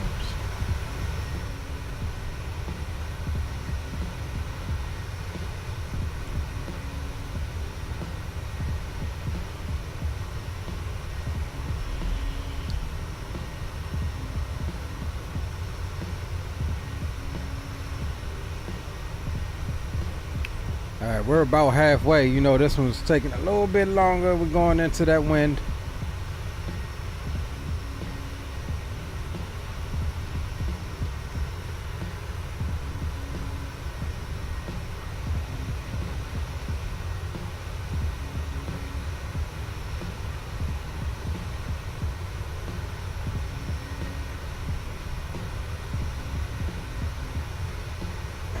Spawner says, dang bro, I just almost called you biological, Spawner.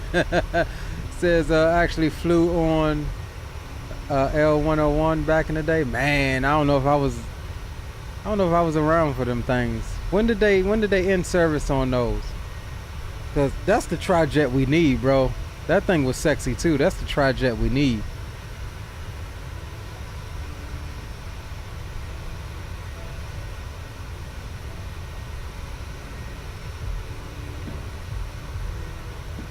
Gonna be like my fourth time asking, but should really try a Concorde stream someday.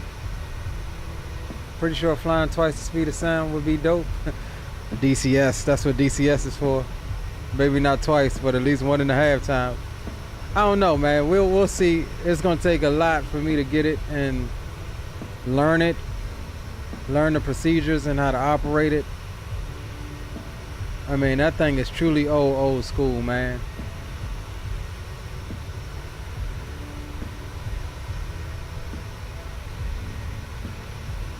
There's a good, I know I said the opposite the last time you asked.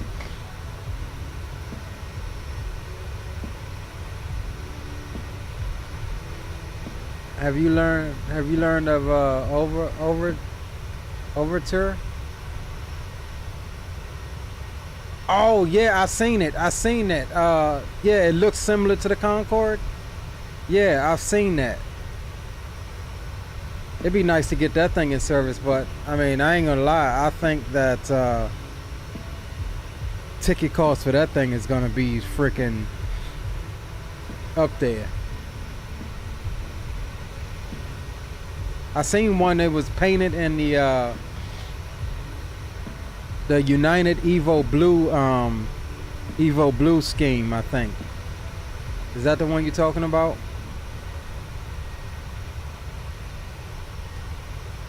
I mean, I don't know much about it. Why do you think it's gonna flop? Is it gonna be some of the same problems that plagued the Concorde?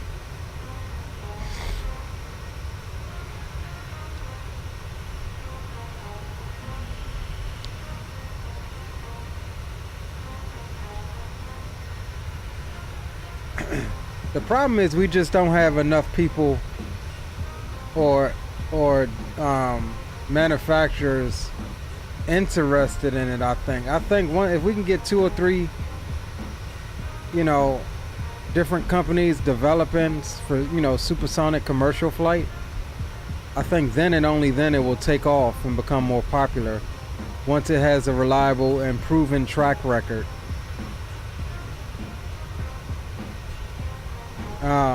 And I think that's just the problem with it.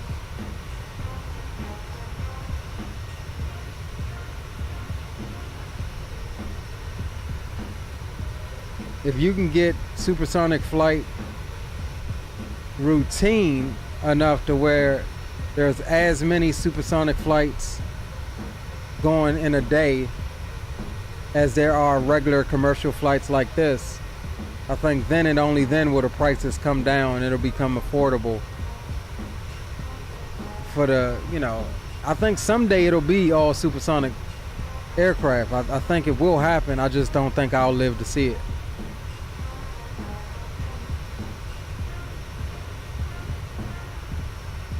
Because that's always the problem, right? I mean, we can compare that to, I don't know how many of you guys are into, you know, astronomy and astrophysics and rocket science and all of that, but we can compare that to, you know, what's going on with NASA and all of these other companies with like Boeing, you know, developing, you know, a lot of stuff for NASA and all of that. Well, look at what Elon Musk went and did, you know, with SpaceX. It's so routine now, you know, they all said, oh, it's too expensive. It's, you know, it's too this, it's too that. But when rocketry becomes an everyday and reusable thing like aviation is what he compared it to, you know, you don't need to refurbish an aircraft after you land, like it's ready to go for the next one. When rocket science becomes that, and when launches can become that, only then will the price start coming down. And that's clearly evident with what SpaceX is doing. I mean, they're freaking absolute pioneers in the space race and the space game and everything that they're doing, that you know, if you want to build a small cube satellite and send it up in orbit, you can definitely do that a lot cheaper with SpaceX, especially with their rideshare missions and things like that. Because pretty much everything they have is reusable. Then you look at a company like NASA, which you never thought in a million years will be outsourcing rides from private companies for NASA astronauts to get to the ISS or even get to the moon, or even have private companies involved in the process of getting NASA astronauts to the moon. And now look at it, they're riding on a private rocket to the freaking ISS. You know, when it can become routine like that, I think that supersonic flight will start to prevail and start pushing these Mach 0.81 and 0.80 planes, you know, on out in 50 to, I don't know, 50, 100 years. I don't know how long it'll take.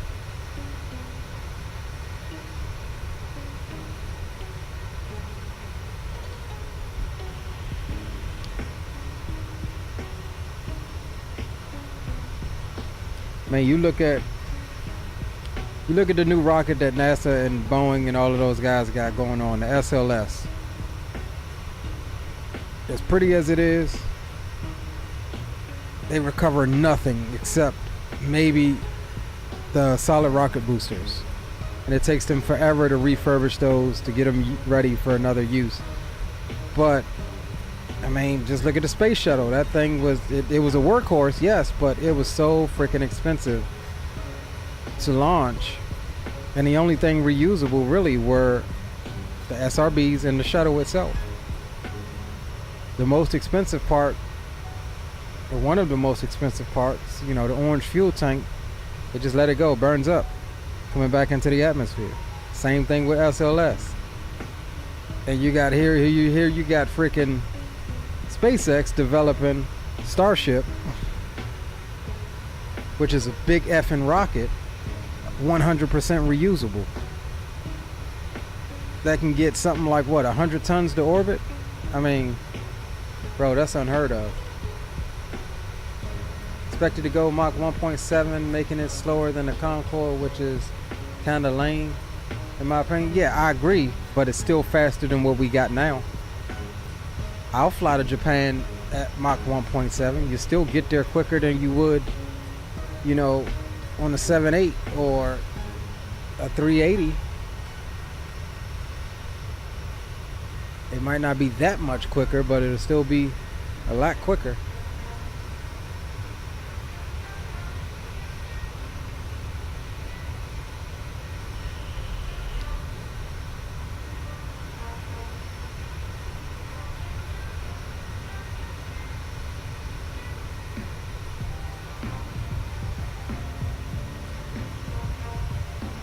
Yeah, I don't see how they can I don't know what they have up their sleeve to make it more affordable than the Concorde. Man, I'm sure they could probably make it quieter, but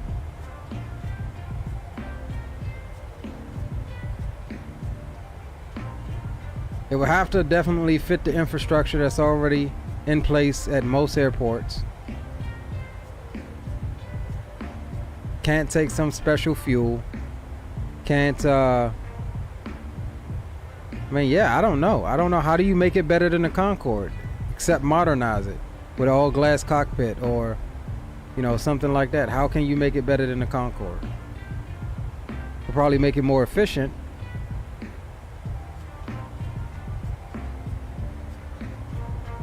I don't know if a supersonic plane can even get to Japan. Why you say that, Mike?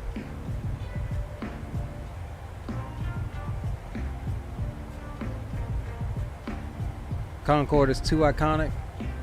That's true, but it was also too failure too. I think something will beat it.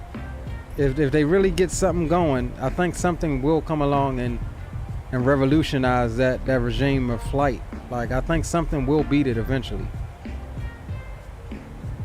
I think the Concorde in many ways was just really ahead of its time.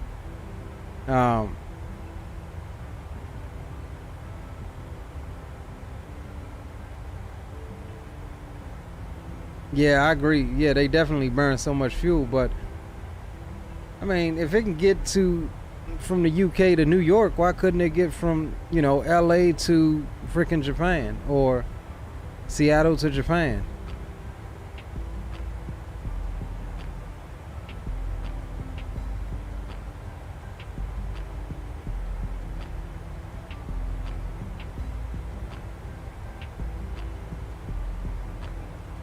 Right.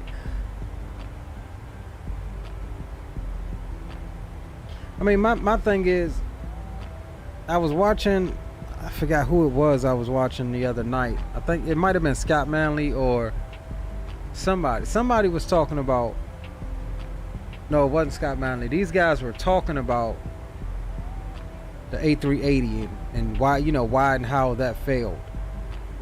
The A380 is a freaking awesome plane, but it was just, honestly, it was just too late in the game. And everybody was moving from 4-engine to 2-engine more efficient, you know, aircraft. There was no longer FAA requirement to cross, you know, the Atlantic. You had to have 2 or more, or, you know, you had to have, what was it, 3 or more engines. You know, that requirement was lifted some time ago, and so, you know, a lot of airlines start making you know, really efficient 2-engine aircraft like the 787. The A380 is just, I think it was saying it was just, as far as per passenger operating cost, the 788 beats it still. But however, the A380 beats everything else.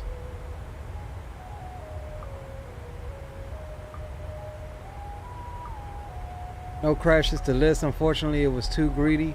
Yeah, I agree.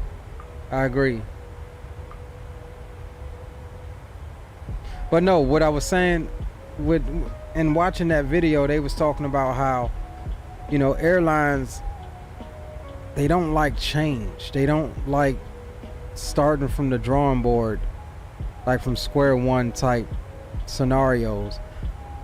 I mean, just look at Boeing and with the MAX aircraft. That aircraft, even though it has some issues, the shell of it is still this. You know, there's not no whole new design. They slapped some new engines on it, gave it a new freaking MCAS system, which inadvertently drove 2 planes, I think it was two planes into the ground. But they don't like change. I think in today's society, like, you have to come up with something brand spanking new if you're going to innovate and set a wow factor where it's like, okay, this is what we need. Because I believe in 2023 we should be able to travel supersonic anywhere in the world and it not be an arm and a leg. That's just my opinion of it.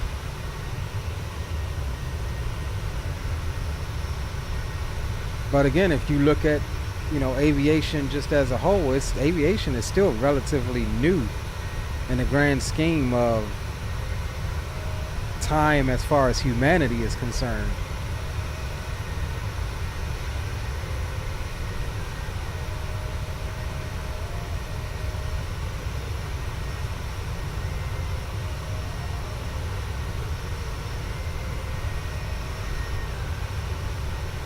We see the planes that fail and those who travel through time, like the 74 and 777. Yeah.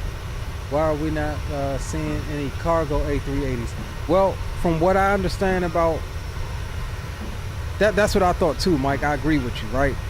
But from what I understand about the A380 is it would fail as a freighter because, man, boy, you just scared the hell out of me. It would fail as a freighter just simply because the infrastructure for most airports can't support it. Like, you would have to find a way. I think they were saying it was like you could have certain containers on the bottom level but you would need the big containers on, like you would have to redesign, I guess, some of the interior of the A380 in order for it to, utilize, yes, its, its full capacity, and that none of the current loaders can reach the upper deck of the A380 if it wanted to use the upper deck as a main thing, you know what I mean? And so there's one problem there. Nothing can load it efficiently. Like maybe you could design something like a lift or elevator inside the plane that is part of the aircraft that could maybe take a full pallet or full container, and you slide it in, put it on that elevator, and it lifts it up to the next deck. I don't know, but yeah, Lufthansa flies them, and I want to say Qantas flies them too, don't they? And I think it's Singapore. I think Singapore operates the longest flight ever pretty regularly in the A380.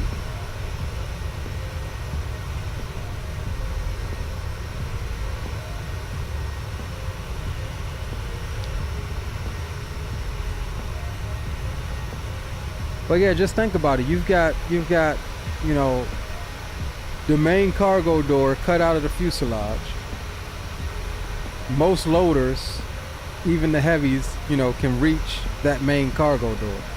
But they would have to have a lower deck main cargo door, which that loader would probably be able to reach. But then what about the upper decks? How do you get the cargo to the upper deck? That's the problem that they said that will be had if you convert. I'm sure somebody can figure something out. And I think it would be easier to just build a loader that could reach the A380. But now we're talking about hundreds of thousands of loaders all around the world that would have to literally be built and sent or whatever just to accommodate a plane that may come once in a blue moon. Yeah, Emirates definitely got all the A380s. They rocking them joints faithfully.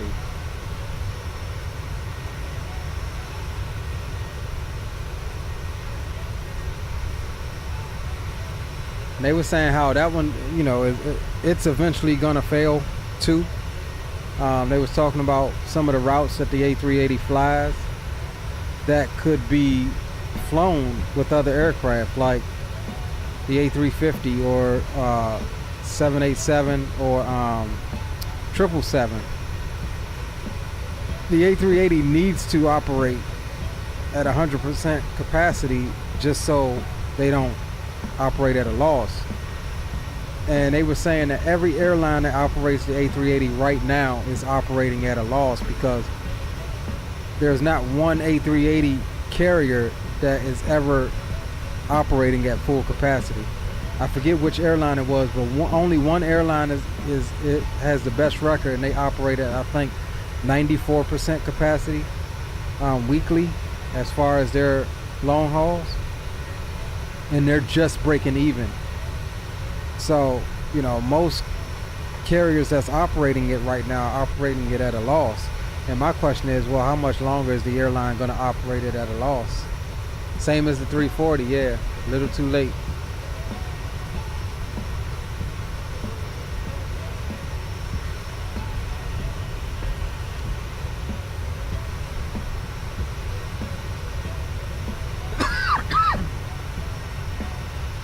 Yeah, I mean, I don't know. I like the plane, but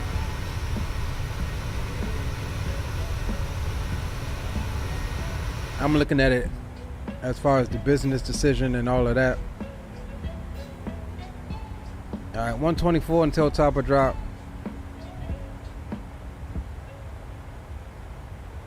Like I can see, these airlines having it, so they have something to, brag about. Yeah, we have the longest non-stop flight from here to there, point A to point B, yada, yada, yada. But Are you guys really turning a profit with it?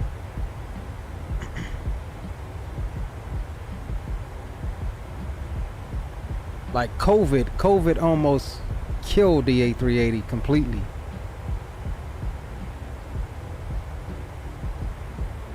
There's one plane that I find so underrated because it's basically underused. The 340, this plane is kind of forgotten. I mean, again, you don't need 4 engines. That's what today's status quo is. You don't need 4 engines to cross any body of water anymore. COVID killed a lot of it off, but I think that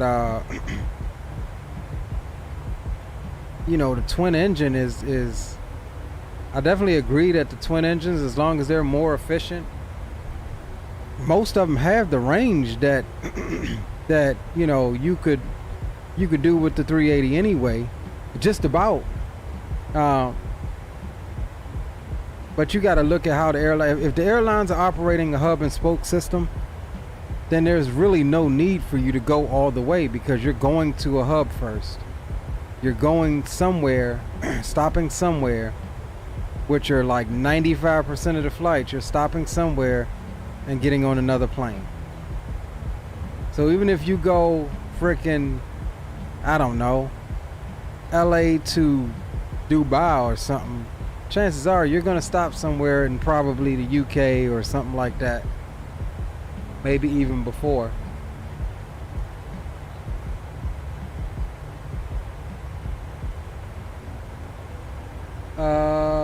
Even though quad jets are still popular, even though twin jets are topping the tri-jets, on the other hand, are kind of dead. Yeah, I think tri-jets are dead, but again, it's the same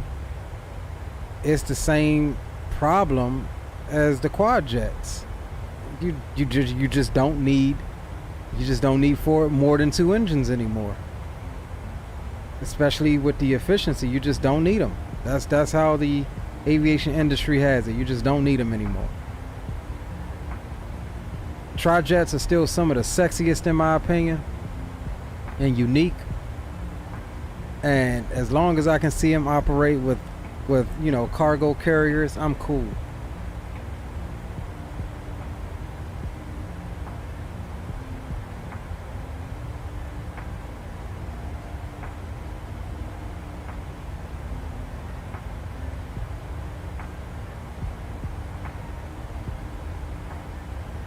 Right, what's going on, bro? Says, hope you've been doing good. I'm flying in China right now. Roger that, bro.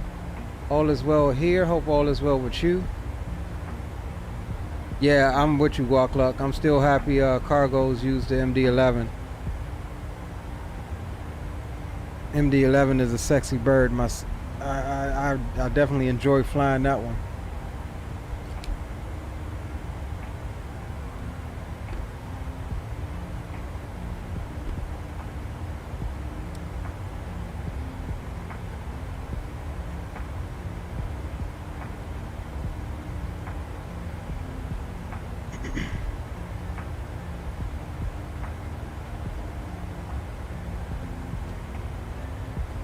I just want to see these airlines, Boeing and Airbus, innovate, you know, to the point where it's just a whole new airframe. And like I said, sadly, I just don't think that is going to happen anytime soon. I mean, Boeing did it with the 787, and, you know, looking at the 787 when it was in its trials and all of that stuff, I didn't know that I would ever really like the 787, but now I think it's becoming one of my favorite aircraft. It's a sexy freaking wide body that, you know, is highly efficient. It looks good. You know, we got the Max series, but they're just like the same thing as the NG in my opinion, other than the efficiency. I do love the Max, don't get me wrong. I love the modernness of the cockpit. But it's like, yo, you took out some screens, replaced them with some other screens, slapped some new engines on it, and called it a day.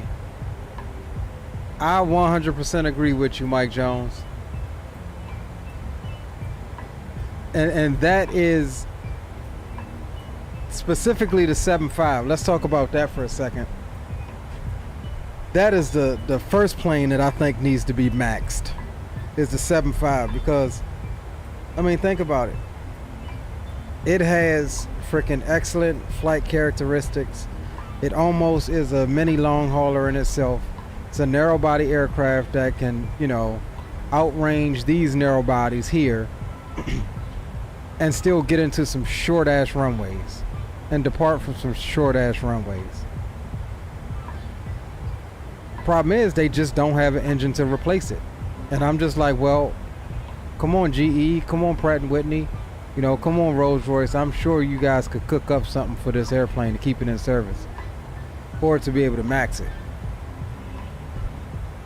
I mean, that aircraft is gonna fail if it doesn't find engines. And I'm just, you know, I'm just being real. It's gonna fail. I mean, how long can you continue to operate it? You know, how long can you continue to do that before you want to modernize your fleet? And I think that's the problem. Like I said, the U.S. Air Force operates it as Air Force 2 for the Vice President. They're in the midst of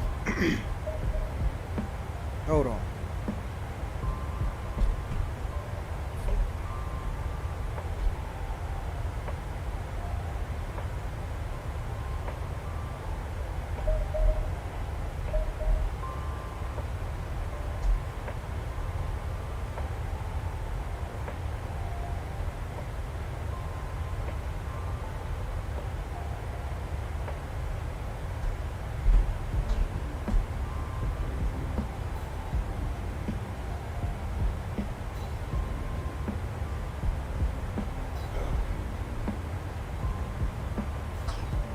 Yeah, my bad. I heard my daggone ping go off from my door. My front door was open.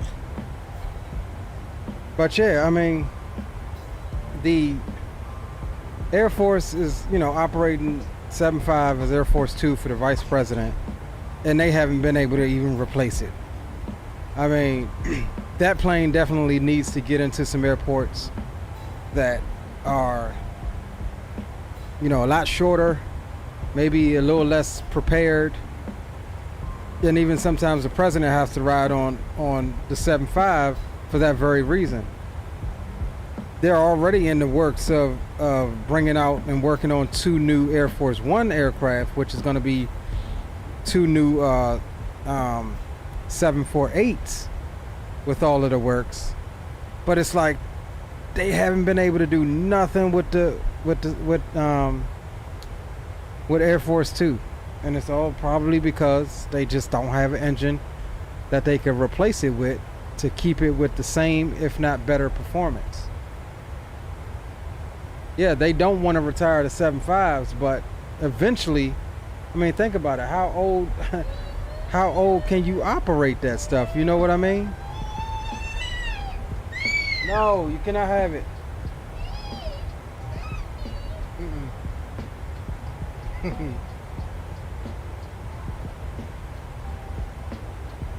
You got your own though.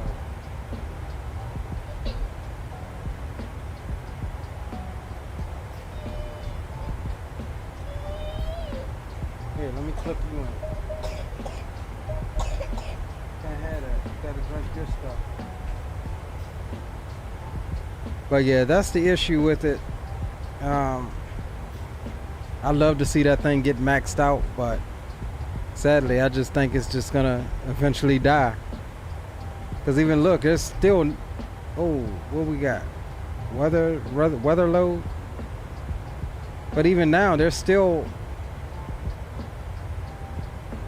not a whole bunch of, you know, 7.5s operating. I mean, you've got Delta still rocking them. You know, you got Cargo Ops rocking them. I'm not sure how many other airlines are rocking them, but it's, you know, it's not as common as 7.3 series or 7.6 or anything like that. So, but how'd you do it?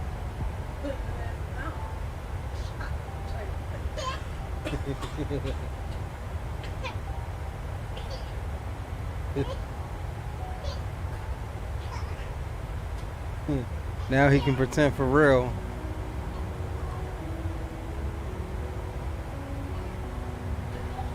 All right, let's start looking at our arrival here. We're getting close to descent. All right, at Burco, we need to be below flight level 210.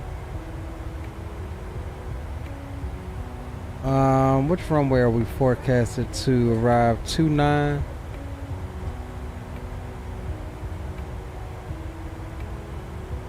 Let's see where 29 is.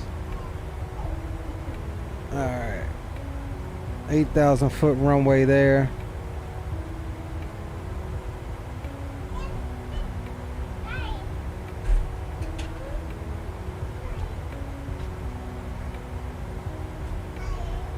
Thank you. Okay.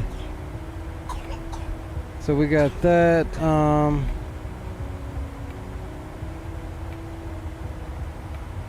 Select our approach here. We're doing ILS runway 29.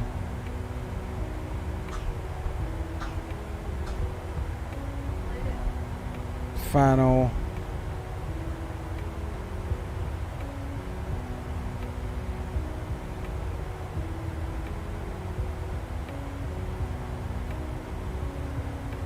Okay, this wants us at Henry at 6,500.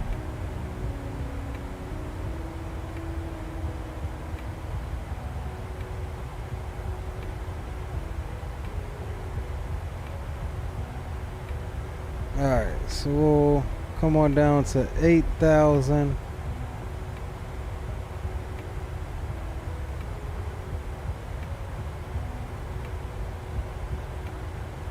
See what it's got us at Pendle.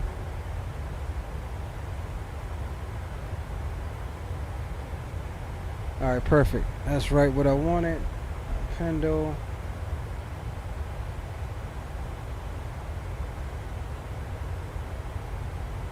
And what we'll do is change this or above to at. For there, that's fine.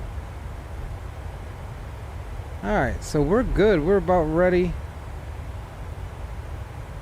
And what we can do is get our figures input here. Decision height is going to be 3748.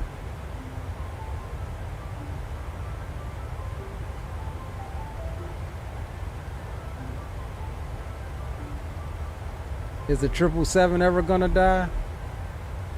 I think all of the other ones will die before that one. I mean, they just did a reiteration of that aircraft. What was it, the 777X or something with the foldable wingtips?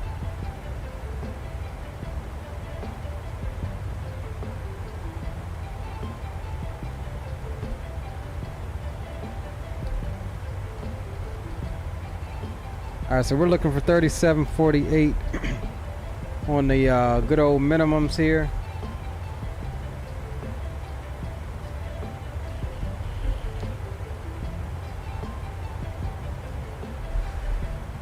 Yeah, Delta's gonna fly him for another 25 years. You think so, bro?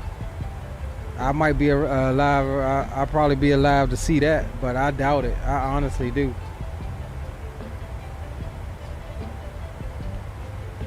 3740. Oh no, that's 3728. We need 3748. All right, cool. That's set. 285.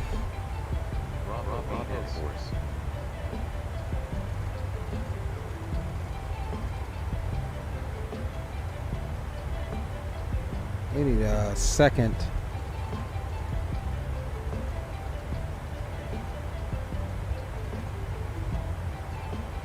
All right, 285 there. We need 109.9.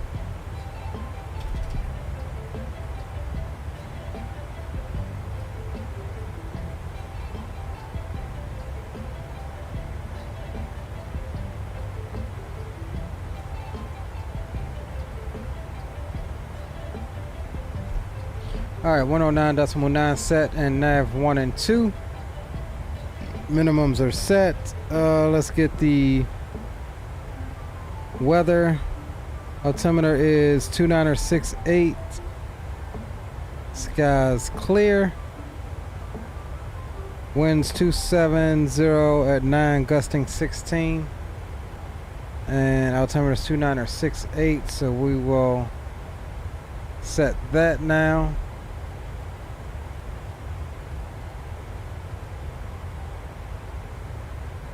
Alright, 2968. We'll come here, get our initial performance here. Runway dry. 29.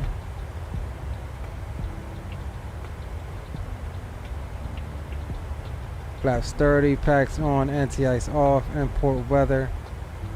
Get an initial calculation 133.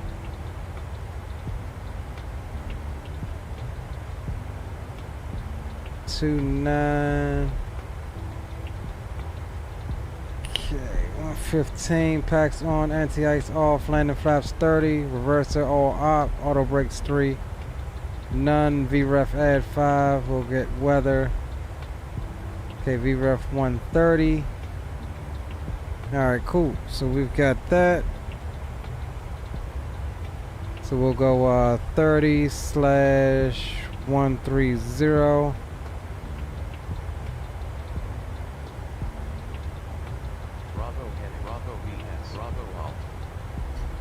We'll come on down to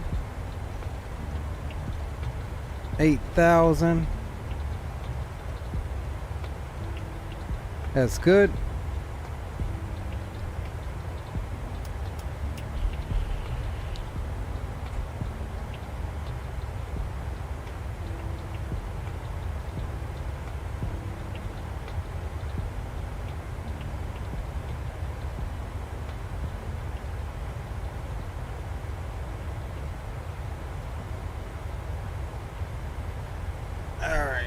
All right, cool. So we're pretty much all set up for our approach back into Calgary. Top of drop's coming up in about 6 miles.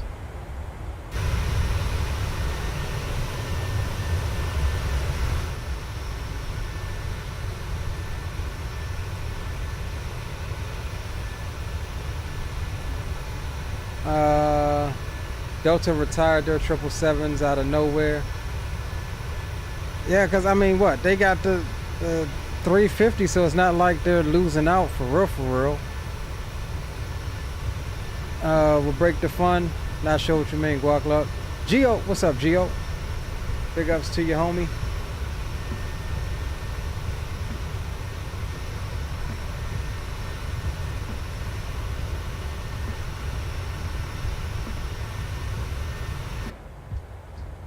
Big oops.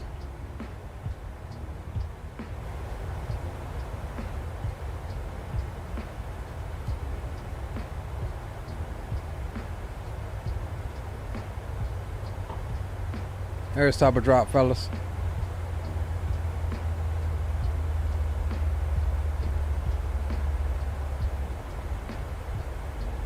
There she blows, top of drop.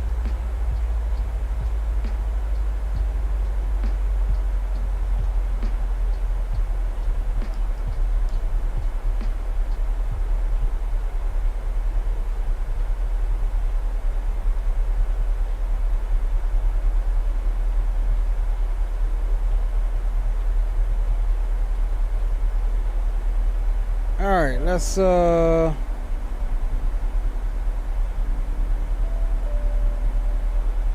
grab our last couple of items here.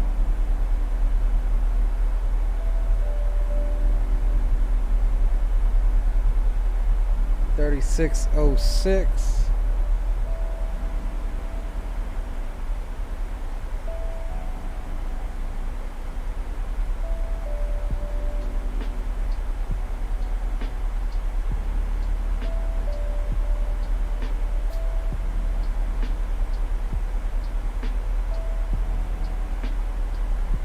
What else we got? What else we got?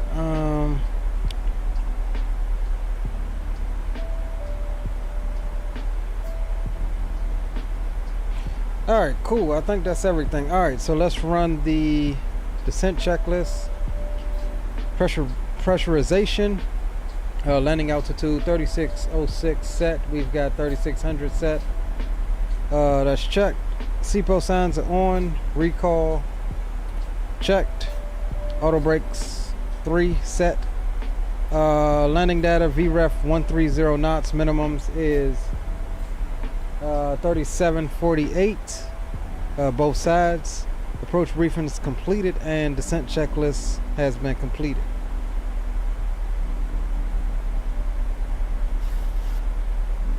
Yes, sir. Let's see where we oh, hold on. Oh, that's takeoff. Okay, yeah, we put that in there. All right. So we cool. We coolin'. Let's check those guys out in front of us. 21,343, 378. Now we want to hit 400 knots over the ground. So our spacing is good. Got this guy coming in from Winnipeg as well. Again, no idea who these guys are. I'm just at the or no, I got one guy behind me coming in.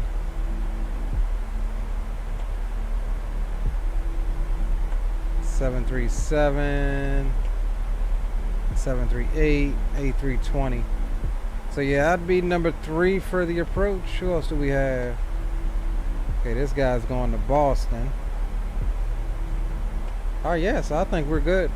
We'll make our calls since we got some traffic in the AO. Boom boom checking in. I'm not on boom boom comms, bro. I'm on Unicom right now. What's going on, Skyfall?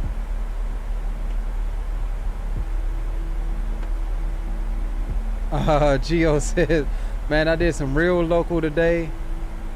LOL, 4 trips up to Papano Beach and back with rain and traffic. I was crying. Hey, hey, welcome to the jungle, bro. But what's the big plus about that? You get to come home and sleep in your bed tonight.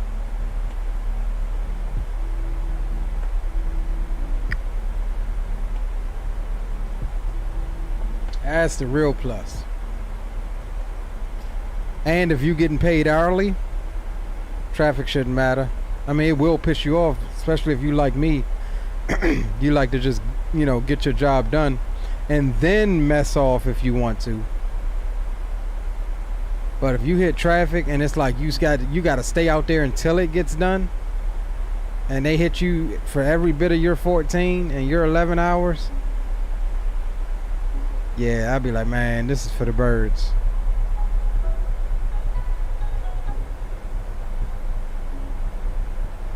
Oh, they did hit you for your 14 hours. Hell yeah, that's for the birds.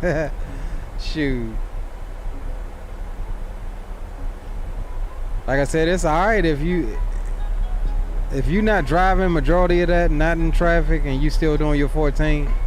It's not too bad. But when they run you all the way to your 14, bro, and then, you never know what may happen. You might have to activate that 16-hour exemption, which you can do once per week. It messes up the rest of your week, and then one of those days you may have to be off because you're out of hours. It's just crazy. But jobs will do it, man. These trucking companies will literally work you like a slave and use up every bit of that 14.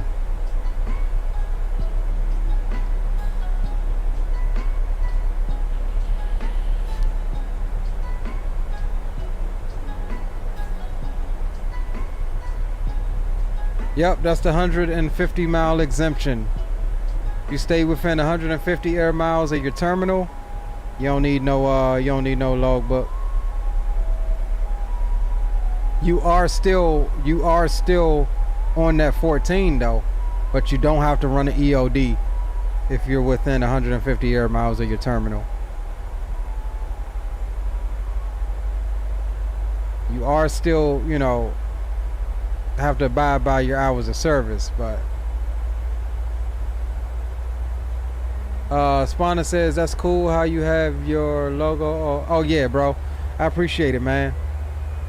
My boy Wrong Side helped me out with that one. Not sure if you guys know Wrong Side Simulations, but I have to give him big ups to helping me out with that one, figuring out how to get it to work.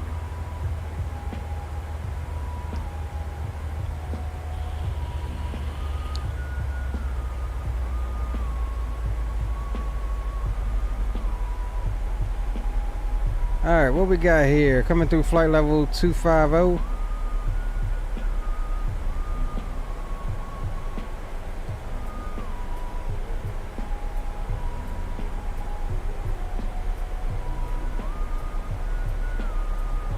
So when we land, we can expect to exit stage right. Probably we're going to try to plan an exit point at Alpha.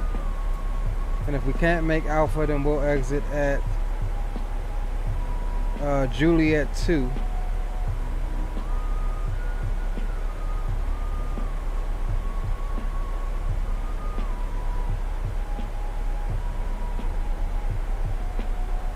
And we'll try to bring her right back into the gate that we left from earlier, 58.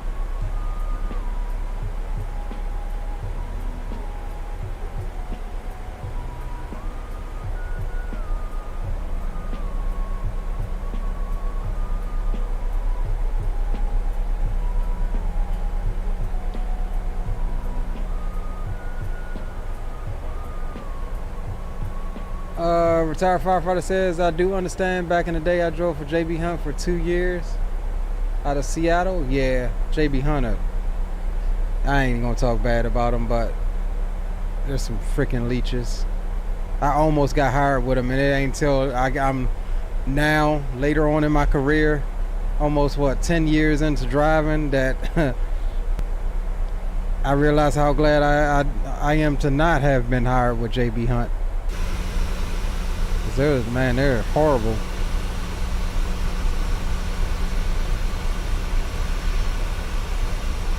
JB Hunt, Swift, CRST, which I ain't gonna knock CRST. They're trash. They are 100% trash. But I worked for them literally just to get my license, and I did that. I came in with the mindset, hey, they can pay me trash. They're sponsoring to get my license and pay for all of that. And that's what I did. I worked their little contract for 4 months and was like, deuces. I mean, I worked 4 months making absolute garbage money. I might have had $200 to my name at the end of the week. Once I was like out on the road, I think I was making like $400 or $500 a week. Crazy. I was like, man. But what do you do as a new truck driver? You coming in, you don't have any experience, you have a company that paid for your training. It's just like, bro, you're stuck. Yeah,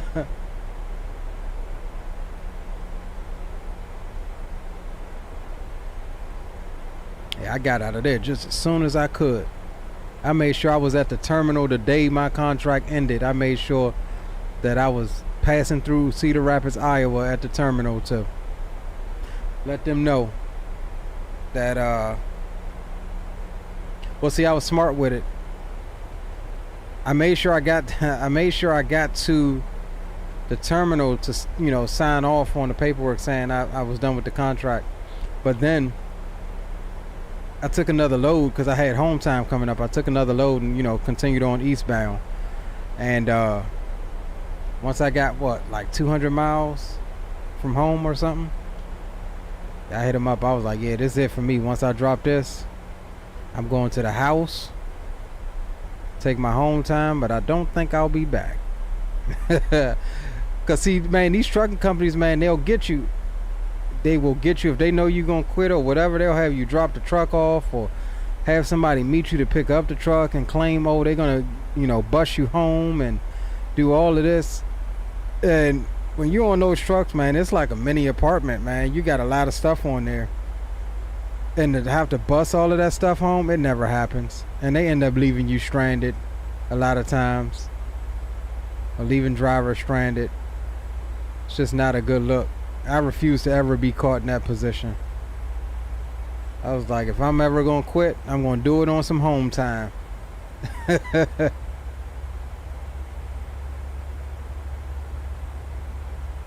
Don't get me. Alright, coming through flight level 180 now.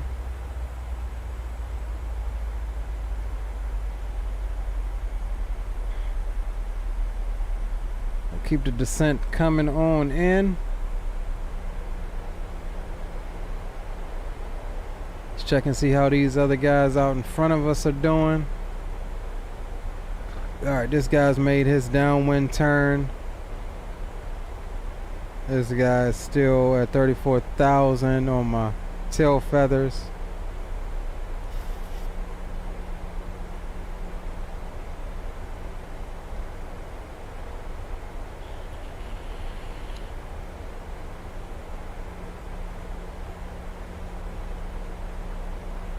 Gio says I'm driving home at my own comfort. Right.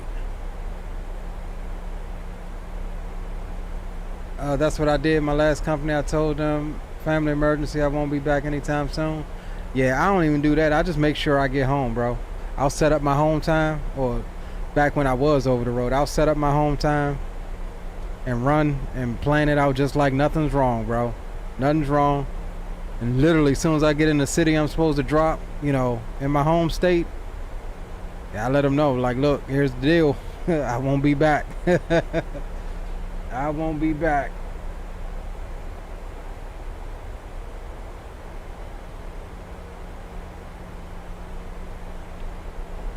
Because they'll try all sorts of stuff, man. I had a guy tell me one time, oh, well, we're going to get you for load abandonment. Like, if that goes on your CSA, company's going to, you know, think twice about giving you a job.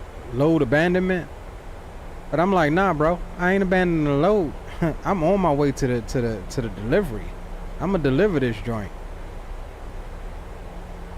I'm gonna definitely deliver it. However, after the delivery, I'm scheduled to go on home time. And what I'm telling you is that once I go on home time, I'm not coming back. Consider this my 2-day notice.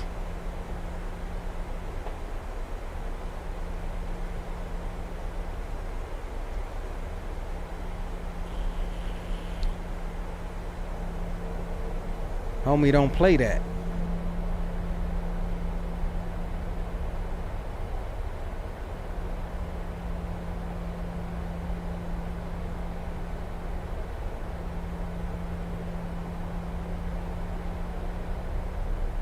Alright, back in Calgary. We gotta change that title up.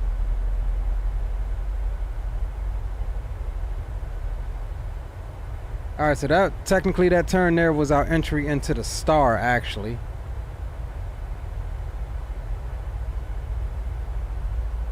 And our only constraint there was to be below flight level 210, which we were. So no worries there. Continuing the descent on down. We'll make our initial call here shortly. And now while we're at 230 knots, Bravo VS. we'll Bravo course. Bravo speed. we'll keep it at least 250, since we do have traffic behind us.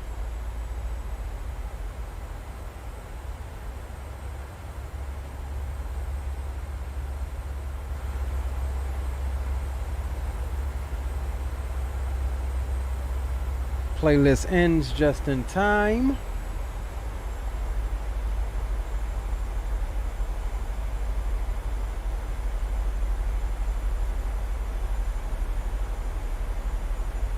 So in case any of you guys in Microsoft wondering, both sceneries that you saw today was by Flight Sim Studios.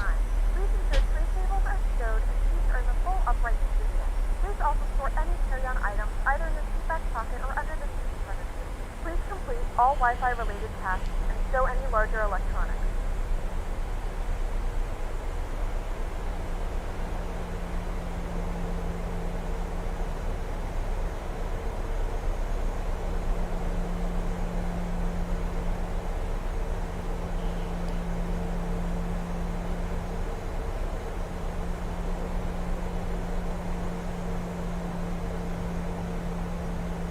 Alright, we'll try to keep the speed up. This guy's making 400 knots across the ground. We should expect him to start slowing down soon. This guy looks like he's turning final, so we got plenty of spacing there. Haven't heard any traffic on the radio. I don't know if these guys, we may still be a little ways out, but I don't know. We should hear him by now.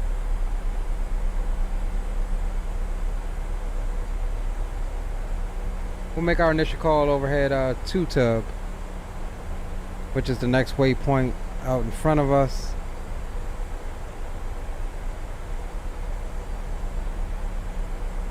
Maybe it'll course these guys to start using the radio.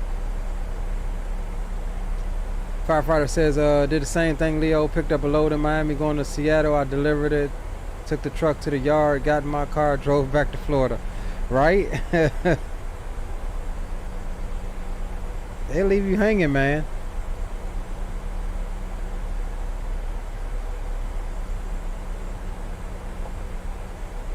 They will leave you hanging.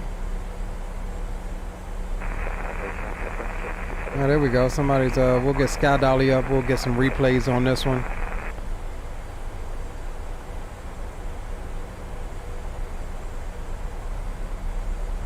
Alright. Calgary traffic, Flightcraft 1286 is overhead 2 tub 10,000 inbound for the ILS 29er approach, Calgary.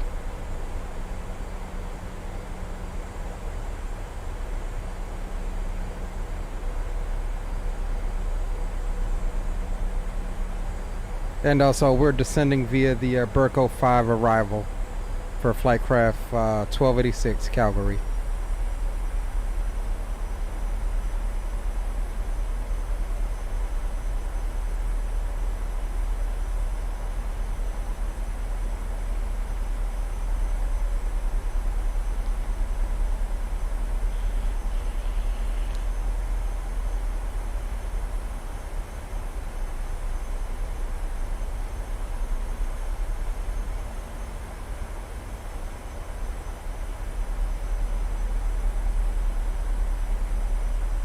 Alright, so we'll bring the altitude on down to 65.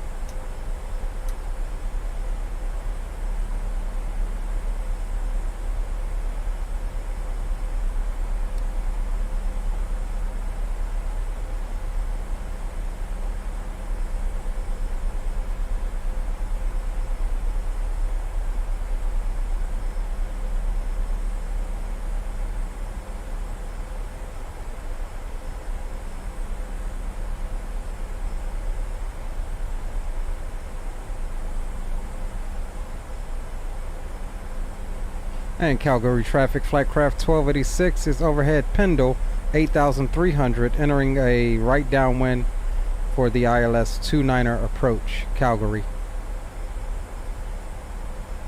Calgary traffic, WestJet 271, very short final, 35 right, Calgary.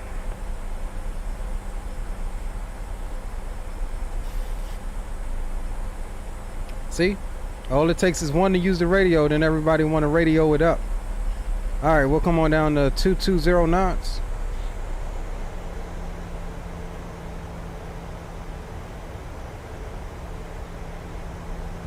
That guy's on final, so we'll, after we pass, what is this? We'll go direct to Henry, there it is. We'll extend just a little bit.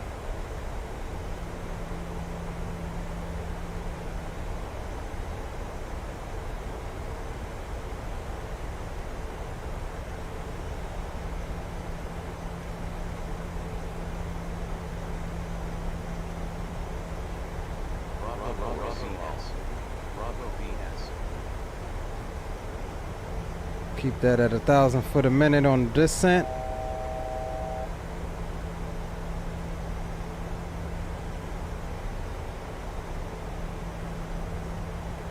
Go direct Henry.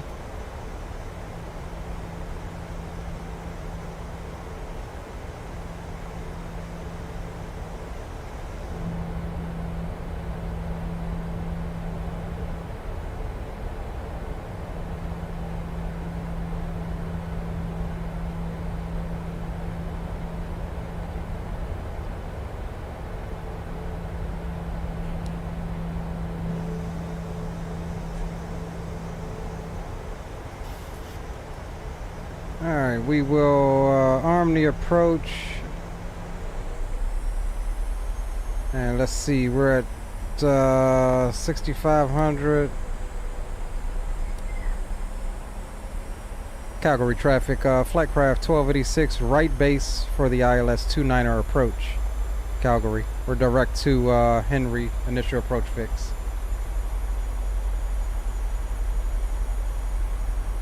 I think that said Henry. Yeah, Henry.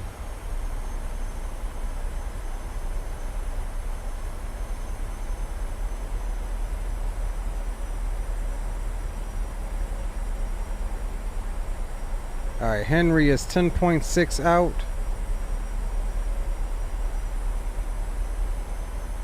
So once we're about 5 from Henry, we'll get the speed on down.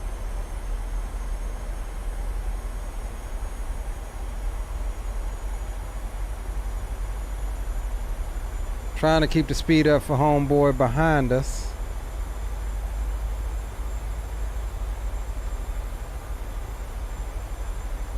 Alright, he should be making his turn now. Not unless he's going into a different runway.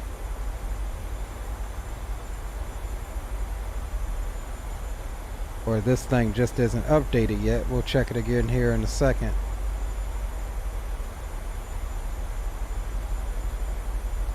Alright, we're 16 miles out.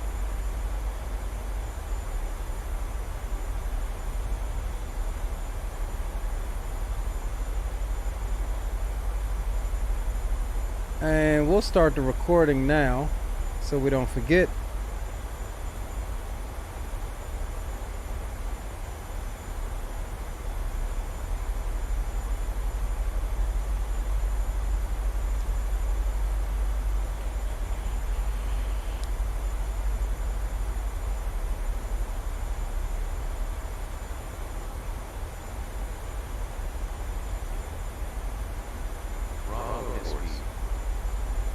Alright, let's go. Flaps 5 selected. Speed 180 knots. Calgary traffic, flight craft 1286 is on a 13-mile final ILS 29er approach, Calgary.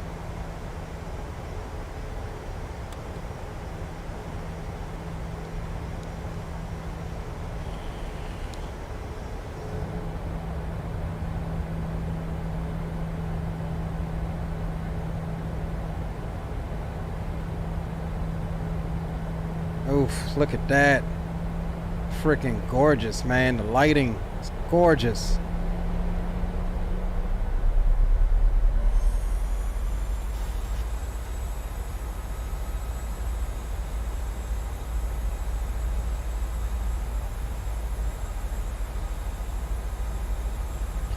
Alright, approach checklist. Engine start switches are continuous. Altimeters are set. 29er68, 29er68 both sides.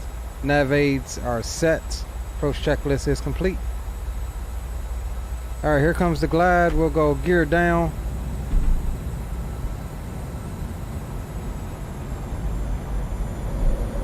Flaps 10 selected. And flaps 15 selected.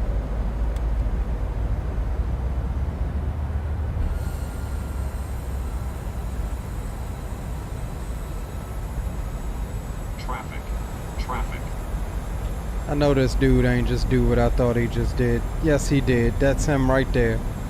No calls. Alright, I guess he just disconnected.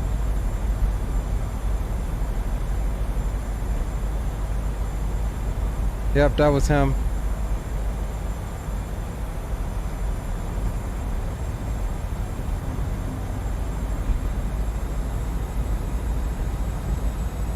Alright, we'll get the landing cam on for you.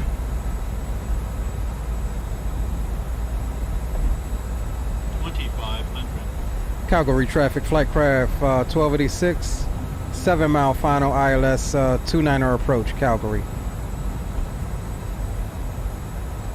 Alright, we'll get on down to VREF 130, flaps 25 selected, flaps 25 set, flaps 30 selected,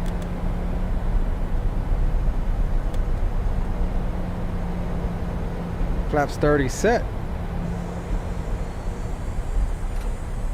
Spoilers armed, landing checklist, cabin is secure, speed brake lever is armed, landing gear down 3 green, flaps 30 set, green light, landing checklist is complete.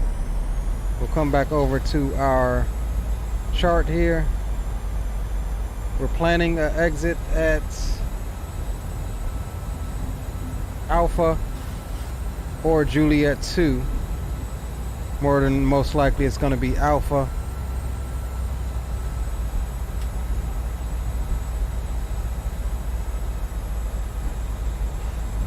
Alright fam, hope everybody's ready in the back. We'll match up those throttles and we'll get ready to take over here in a minute. Got the city out there in the fog. That's dope.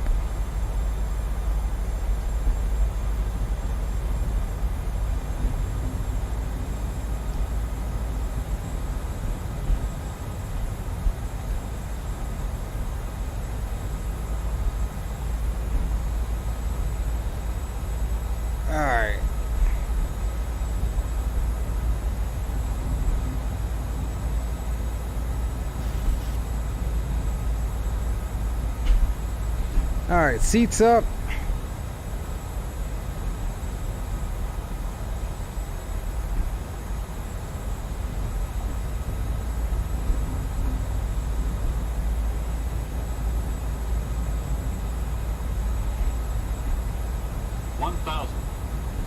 Calgary traffic, flight craft 1286 short final, ILS 29er approach, Calgary.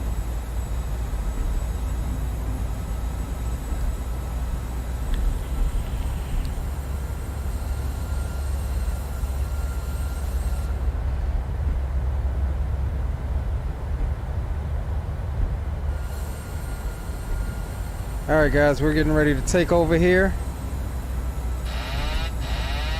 I have the airplane, the fighter jet, whatever you want to call this sports car. 500. Cross-checked. Slightly low, half a dot low. Still see 2 red, 2 whites on the Pappy. 400. We'll keep her coming on down.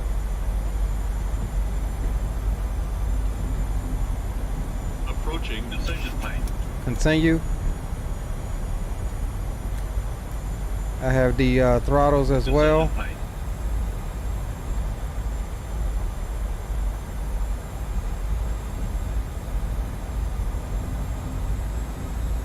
100. 50. 40. 30. 20. 10.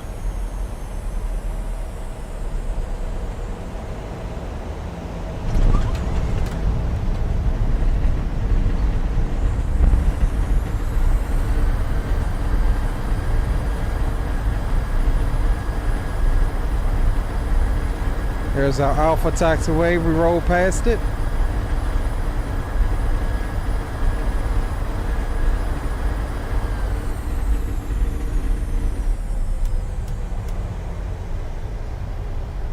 Ladies and gentlemen, we have reached our destination.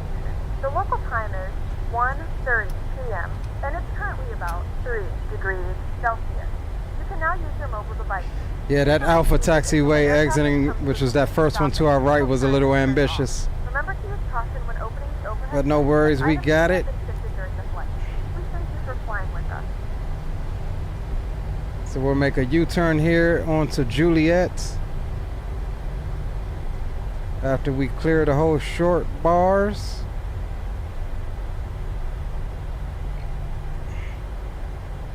Calgary traffic, flight craft 1286 is clear of runway 29er at Juliet 2. We'll be taxiing to stand 58 via Juliet Golf to apron 1, Calgary. Alright, flaps up, stow the spoilers. We'll come up top. Landing lights can come off. Runway turn-offs. Engine start switches to off. Strobes and wing lights can come off as well. APU is up and running. Auto brakes disarmed. Spoiler stowed. Flaps are coming up. And real quick, let's grab our after landing checklist. Cabin secure. Oh no, anti-ice as required. Engine start switches are off. APU is on and running. Auto brakes disarmed. Speed brake lever down detent. Flaps are up. No light. And weather radar is off on both sides. After landing checklist is complete. And we'll stop the clock. And let's get it.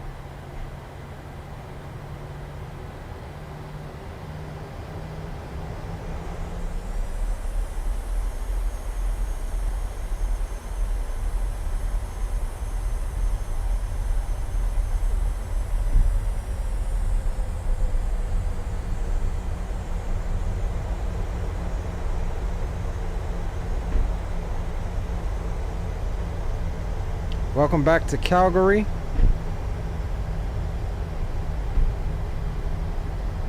We'll take Juliet all the way down, cross 17 right, left on Golf, up into the ramp here.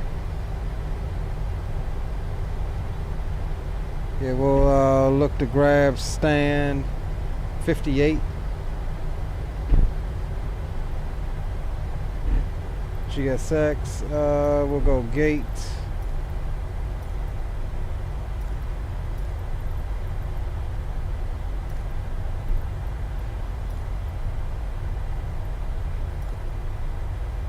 Alright, services have been dispatched. Calgary traffic, flight craft 1286. We'll be crossing runway 17 right at Juliet. We'll notify you when we're clear. Calgary.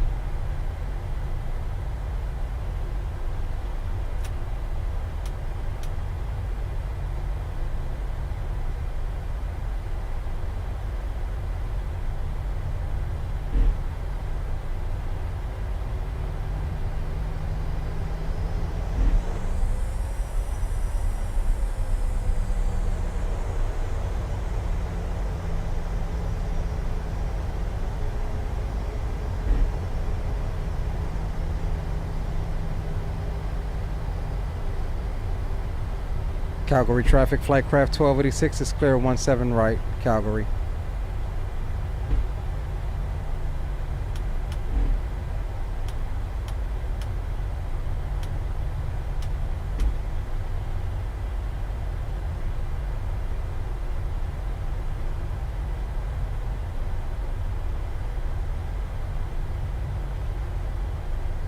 Alright, here's Golf here. We'll duck up in here to Golf. Take apron 1 on around and park where we left off from this evening.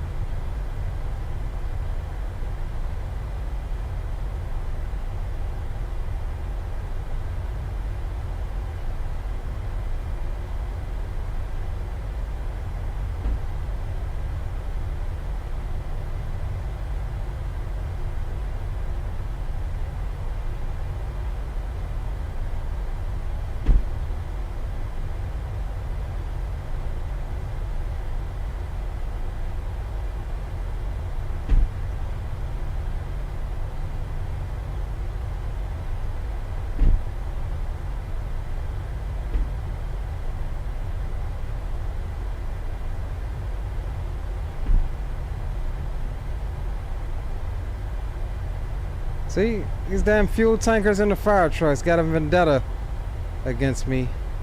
Don't matter the airport, don't matter the time, don't matter. They always pull in front of me. Alright, so one of these should be our... Alright, here we go. This is our stand here.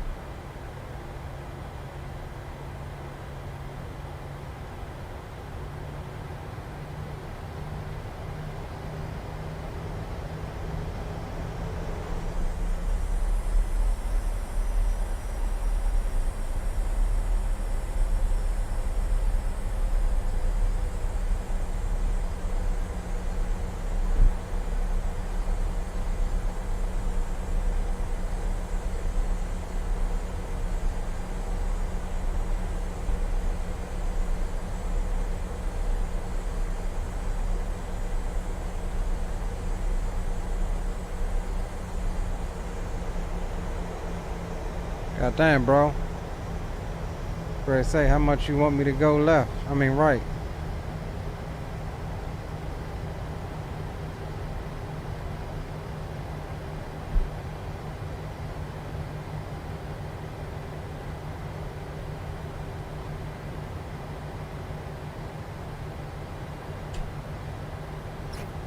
Alright, parking brakes are set. We'll go boom, boom, boom, boom, boom.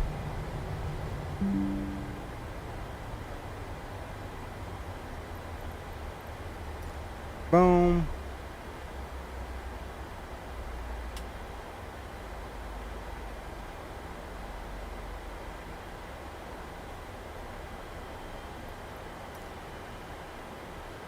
Uh-oh, why is my jetway not working? It was working earlier.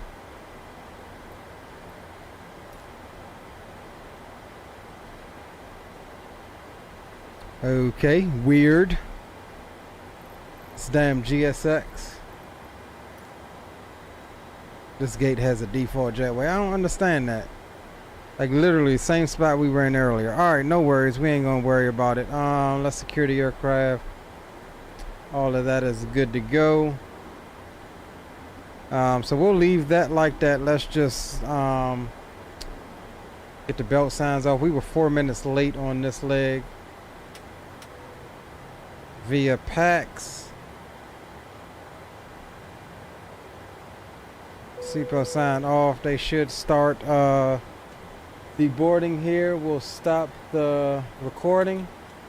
While we wait on that, let's review the flight. See what we got. Oh, even better than the last one. -107. We'll take that. I do believe that's a Butters, baby. Alright, now that they're boarding 104, I'll take that. Alright, we'll save that and we can close that. That was an excellent flight. Get everything else shut down and we'll run some replizzles.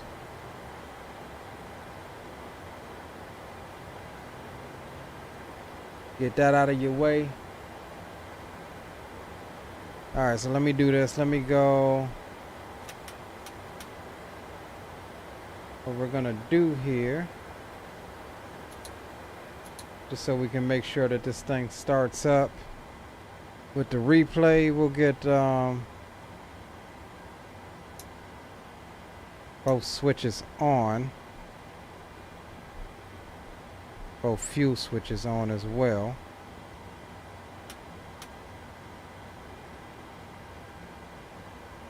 Alright, cool.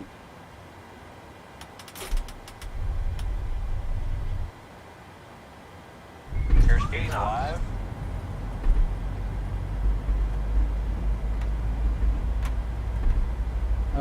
Yeah, we should probably disconnect from VESA. Alright, let's take it on back a little bit just to see if Traffic.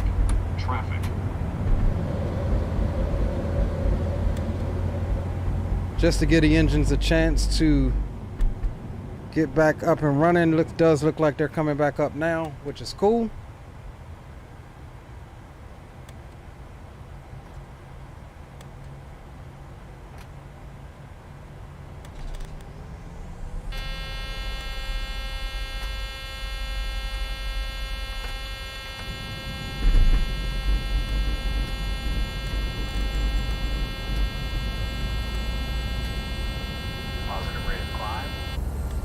was going to say, though, that should shut up here in a second.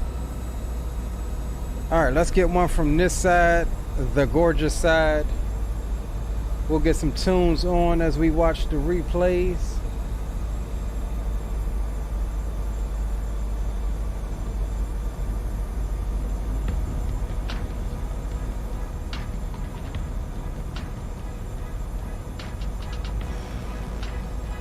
All right, let's see what we got. Aviation Geeks in the house. Big up to you, homie.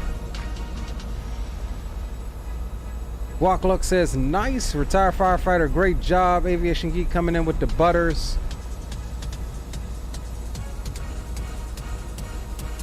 Appreciate you guys.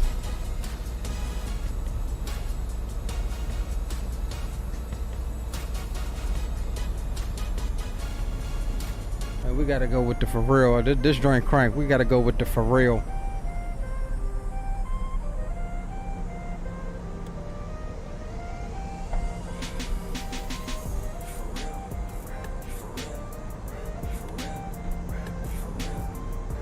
Alright, so we should be able to.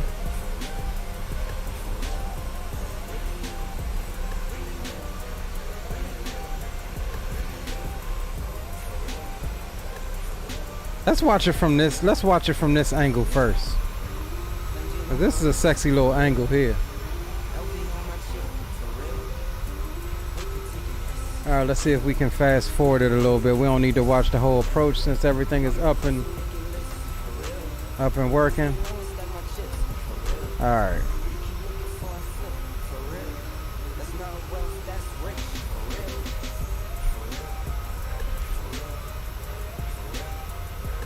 Screenshot that.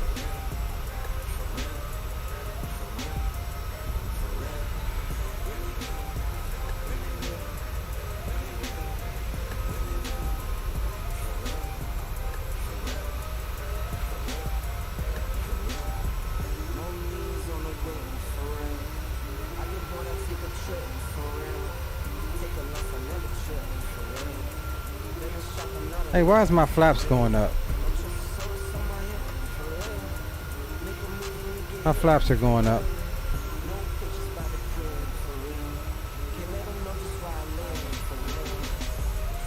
There they go. They're coming out now.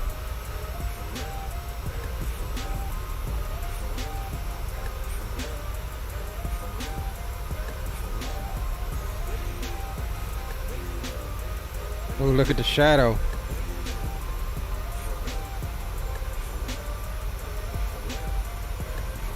Man, this little 600 is nice, man. We got to fly this thing a little more often.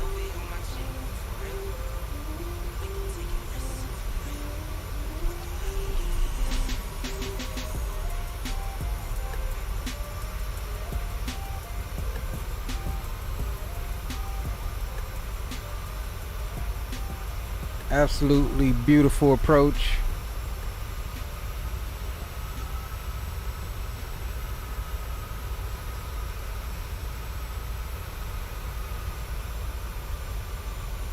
Oh, did we get touchdown markers? Nope. Slightly past them. Still not bad. Right on the center line, though.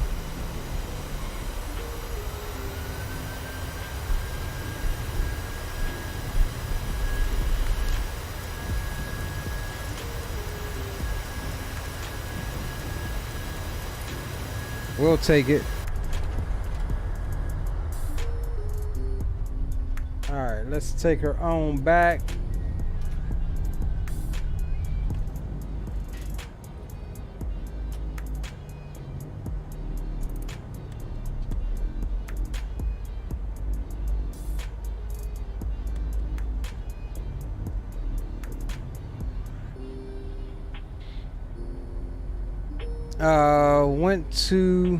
Went to a thing this weekend at somebody's house, and the ladies were all over my safety hat.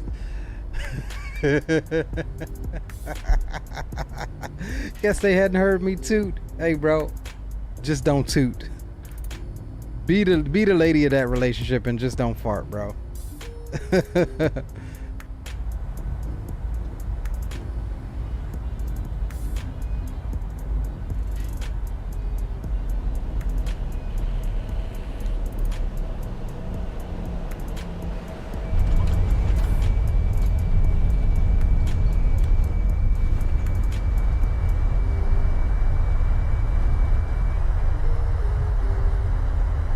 Nice.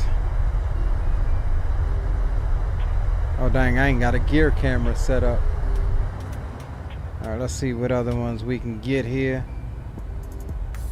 Let's grab the one we was originally doing, which was this one.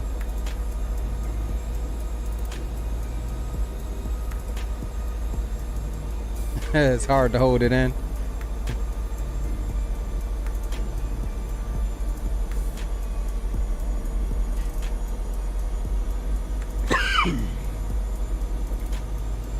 Yeah, it still turned out to be a nice flight. We was originally supposed to go over to Kelowna, or whatever it's called. But I couldn't fade that extra 280 something miles. We'll get over there though. We'll be in Canada this week. Not sure what the schedule this week is looking like with the child or whatever, but right now we're planning Thursday. If we can get something out before then, we will.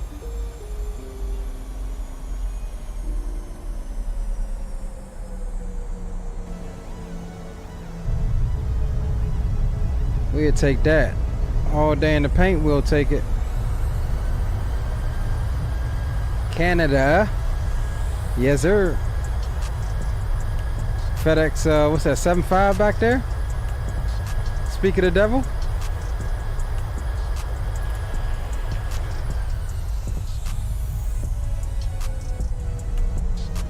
All right, let's see if we can get some of our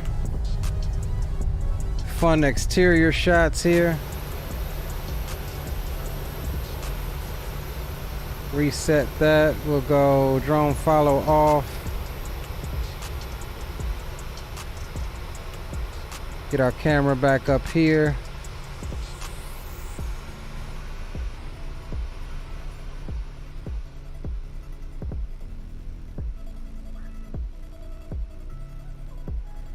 All right, let's take her back.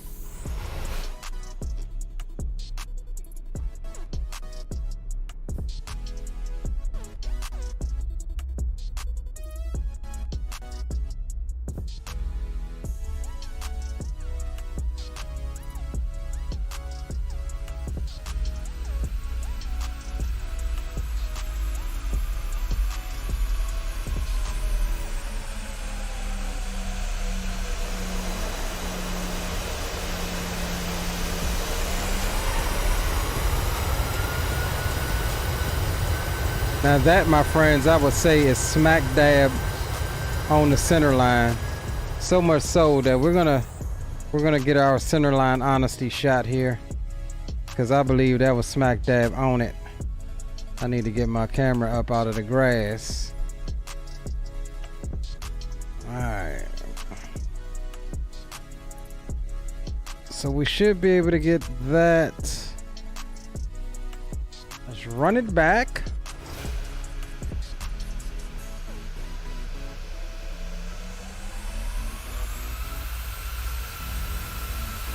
All right, here she comes. Center line honesty, we can see it. We can make out the center line there. One of my favorite positions here. I do believe that is smack dab on it, boys.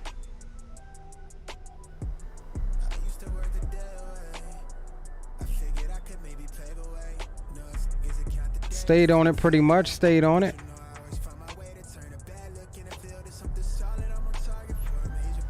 I take it. I take it.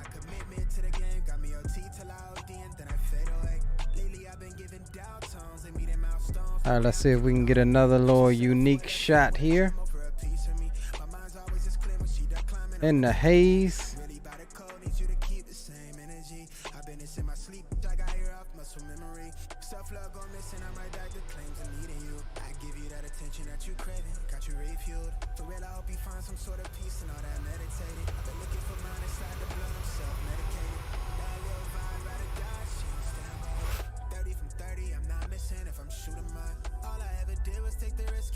Damn it.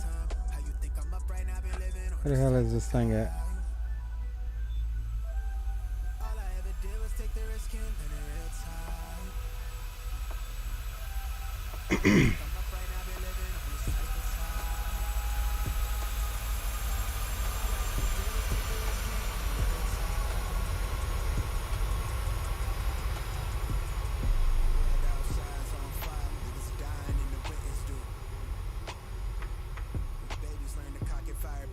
We'd take it. We'd take it. We'd take it.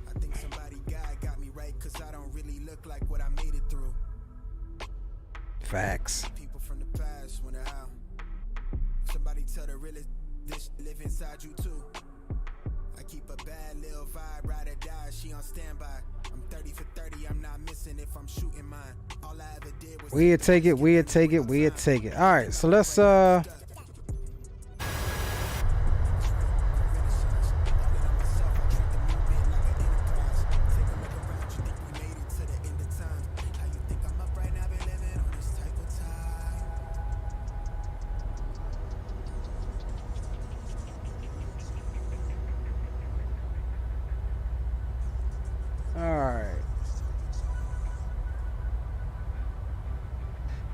All right, fellas.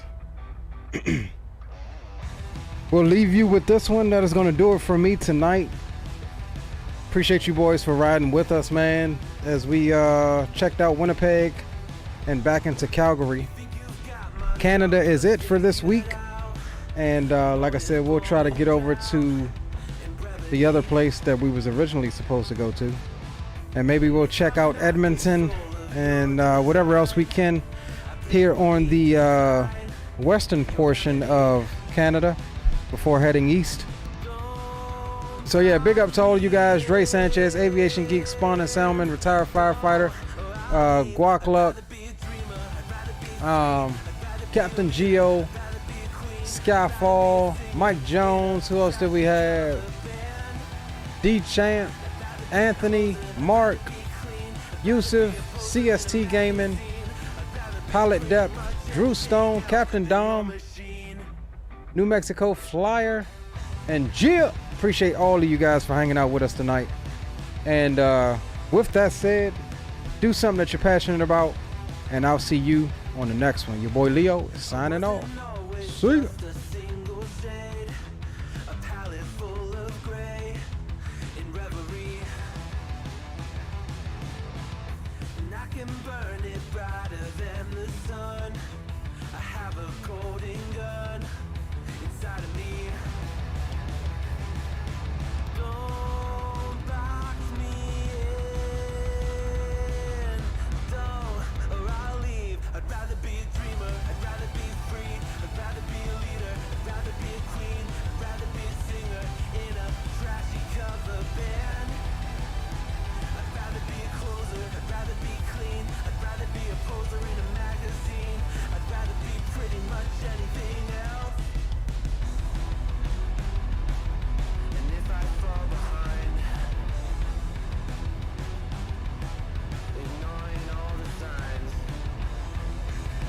I agree, Spawning, about the shadow.